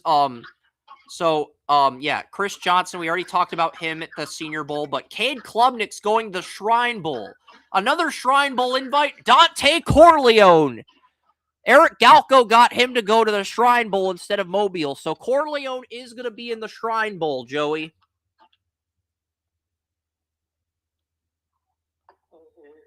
definitely a good thing. I look forward to it. Singleton's going to the Senior Bowl. TJ Parker's going to Mobile. Okay, Bills, Browns. I'm taking the Bills to win.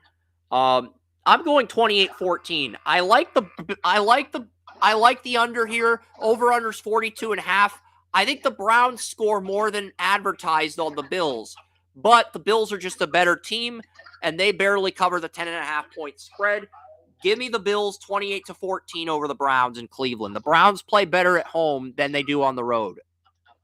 I like the over. I think Shedeur bounces back. I think Josh Allen, because, the Browns' defensive backfield is still going to be depleted. I think Josh Allen just does his thing and gets a lot of points doing it. I think that the situation is that I think Shedeur gets 200 yards, 2 touchdowns, maybe 3 touchdowns, 1 interception. I think he leads the team rushing for a third straight week because the Browns' offensive line is just so bad at this point that I don't. There's a stat that I came across earlier this morning. The Bills' run defense has been horrid since Ed Oliver got injured. I think we could see Dylan Sampson or Judkins lead this game in rushing yards, as crazy as that sounds. Sampson's out again this year. All right. You mean this week? Okay. Fair enough. Fair enough. And what I read was Judkins has 807 yards this year. Only 43 of them have come without contact. Everything else has come after contact. That is absolutely horrendous. That is absolutely freaking horrible. So that tells you he's having trouble breaking tackles, right? Or am I missing something here? That is telling you nobody is actually blocking anybody. He's getting hit almost the time that he gets the ball, he gets hit. That's just how the hell do you? I think last week one player had a 39 pass block rating.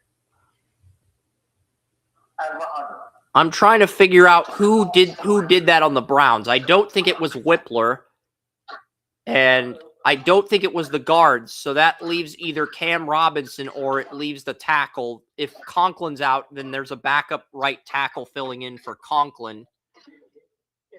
It's just absolutely horrific. I agree. I just want to know who had the pass blocking rating of 39. That's like, I'm genuinely curious who was that horrible. I think it was coaches before Whitlock came in. Yeah, all right. Fair enough. Fair enough. Fair enough. 28-14 Bills. I'm saying it's going to be 27-24 Bills. Interesting. You agree with the majority of the public that's taking the over, and you like the Browns at plus 10.5 because the spread's minus 10.5 Bills. So you're saying Bills win straight up, but the Browns cover plus 10.5. I like that. Here's the thing. Here's the big problem. They're saying they're only trust, if you watch the tape, you only trust 3 receivers. The only thing you can do is out. Yeah, because a lot of people are going to bet on the Bills to get to the Super Bowl for the playoffs, and that's what Vegas wants, because if Vegas doesn't want the Bills in the Super Bowl, they want everyone to bet on Allen. But at the same token, they also want Allen to have a mindfuck game where the Bills as a team to have a mindfuck game where they don't cover the spread, so people start second-guessing themselves. Is the mindfuck game going to happen against the Jets? Is it going to happen against the Bill Browns, or is it going to happen against the Eagles next week? The mindfuck game is going to happen against Cleveland or Philly. It's not going to happen against the Jets. It might happen against the Browns, but like I was saying, because if the mindfuck game happens against the Browns and the Eagles dominate the Skins, people are going to bet on the Eagles to beat the Bills, and then the sports books are like, Josh Allen rebound game. Let's go. Let's get some money, baby. That's the psychology. Is on track to break Burton tight end record. Okay, will he do it? I don't know. But he's on track. And the other thing is trust him more than anybody else on that receiving corps. He trusts Isaiah Bond second most. He trusts Jerry Jeudy because Jerry Judy's making and it's like I said earlier when I had that rant about FC Dallas getting 6 impact players in the MLS draft. The only 2 NFL teams that have done that this year are my Patriots and your Browns. Nobody else has gotten 6 impact players in the draft so far. I think we can agree on that much. I agree. And the thing is, though, we're looking at the Bills saying, I think they're going to win, but I think they're going to struggle because I think they're looking ahead. That's true. If they're looking ahead to Philly, because they host Philly next week, if they're looking ahead after beating the Patriots on the road, this is a potential trap game. And not only that, but they're looking and saying, oh my God, the Chiefs are out of it. Thank goodness. Yeah, they're about as pumped as Bison when he catches a street fighter in a coma and he goes, yes! And there's a freaking meme for that now. And what happens when you do that against Shedeur? You've seen it in college. You see it now. It's like, yeah, Shedeur beat TCU in his first start. TCU was the number 2 team in the country coming off a national title appearance. And then Boulder, Colorado, boom, they dropped 50 on TCU. So we know what happens when you take Shedeur lightly. Yeah, it's not fun. He set NFL record. So it's like, do not take him lightly. Because what's going to happen is, he's going to go off on you. You might say win, but he's going to teach you a lesson.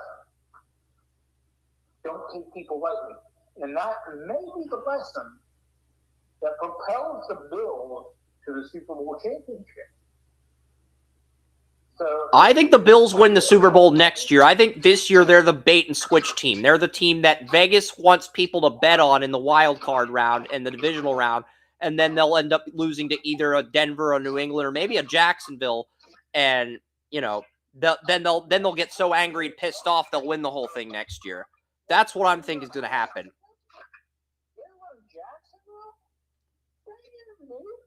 I could see the Jaguars beating the Bills with that defense. Lawrence has played very good the last 3 weeks. If he continues that, the Jags are a sneaky dark horse to get to San Francisco. And that would just piss you off because then the Browns would be picking at 31 or 32. You'd have the whole city rooting for the Jags in the Super Bowl. You'd be rooting against them to get that higher draft pick, and it would be drama. It'd be insane drama. I'll be honest, I don't care about the Jags winning this season. And if they're in the Super Bowl, it's you against the city. And you're basically like me when I rooted for the Patriots when they beat the Steelers back in the day. And it's awesome. Absolutely not. If they won the last two teams, I'm definitely going to root for the Jags. You mean the Packers? Because the Packers... But at the same time, I'm sitting here looking like, if the Jaguars go against the Bills, hell no, I'm taking the Bills every time. I think the Bills are going to lose in the playoffs. The question is who's going to beat them. I think there's only maybe 3 or 4 teams that can beat them. The Texans, the Patriots, the Broncos, but those teams need home field to beat them. And the Patriots are probably, if they beat them, they're barely going to beat them. They're going to beat them on something. They're going to beat them either on a turnover or a fluky play at the end. They're not going to, it's going to be. Yeah, I can see the Patriots beating them. It's just, the Jags have so many issues. Yeah, but the last 3 weeks, Lawrence has played at an elite level, and the defense has been great, and the running game has been great, too. I'm not saying they will beat them. I'm saying the Jags are a team you can't overlook. They're a team that, in most circumstances, the Jags would only have a 20% chance of winning. This year, I'll give them 30 to 40% against the Bills in a home game. They're still probably going to lose, more likely than not. Now, I will say this. I think Ray Newsom. We're getting a little off topic. I'm going to get to Chargers-Cowboys. Because we got to get to the next game. This is fun. We can resume this discussion. We can resume this discussion when we get to the Jags. Okay? I just should give somebody their due. All right.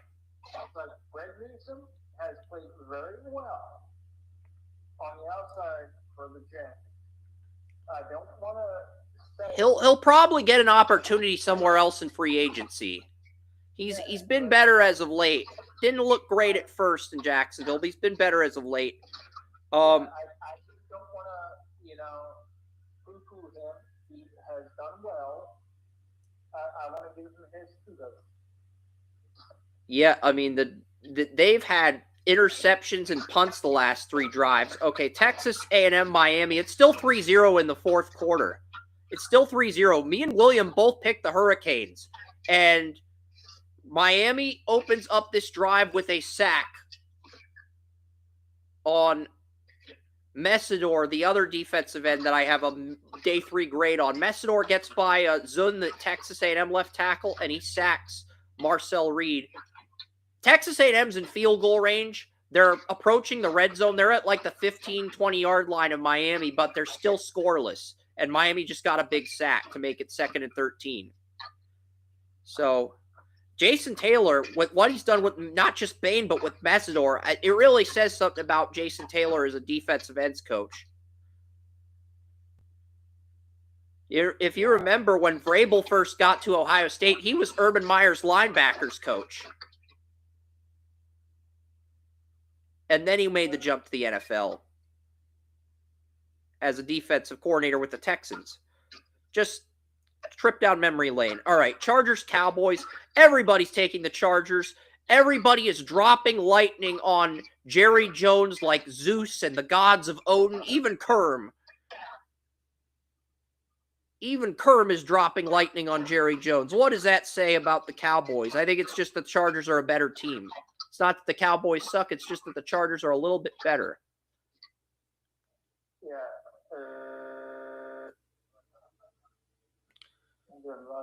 All right, 28-21. The next game is Jets-Saints, a very bland game. I'm not even going to preview this game because both teams are out of the playoffs. I will say this about the Saints. Tyler Shaw became the first rookie quarterback to get 300 total yards, no turnovers, won the game for the Saints. Saints have now had 2 rookies win Player of the Game on Draft Utopia this year. Their first-round pick, Kelvin Banks, when they beat the Bucs in Tampa a few weeks ago. All the Saints touchdowns came due to blocks by Kelvin Banks against Tampa at Raymond James. And then this week, Tyler Shough stepped up to sweep Bryce Young. So Tyler Shough, the QB we thought would suck, only rookie to win player of the game on Draft Utopia at quarterback this season. That's really sad. That is something that I heard this season because it wasn't about him as a quarterback as much as that he did a very good job of inspiring hope, and the team is responding to him. And that is something that a lot of young quarterbacks can do. And my friend Mitch, Saints fan, his favorite hockey team's the St. Louis Blues. But here's the thing. Tyler Show's favorite NHL team's the Dallas Stars. He even wore a Dallas Stars jersey to a pregame show. So I did give Mitch some shit about that. And I said, hey, there's your QB1. There's your QB1. He might be better than Breeze. I just bust his chops and say that because, he's wearing a jersey of my favorite team. And I just think it's awesome. But yeah, Tyler Shough has surprised both of us. He's definitely going to get year 2 as a starter. I think it'd be foolish to draft a QB for the Saints. I'd say give Shough year 2, and if he sucks and Rattler sucks next year, then you can get your QB in 2027.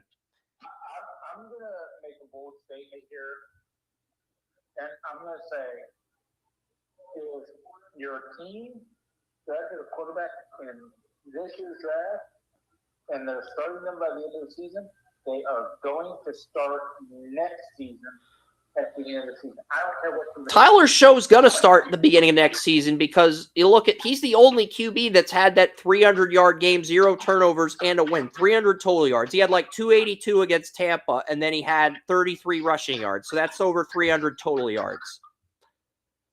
It's not a great performance, but we needed a rookie to do that. We needed a rookie QB in this class to step up. He stepped up. Yeah, I think that from what I've been hearing, the teams have been reluctant, to say the least. Me and Tony Mario were having this conversation a few weeks ago over email. I think there are more teams in quarterback purgatory, teams that are just going to rely on stopgaps until the QB class gets better, than there are teams that actually need a quarterback. I think you can look at the Jets and the Steelers if Aaron Rodgers retires, and then the other 2 wild cards who could become QB buyers are the Raiders if they move on from Pete Carroll and Geno Smith, and the Dolphins if they trade too. And that's really it. Everybody else is in QB purgatory. They're going to keep their starters for next year if they have guys under contract. And I think you're in agreement with me on that for the most part. Yeah. The thing is, I think they're going to say, we have guys with potential here. Yes, they have flaws. Yes, they have issues. But we know what they are. And these guys in 2026, they ain't that great.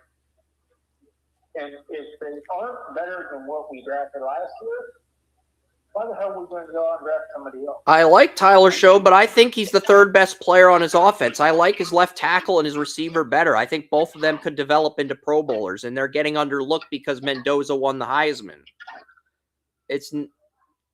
I think Mendoza could be a Kirk Cousins, Matt Schaub type QB in the NFL, but that's not a guy you draft number 1 overall, even coming off a Heisman season.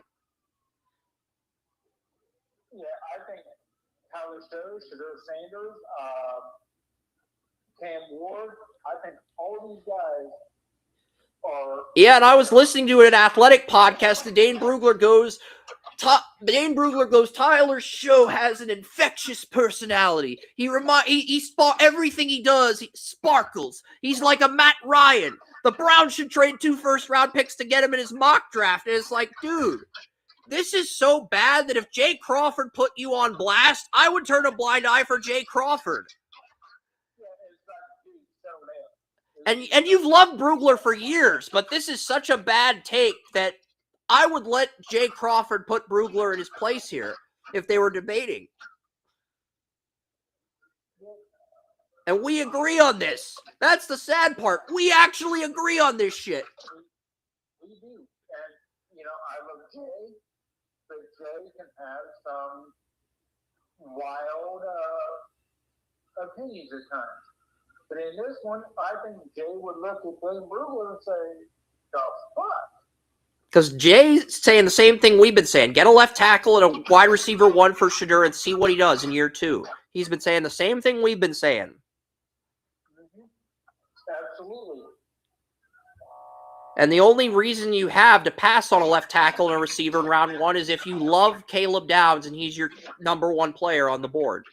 Or Ruben Bain is, or David Bailey is, and they fall to you when you're picking. And you have them ahead of the players. That's the only excuse you have. It's like the thing that really gets me, and the thing that really scares me, is when Jay Crawford and Alan Bull agree on it. And they agree. This quarterback class ain't it. I don't like it. William doesn't like it. I only had 2 first-round QBs in Mendoza and Beck, and I don't even have Mendoza in my top 10. I have him as a round 1 guy. That should tell you everything you need to know. I think he's good enough to be a high-end starter, but I don't think he's a Pro Bowl QB. And frankly, I don't want to take a QB in the top 10 if they're not a Pro Bowl guy. Okay? I have standards. Maybe I'm an asshole for that, but I have standards, Joey. I have principles when it comes to scouting. That's one of my principles. For me, when Bull and Jay agree, I'm like, plug it. Just walk away because either things are going to turn out exactly the way they say it, or things are going to be in an exasperated disaster. And I think things are going to turn out that way because now you're agreeing with them. Williams agreeing with them. It's like, oh my God. I like Mendoza, but if you put him on the Raiders with that receiving core and that offensive line, he's going to make Todd Marinovich look like a Chucky doll, like an actual Chucky doll with a rocket arm. That's how bad it's going to be. And here's another crazy scenario. If the Raiders and Jets both go 3-14, and they both tied for the worst record in the league, because their strength of schedule is identical, we would have a coin flip for Mendoza with the Jets and Raiders, and it would be like the Terry Bradshaw draft in 1970, where the Bears-Steelers pick was decided on a coin flip, where the Steelers got Bradshaw.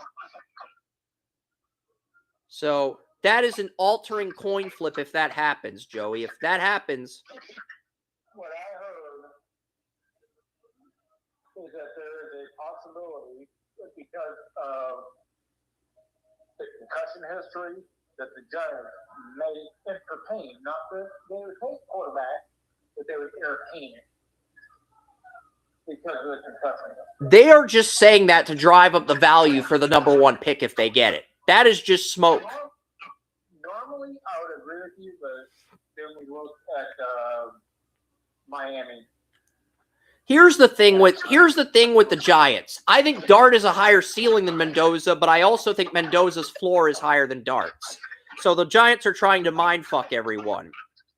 Are we going to draft a quarterback or aren't we going to draft a quarterback? And by mindfucking everyone, teams won't know how to react. The only thing I say is 2 is 1 concussion away from letting take. Troy Aikman had 9 concussions in his career. Dart's only had like 2 or 3 this season. This season? Yeah. Jackson Dart's only had like 2 or 3 this season. This season is like one of those things he had 2 during college, so that's 5. Yeah. It's like, so yeah, he's the Gen Z Troy Aikman when it comes to concussions. Okay.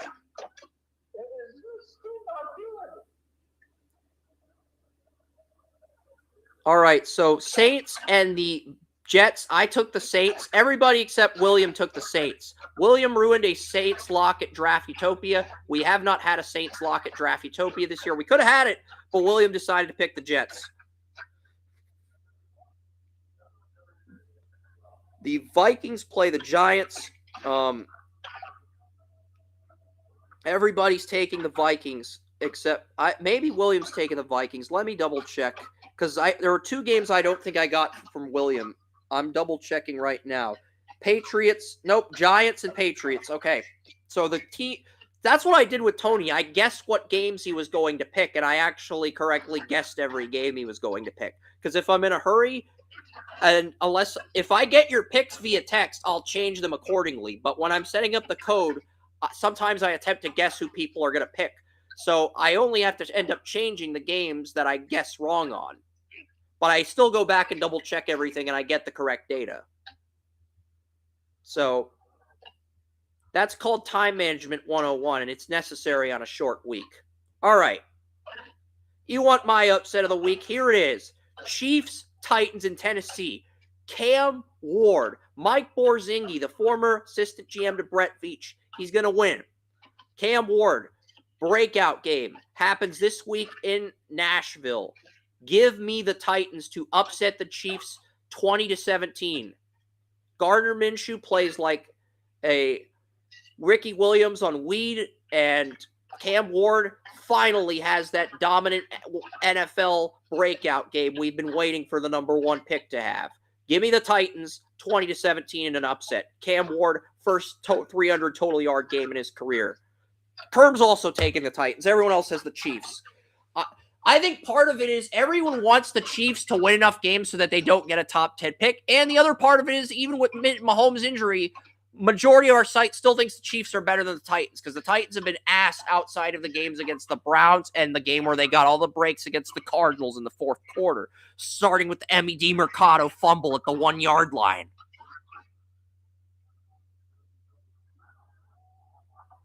I mean, those games were the only games the Titans won, and they should have lost to the Cardinals. They probably should have lost to the Browns if it wasn't for Stefanski. So that is probably the best line you've had in a long time. The Browns lost because of 2 Stefanski. That is basically Shadur fumbled on the 2-point conversion. They shouldn't have gone for 2 the first time. They should have kicked the extra point, but in that scenario, Stefanski wanted to go for 2. Shadur fumbles it. And then because Shadur fumbles it, Stefanski loses trust in him, doesn't trust him to run the next 2-point conversion, and he tries to get cute and call a trick play thinking he'll throw the Titans off, and it backfires tremendously. Well, the thing was, it's like you're going to try a 2-point conversion with a center that has had less than a half. And the Titans, I like Luke Whippler, but I viewed him as a high-end starter. I never really viewed him as a Pro Bowler. And they're going up against Poona Ford, the former Texas nose tackle. I love Poona Ford. That's a matchup Whippler's going to lose more often than not. It's just, the first throw action you have is like, get the freaking extra point. Don't play the center who had messed up the case earlier and barely got your quarterback in a shotgun. Do not put him in the situation where, well, I'm going to second guess myself on the snap to win the game or tie the game or whatever it is. It's like, do not put him in that situation. That is stupid. That is stupid. And then come in and like, we're going to compound the situation by taking our quarterback out. Also, my other prediction for Chiefs-Titans is going to be that the only players that get touchdowns in this game will be Texas Longhorns. Xavier Worthy and Gunnar Helm are going to both have signature games. In addition to Cam Ward getting 300 total yards, I have both Worthy and Gunnar Helm popping this week. So, yeah, I've got Gunnar Helm dominating in the air at tight end in a surprise. Go ahead and tell me that's a stupid prediction. I'm going with it. You got to respect my boldness to pick the Titans over the Chiefs, even without Mahomes. I'm just interrupting my soccer mom. All right. The next game is the it's Bengals Dolphins. It's Joe Burrow versus Quinn Ewers, and you took Quinn Ewers. The Dolphins bench Tua. and you're taking Quinn Ewers. William's also taking Quinn Ewers. So you and William have the Dolphins. Everyone else took the Bengals because they don't trust the Dolphins. This is very similar as to why people took Dylan Gabriel against the Vikings. Is that what tape do you have on Quinn Ewers?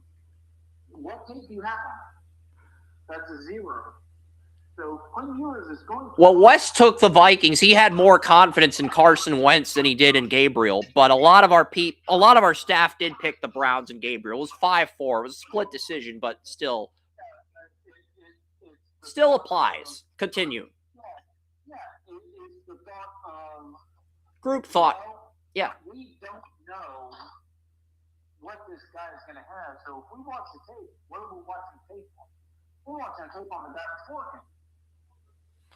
And here's the thing about Tua. Before we get back to Ewers, I have to bring up Tua for a second.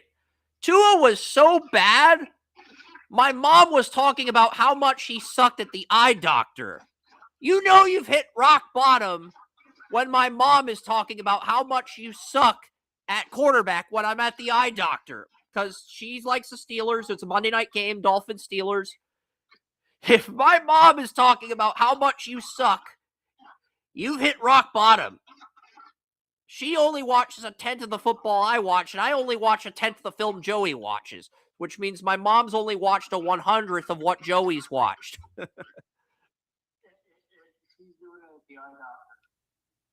Yeah.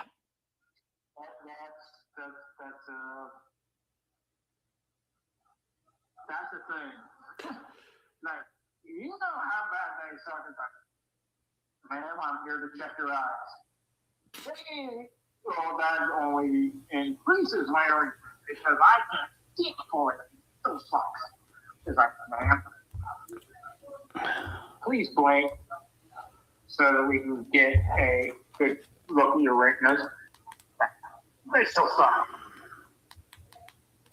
It's just so wrong. It is just wrong. It is wrong, and it is. It's funny as hell at the same time. Yes, it's true. Falcons, Cardinals, and Arizona. This is not a lock. This is not a lock, surprisingly. I thought this would be a lock. William took the Cardinals, but this is what William does. When a game's a lock and he thinks it can be an upset, he takes the opposite team hoping to gain a game. It's kind of what you've done in the past, but it's a good strategy when it works. Did you see the stats from Mark Fletcher for you? 163 yards on 15 carries? Mark Fletcher's good. Like, I liked Mark Fletcher. I have a late round grade on Mark Fletcher, the U running back. But this game, it's 3-3 in the fourth quarter. It's a very good game. I've had it on ABC, but I've had it on mute. But I've been watching it. It's a very good defensive game. My brother Andrew hates the bird teams. I'm not going to predict a tie. Predicting ties at Draft Utopia is illegal. And whenever a tie occurs, everybody gets a point. Everybody gets a win. I give everyone a win when we have a tie. So,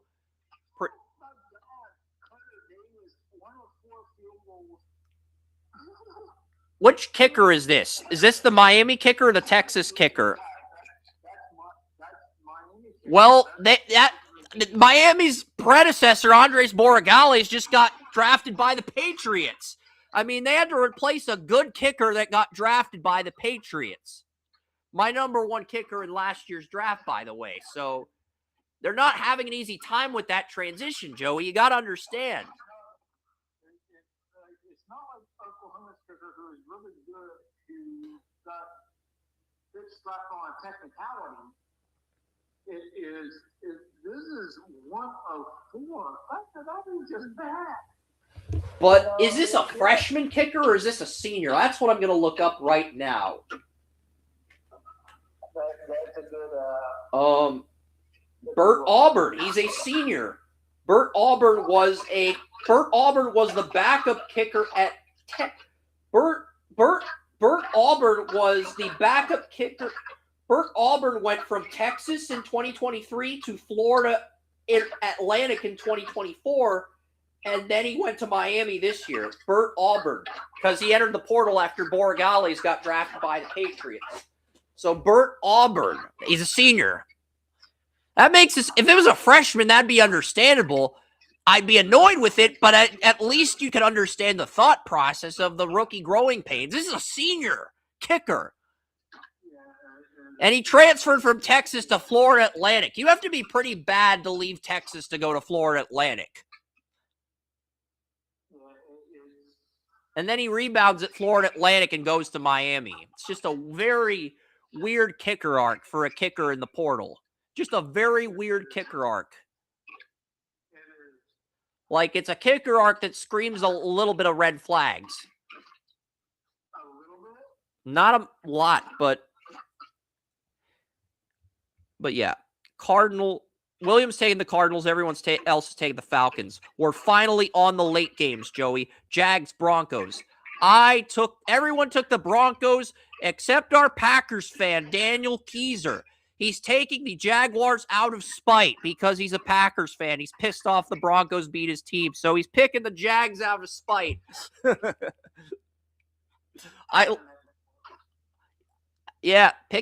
Picking out of spite. It's childish, but it's fun. So I'm never going to condemn it. Lions and the Steelers. I've got the Lions winning in a blowout by 17 points. I just think both these coaches need to win this game to secure a playoff spot. And I just think Dan Campbell's hungrier than Tomlin.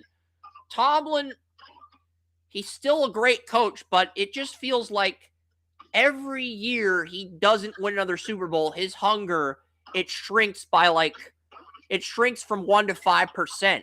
And that we're getting to a point where Tomlin's hunger is going to shrink from 15% to 15% to 75%, depending on what week it is and how everyone in the locker room feels. And at a certain point, you lose the locker room if your morale keeps plummeting like that. I don't think it's as hunger as much as it is after usually a coach starts to lose the locker room after about 5 years, 6 years. Very few people. The Steelers still lead the division, but it's gotten so bad that Roethlisberger, Harrison, and Polamalu all say Tomlin's overstayed his welcome. They appreciate what he's done, but they're all saying he needs to go and that he's overstayed his welcome. I think that says something. Harrison, too. There are very few coaches in history. The 3 Steelers coaches, the Belichick, and a couple others that have stayed for nearly a decade, and then Schottenheimer, who seemingly found his way back to everything he had ever coached again. So I'm not sure how that works, but I'm reading an article on a Steeler fan blog. They're saying 5 coaches to replace Mike Tomlin if he retires. That's the title of the article. Number 1 is Bubba Ventrone. I am laughing. If you asked a Browns fan to trade Bubba Ventrone for Mike Tomlin, they'd be like, thanks, dumbass. Thanks. Go ahead. Thank you. They would take that trade all day. Jesus. Are we entertaining? I couldn't even read the rest of the list. This was such a bad take that I had to, X out of the site. I mean, we're going to replace Tomlin with Bubba Ventrone? Oh, no, we're not doing that. That's just fucking stupid. I mean, you'd be happy if that happened in real life. You would be happy if that happened, wouldn't you? If the Steelers hired Bubba Ventrone to replace Tomlin, that would be like your dream. That would be a dream. I have been asking everybody in Cleveland if they can loan me a catapult and shoot him into Lake Erie. And in the last 2 weeks, I've been asking these same people if they can contact Elon Musk. I love your Sid Meier's Civilization Revolution thought process, but you're not thinking big enough. You're not thinking big enough, Joey. You need to do more than catapults. You need You need to get like you need to get some army tanks and some military and some artillery tanks, like the artillery tanks in Sid Meier's Civilization Revolution. You need to get Bubba Ventrone and you need to attach him to an artillery tank. You're not thinking big enough, Joey. I'm here to challenge you to think bigger.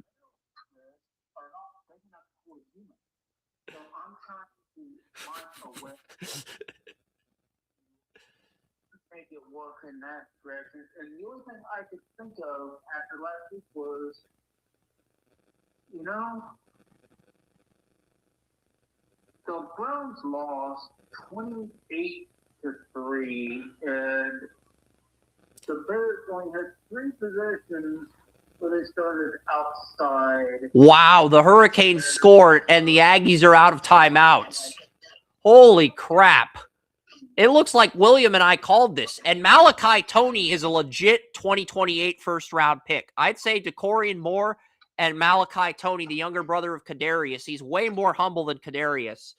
I would say those are the top 2 receivers right now in 2028. DeCorian Moore of Oregon and Malachi Toney of Miami. Those are both true freshmen. I'd say those are the top 2 receivers in 2028 right now. That's subject to change, but both of those guys look like round 1 guys. On that shuttle, going straight into the sun. All right. I mean, that is the modern day thought process. It's coffee on us, how shoot that specialty corner right into the sun.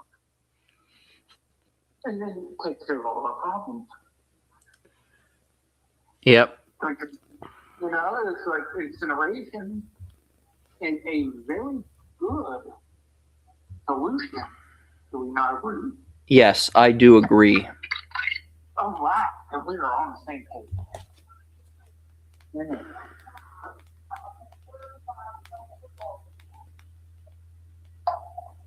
Oh, man. Next day, have ball. Yeah. All right. Next game, Raiders-Texans. It's Kenny Pickett versus C.J. Stroud. The Texans are going to win this game in such brutal fashion that I think the Texans could play their backup and still beat Pickett. That's how bad the Raiders are this year. I think they could play, because remember, their backup Davis Mills won a few games while Stroud was in concussion protocol. I think the Texans could play Davis Mills and still beat the Raiders. 31-6 Texans.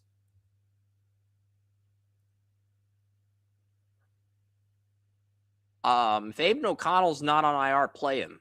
31-6 Texans. I stand by my prediction. Everyone took the Texans. That should say something. All right. Yeah. And the final 2 games, Patriots-Ravens. I'm taking the Ravens. I hope the Patriots win out, but look, if the Patriots can afford to lose 1 game on the schedule, it's this game. Because if the Patriots beat the Dolphins and Jets, we still win the division. If we beat the Ravens and we lose to Quinn Ewers, then the Bills can get bailed out by the NFL in Week 18. But Quinn Ewers would have to come to Foxborough in the snow. And that would be a tough game because he's never played in that type of weather at Texas. He's played in the rain maybe once or twice. I don't think he's played in the snow. Because Quinn Ewers... Where did Quinn Ewers go to high school?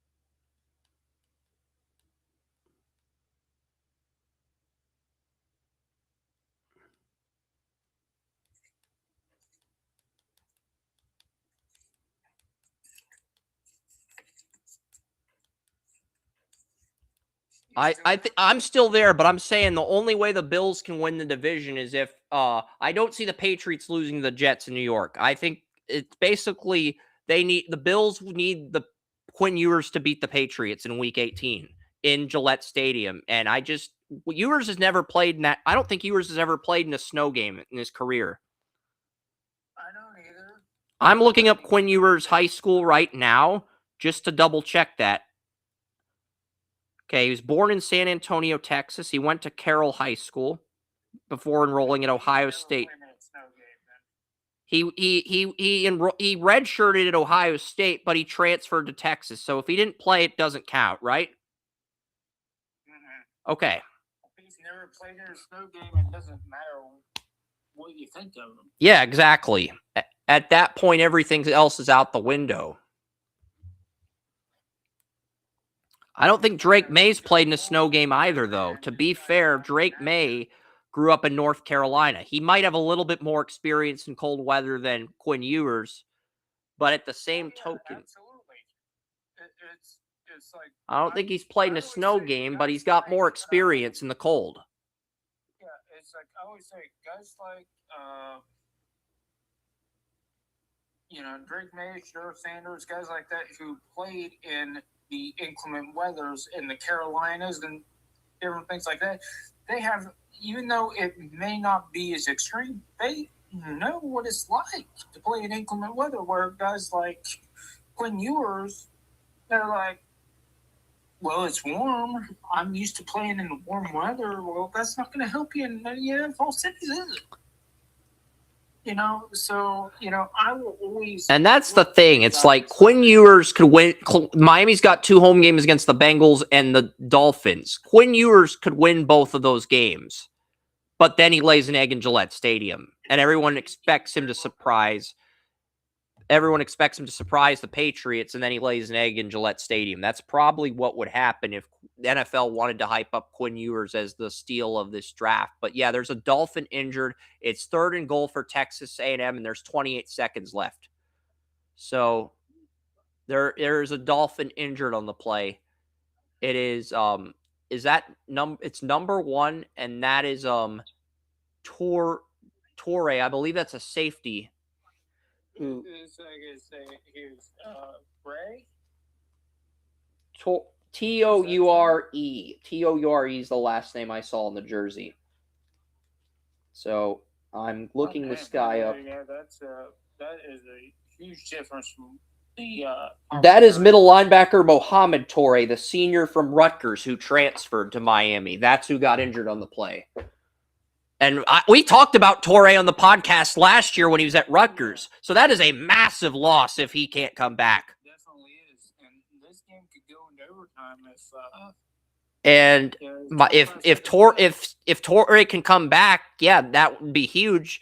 But if you lose him you win this game and you get Ohio State and you don't have Toure against Ohio State, I don't think you have a chance. Even if, Beck would have to have like a 30-point game just to have a shot.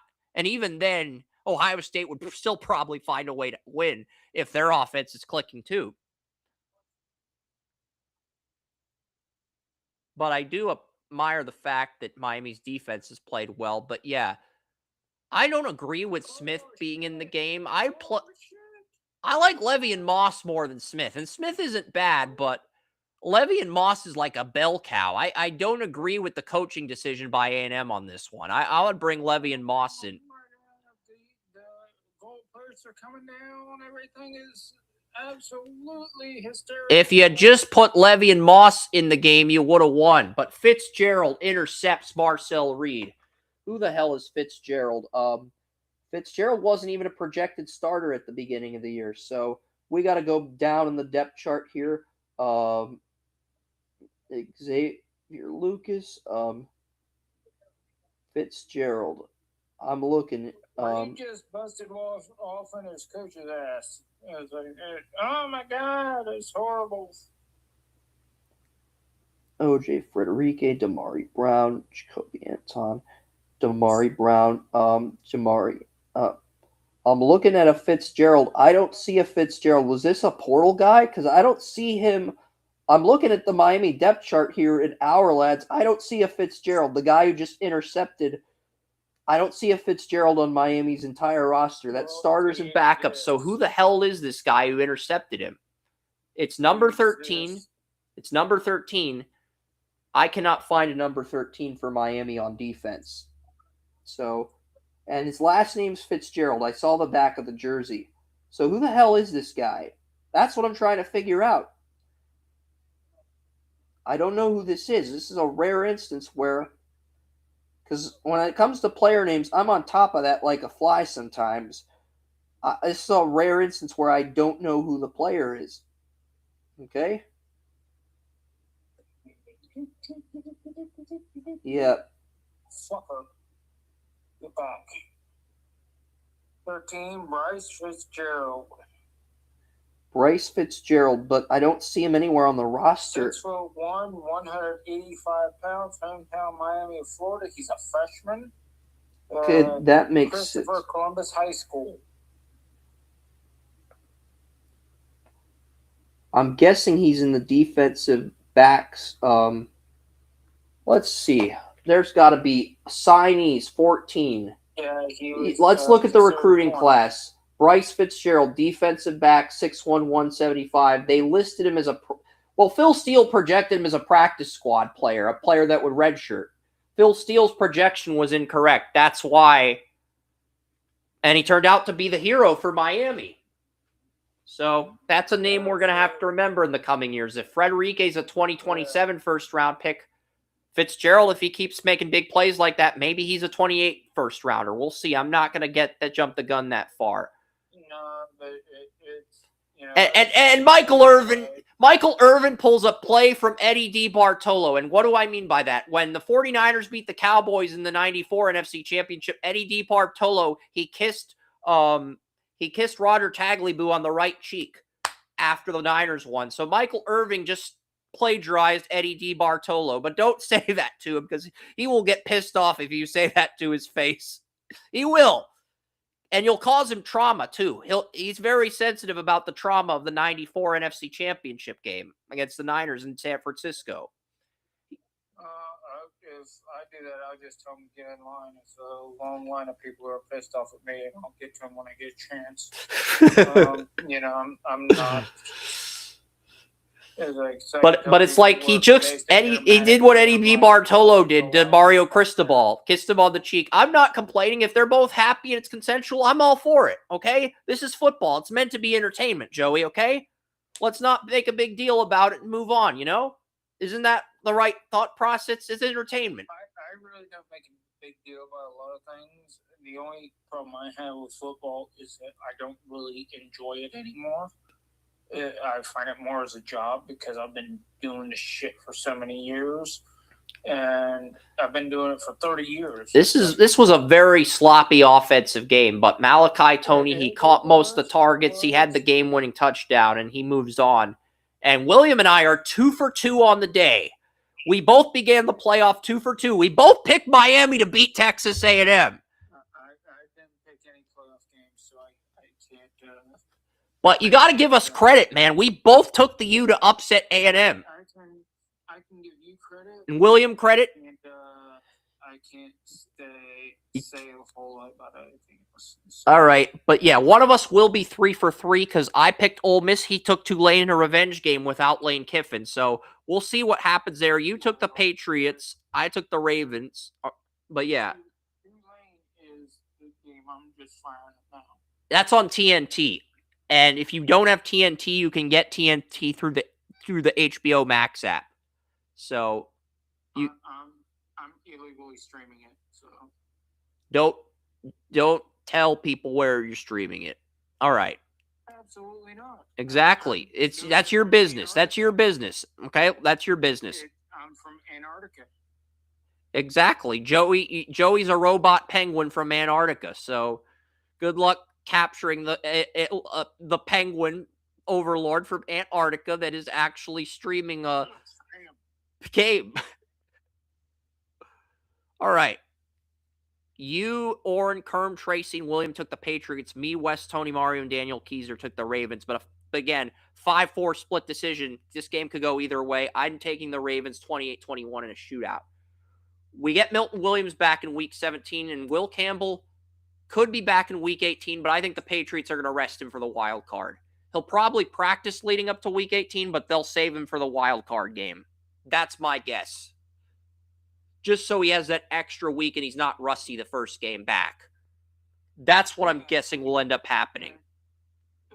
That's similar to what Ohio State did, going up to Illinois, was that they rested their top 2 receivers, and turns out those guys were rusty and it backfired on them, but they knew they were going to make playoffs anyway, so who cares? I think they did the same thing about Rutgers too, but they got those guys back at close to 100% versus Michigan, like 75 to 90%. All right. Next game, final game is Niners-Colts. This is the game of the week on Draft Utopia this week. 49ers and the Colts.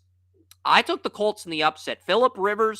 I have Phillip Rivers pulling the upset over Brock Purdy on Monday Night Football.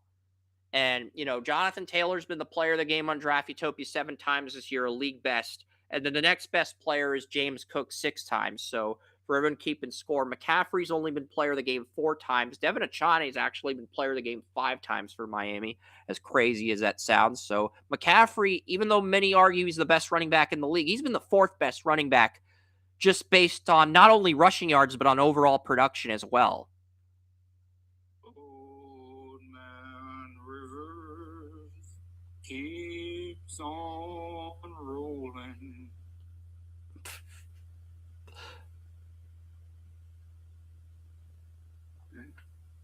Don't you love my old-timey 1940s Old Man Rivers songs? Like, Phillip Rivers deserves that too. Yeah. I want to see the Colts win. The owner attempts to kiss Goodell on the cheek and she gets fined by Goodell. That'd be hilarious. Well, the only reason he came out of retirement, turned out, was because in 2 months, he's got 10 kids. Yeah. 2 months, his insurance would have run out. Now, he finishes this. He has to retire again. And then he has to wait until 2030 to get in a cat. Instead of getting in this year, he has to wait until 2030 now. But also, that restarts the 5 years worth of insurance he has after retirement.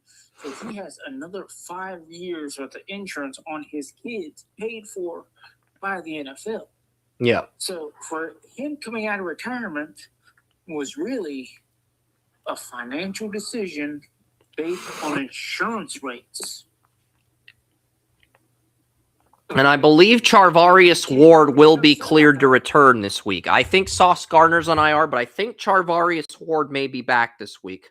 And if he is, he's going to have a game-winning interception against the Niners. Oh, damn, that was a nice pass by Chambers. No, Ward landed on injured reserve after a 3rd concussion. So Ward, they don't have Ward or Gardner. So if Purdy just makes the right reads, the Niners can win this game. But I just think Rivers is going to pull the upset. So you, me, and Tony Mario all took the Colts. The rest of the staff took the Niners. So, yeah. Unless you took the Colts and unless you took the Niners and I misread the text, but I think you took the Colts. I'll double check just to make sure. I'll double check just. Ole Miss in 3 plays just went up 6-0. Took them about 6. I took Ole Miss and you took. I took Ole Miss and William took Tulane. TNT. Yeah, that was a very nice plug.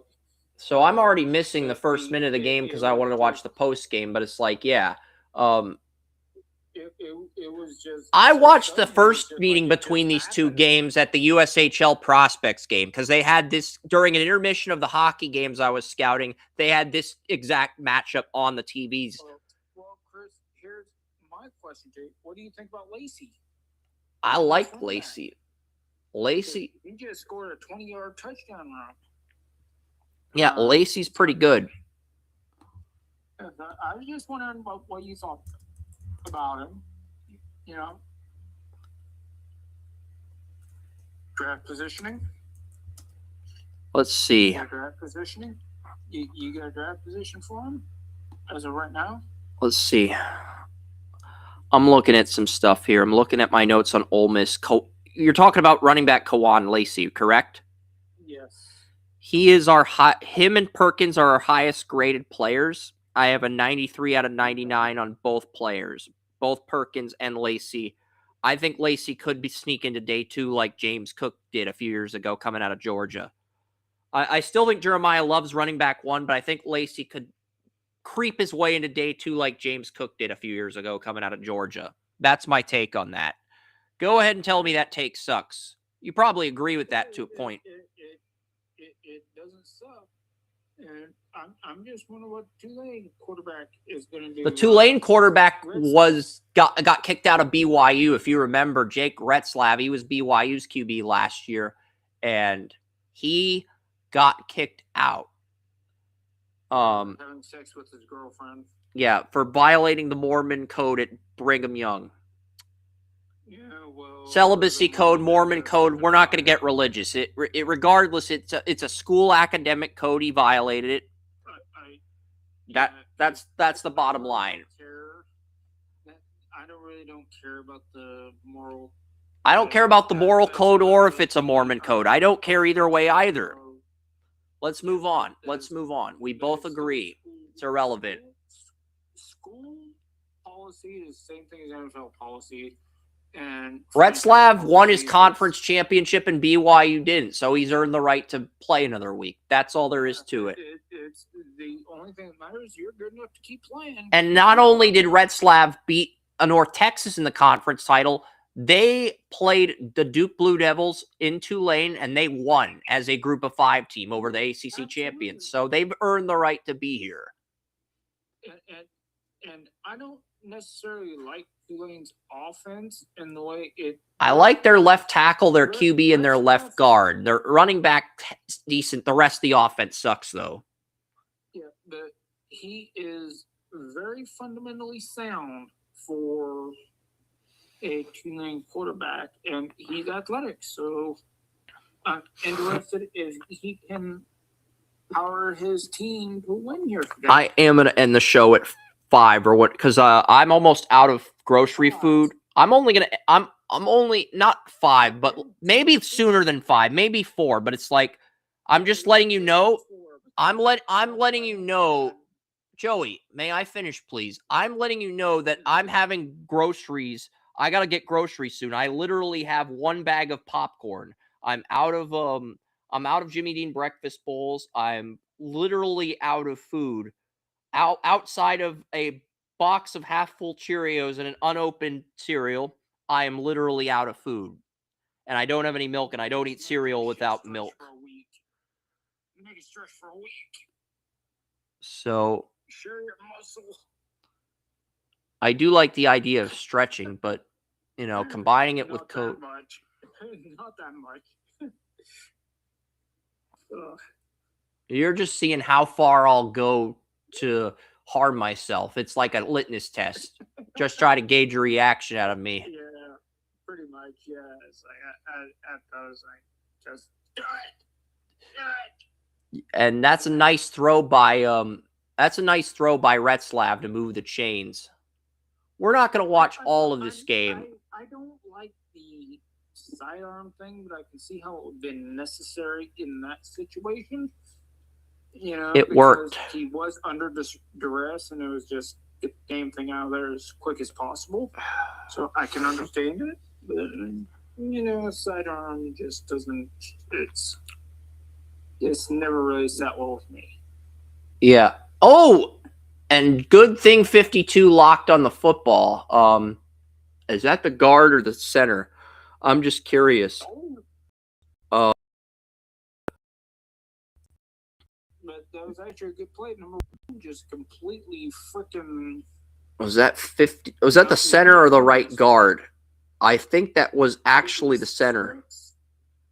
Yeah, that was the center. 58 was the center. 50 is the right guard. And yeah, It's like I think he was the one that fell on it. Yeah. Yeah. But that was one of those things. Like, dude, you have one job. That was an ugly play by Derek Graham. It was very bad.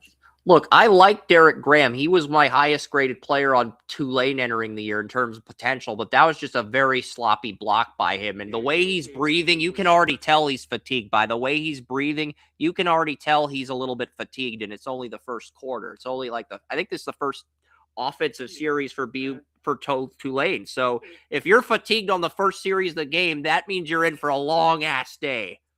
Yeah, and so was Eccles, the defensive lineman for Ole Miss. I mean, he came off huffing and puffing. So you're picking up on that stuff, too. You're picking up on the nonverbals, too. That's good. Yeah, it's like, what are these guys doing? I mean, they're... This is a playoff game. This is like the biggest game of your career. Yes. For your season, at least. These it may be some of the biggest games of some of these guys' career. I mean, you gotta suck it up. If you're a senior on a team like Tulane, this is basically your audition for the draft.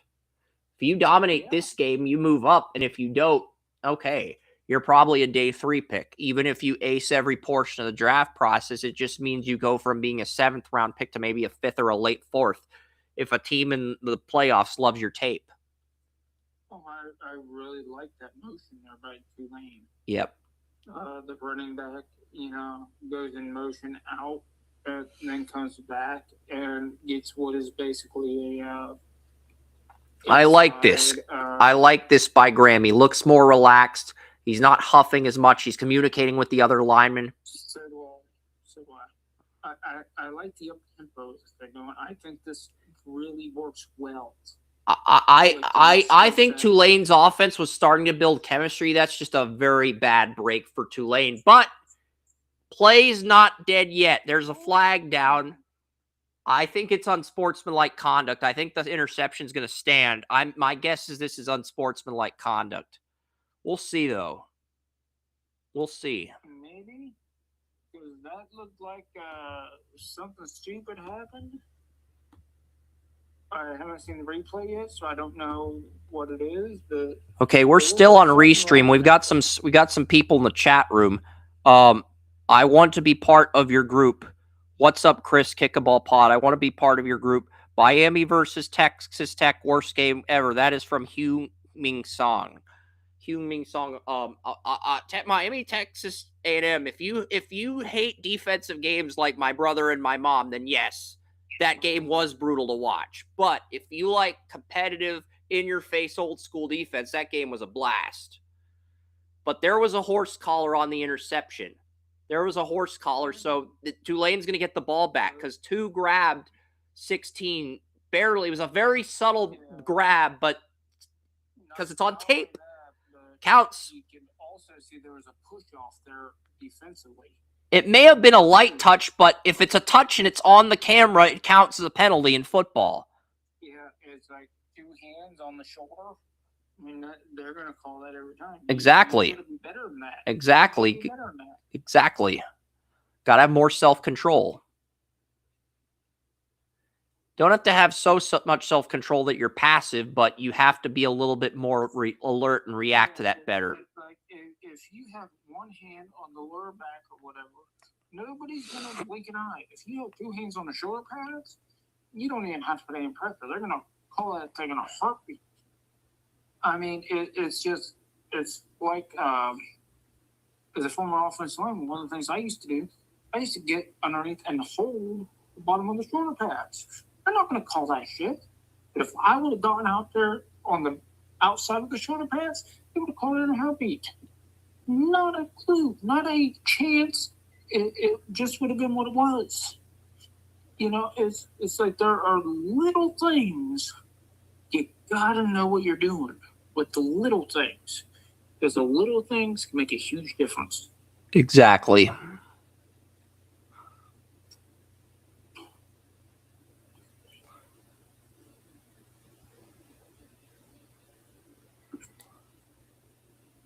I want to see a Capital One Pulp Fiction commercial so badly. We're never going to get it, though. I want to see a... are so old at this point that. Yeah, the Capital One does own the legal rights to John Travolta and Samuel L. Jackson. They could do one, but it would probably be a March Madness ad. It wouldn't be a Christmas ad. There would be a March Madness ad. And I'm guessing Travolta's schedule is I only do ads around Christmas. And Samuel's ads, I'll do 1 or 2 ads around Christmas, but I want to do most of my main ads during March Madness with Barkley. I think logistically, they both have different ideas of what they want to do, and that's cool. Doing an ad with Barkley is, that's just way more entertaining. No offense to Travolta. His characters are good, but the ads with Barkley are way more entertaining. Yeah, it's like he and Barkley have great chemistry. I mean, it's just, it is what it is. Yeah, it's like if you did a Pulp Fiction commercial and you drag Barkley in, he'd have to call it'd have to be like a burger ad, and Barkley would have to call it, he'd have to call it something other than a burger in Spanish, and then Travolta would correct him, Royale with cheese, and that would be the whole gag. Yep, Ole Miss got the ball back after the play, and yeah, but it would be the Royale with cheese. They'd make a joke about it, and then someone would pull out a credit card and say, Capital One, what's in your wallet? That's basically what the ad would be. It wouldn't be a great ad. It wouldn't be as great as the movie. I think Tulane right now needs to take out a new credit card because their defense is getting their asses handed to them. Yeah, Tulane. Their defense needs credit. I mean, their defense needs a lot of credit. Like, their defense needs credit with freaking a partridge in a pear tree. Okay, this is like watching the Ninja Turtles get pwned by the Power Rangers in the ratings back in the 90s. That's basically what this game is. Ole Miss is the Power Rangers and Tulane is the Ninja Turtles after they sold out to Mattel Toys. Chambers just ran for a touchdown. Yeah, he did. And Lacey did a terrific job selling the run on that play before opening a lane for Chambliss. And there are rumors Chambliss is going to go to LSU in the portal, but I'm not confirming or denying any transfer portal gossip until Ole Miss gets eliminated, because it's just not right to the players, you know? It's not right to do that disservice when these guys are trying to win a title for their school. Absolutely not. It's just... We'll give Ole Miss one more drive. If they cannot score here, we're going to end the show because this is starting to get ugly. It's starting to get ugly. Tulane has... we'll give Tulane one more drive, but my family's coming here soon to get ready for the holidays because I'm out of groceries, and Joey's got other stuff he's got to do. We'll give Tulane one more drive. If they don't score here, we're ending the show. Sorry, not sorry. We've been on the air for 5.5 hours. Yeah, we've had a good podcast. So I mean, it was sloppy at the beginning, but once we figured out the technical aspects, everything ran smoothly. Yeah, it's like I'm trying to find a new stream. It's like our first quarter sucked, but our second, third, fourth quarter was amazing. That's how I'd assess today's podcast. Oh. And I would say most of that, 90% of that's on me. So. Is this game on Fox? It's on TNT. TNT? Well, TNT's being a bitch right now. But you can also get the game on HBO Max. If you have the HBO Max app, you can download it. You can sign up for the Turner Sports package, and guess what? You get all the TNT, TBS, True TV sporting events on the HBO Max app through the Turner Sports package. Well, Mr. Moneybags, I don't have that much money. So, yeah. Mr. Moneybags. I think that's the rich guy in Spyro, the bear. He's got like a monocle over his eye. The fact that I'm making these video game references, that should tell you I played a lot of video games as a kid. Yeah. fact that I'm making all these references. I only played the first 2 Spyro games, but yeah, I did there. One. Good. Kick a Ball Pod, what's up, Chris? We were talking about the MLS draft today. We were talking about football. Next week, it's the safety rankings. There's 65 of them, but here's the kicker. If Andrew wants to spend time with me, we will push the safety rankings back until week 18. Or we can make it a 2-parter if you and William want to break down 2 weeks worth of safeties. We will leave that up to off the air. Why don't you guys talk that over with me? It's a short holiday week, and I don't like having to do all this during the holiday week. So, and yeah, Andrew's in town from Tuesday to the 31st. So if Andrew says, look, I want to see a movie, I think we'll take the holiday week off, and then we'll come back for week 18 and we'll have the safety rankings. And then we can just do the punter and kicker rankings during the wild card week on my birthday. We can do like, this is my only day off this week. So, because yeah, shit. And, my brother's coming from LA to see my family for Christmas. So it's like, if he wants to go to 2 movies during the holidays. He wants to go see 2 movies. Actually 3, but the third movie I took a hard pass on. The movies he wanted to see were he wanted to see the new Anaconda movie with Jack Black. I think that's going to suck worse than the original Anaconda. And then the other 2 movies he wants to see are Avatar and the SpongeBob movie. And I am down for either of those. Because I saw Avatar 2 with my brother in LA during Christmas. It was good. So I would go to Avatar 3 and I would go see the SpongeBob movie. The only thing I think that sucks about the SpongeBob movie is that there's Cardi B music in it. I really... All those movies are going to suck. Just make sure... Yeah, I agree. I think the next good Christmas movie is going to be Sonic 4, but that's not until 2027. Yeah, it's like, just make sure you drink enough. It becomes enjoyable. I mean, the outside of the Sonic reboot, most of the movies franchises that have turned into sequels, trilogies, have been underwhelming. The only reason I put up with Avatar is because James Cameron, he's a visionary, okay? James Cameron's a visionary. James Cameron only cares about how many explosions he can get. That's Michael Bay. You're getting Michael Bay and James Cameron mixed up. Yeah, Cameron is the one... Cameron's more methodical about his action scenes, whereas Michael Bay's like, kaplow, kaplow, Transformers Gravedigger, kaplow! He's also the one that did... he did the Titanic. He's the one that's really good friends with Spielberg. Yeah, he did the Titanic and he did the Avatar movies. Well, I wouldn't say Titanic is great. I mean, it was... Well, it won a lot of awards. It wasn't a great movie, but a lot of people, it's a popular movie that won a lot of awards. It was factually correct. Yeah. So I will give him that. But I saw it in theaters. It was not as great as people say. And remember that movie, there was like a movie break, like a 30-minute, 1-hour movie break in that movie due to how long it was. I think my parents bought the VHS for that movie back in the day when VHS were still existed, and but that was a 2 VHS movie with how long it was. It was something. I think James Cameron did Saving Private Ryan, did he not? I will look that up right now.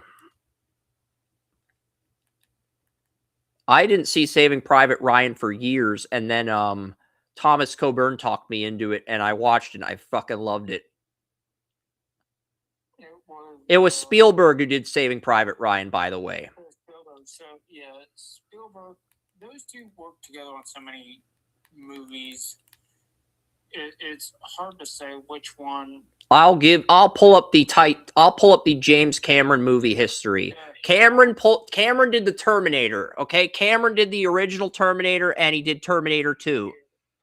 The 2 best Terminator movies. I love the entire Terminator franchise. I do too. He also directed Aliens, a movie my brother had on DVD that I've never gotten around to watching. 1986. Aliens vs. Predators was my favorite of that series.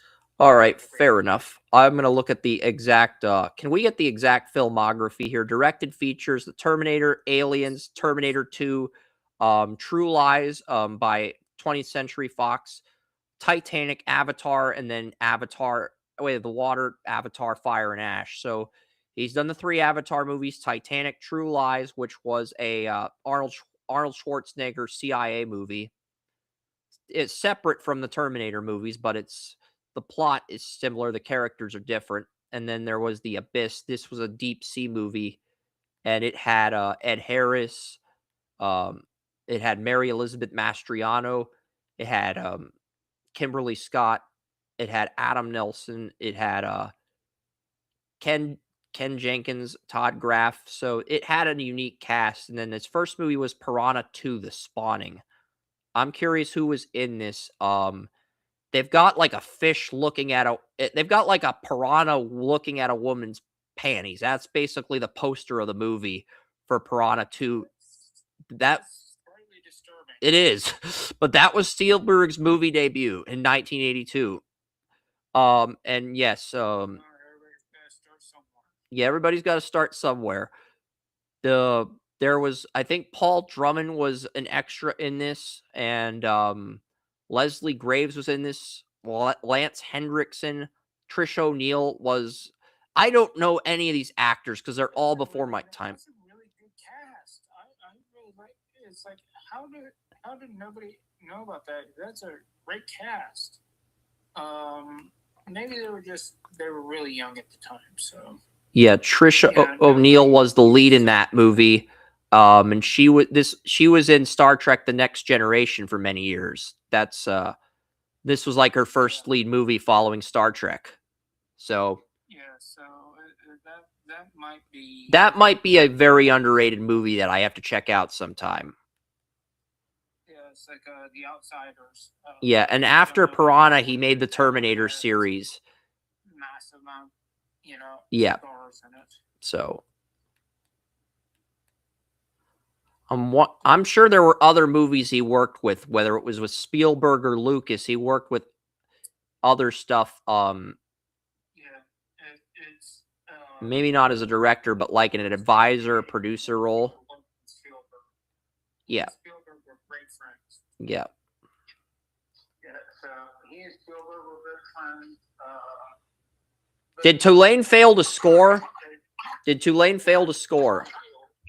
Yeah. Okay, Tulane's still on the field. Okay. There's 4 and 2 of them. So, well, they're still there, but we're still here, but it's like as soon as my family gets here, I am ending the stream. I am. It's just as soon as I get a text or a call, I'm ending the stream. So I'm just letting our audience know we've covered all the topics we wanted to cover today. We've even covered what we're going to do next week. Safeties, round 2 of the MLS draft, and week 17.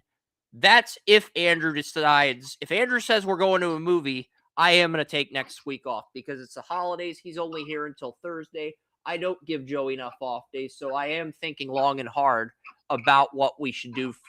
Because if we do take, you get another week off, and then it's like, okay, then we come back for the new year.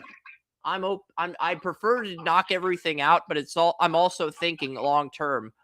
What does Andrew want to do, and what days is he available? Because he wants to go to 2 movies. I found a bowling alley near my apartment that might be fun. So I really am playing the long game here. I would actually like to be able to go to the beach on my birthday, but Your birthday, my birthday's January 10th. Yours is New Year's Eve. I believe New Year's Eve is on a Wednesday this year. It is. So Wednesday's your off day, so you can go to the beach on New Year's. It's my stream, the new stream. I just decided to take shit on it. So yeah, it's like, so December 31st is a Wednesday, so you can go to the beach on your birthday if Walmart gives you New Year's Eve off, which they might. I'm not going to comment on your workplace any further. It doesn't feel right for me to do that, but, Yeah, I'll decline to do that. I'll do it when I'm at work. They appreciate it more when I'm honest to their face rather than talking about it on here. Yep, and, oh, damn, number 1 dropped the ball. Retzlaff made the right read, but Hayes And to be fair, none of TCU's receivers are any good. But you can't really throw them under the bus either if you're in the interview process. You got to take some accountability. I don't have to throw them under the bus. I'll just take the bus. I'll just run right over top of them. I'll follow them as far as they run. Yeah, sidearm throw. If he just focused on the throw, he probably catches this. Got a little too cute with the sidearm. And yeah, Tulane's now going to probably be down 21-0. I mean, as much as I'd like to keep watching this game, my family's going to be here soon. We're approaching 6 hours, and it's like, yeah, we basically said if Tulane failed to score, we were going to end the stream. So you can catch the remaining playoff games on TNT. And yeah, all the people that said Tulane and James Madison don't belong in the playoff, they're going to be right if these games are blowouts. And there's Commanders Eagles is on Fox at 5:10, and then Bears Packers is on at 8. So you'll have both those games. My only question is, can we multi-view those games when they're both on with Xfinity? Probably can. So that's something I'm gonna have to look into as well. But yeah, that's Joseph Potter. I'm Chris Ransom. We may or may not be back next week. Depends on the holidays. Depends on what my family wants to do. Depends on how Joey feels. If Saturday's his only off day next week, depends on how Joey feels too. So there's a lot of factors in play. But if we're not back next Saturday, everything else that I talked about in the preview of the next episode will be covered on the following Saturday on January 3rd. All right. That's Joseph Potter and Chris Ransom. Enjoy the college football playoff and happy holidays. We're out of here.